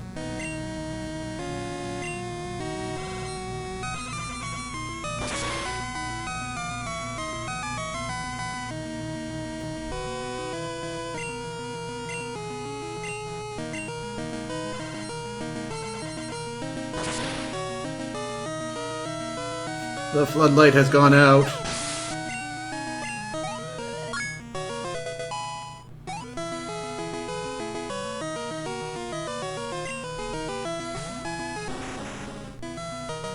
Alright, and he doesn't want any ice types around, so I'll show you my starter.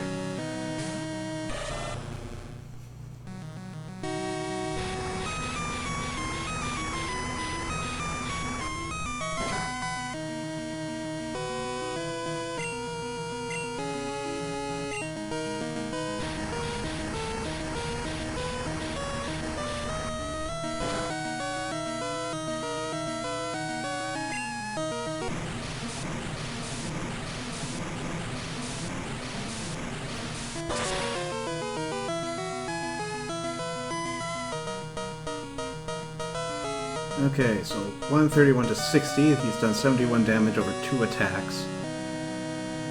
So unless he pulls out something stronger than Flamethrower, should survive this. Oh hey, that's stronger than Flamethrower!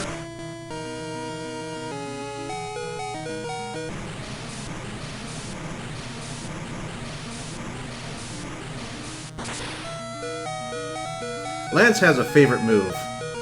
I wonder if you can spot it.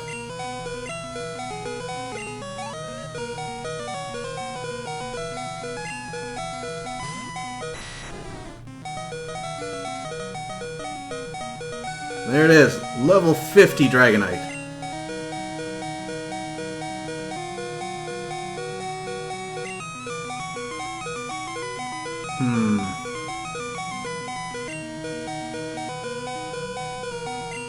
A shot. Ooh, Outrage. This is an incredibly devastating Dragon-type attack. However, it's very much the same as Petal Dance.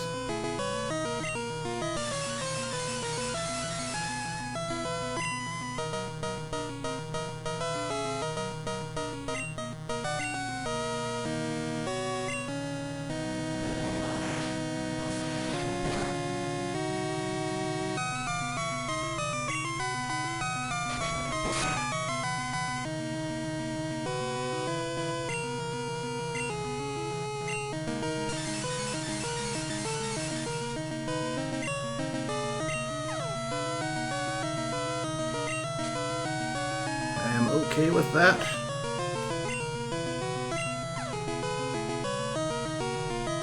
Ah! Well, rip Deku.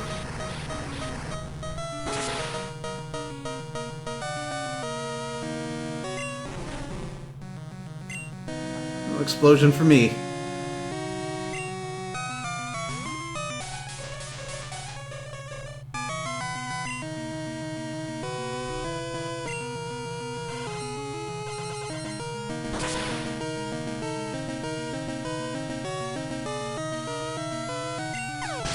Okay, there goes his trump card.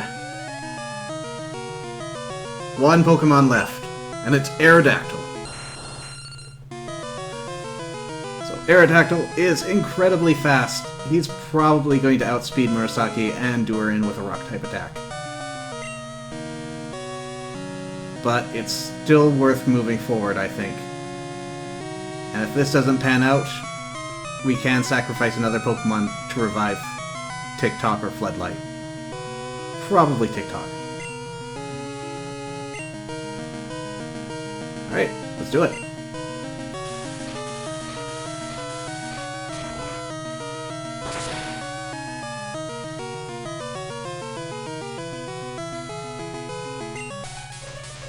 Yeah, more or less what I thought would happen.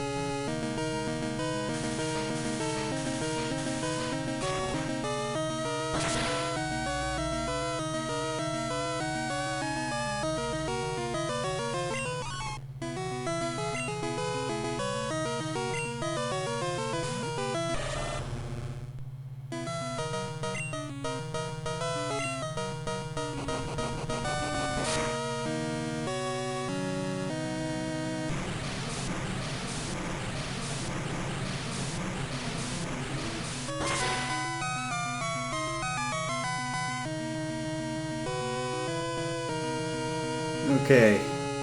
I know you want to use Hyper Beam. I also know that you've held on to all of your healing items.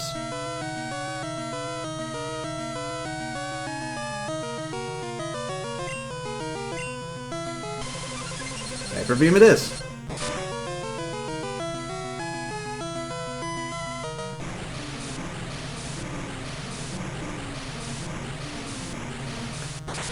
And we've done it. We've felled Lance.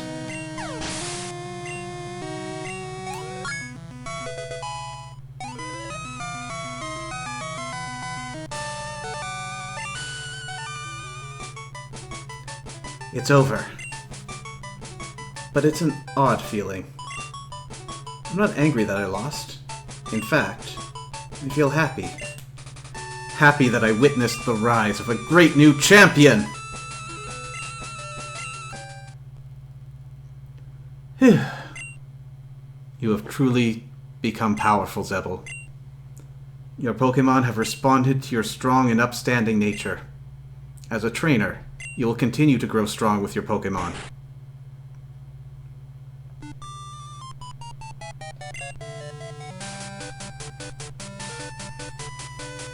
Ah, Zebel! It's been a long while. You certainly look more impressive. Your conquest of the League is just fantastic! Your dedication, trust, and love for your Pokémon made this happen. Your Pokémon were outstanding too. Because they believed in you as a trainer, they persevered. Congratulations, Zebel!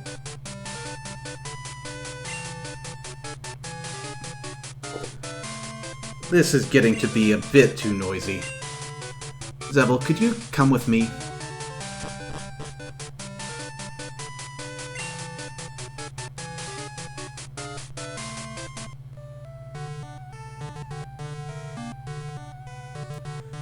It's been a long time since I last came here. This is where we honor the League champions for all eternity. Their courageous Pokémon are also inducted. Here today, we witness the rise of a new League champion, a trainer who feels compassion for and trust toward all Pokémon. A trainer who succeeded through perseverance and determination. The new league champion who has all the makings of greatness. Zebel, allow me to register you and your partners as champions.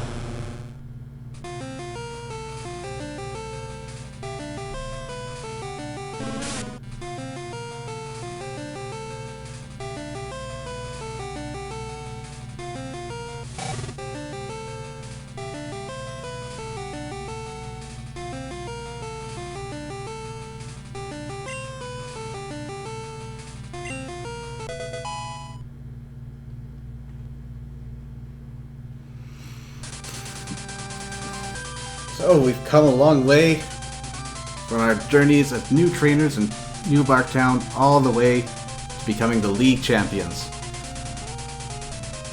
Too bad we're not done yet! Second generation has perhaps the most absurd post-game of any Pokemon generation. You noticed how we had a whole new map of Kanto? Well, there's a lot left to explore on that, isn't there? So we'll be heading out that way next week, catching new Pokemon, seeing what new challenges await for us in the new/old region. But we'll be doing so on Monday. Unfortunately, I have to reschedule our regularly scheduled streams, so it will come a day early next week. That said, this is a one-off thing, so we will still be going on with Tuesdays as the go-to date. Just one exception this upcoming week.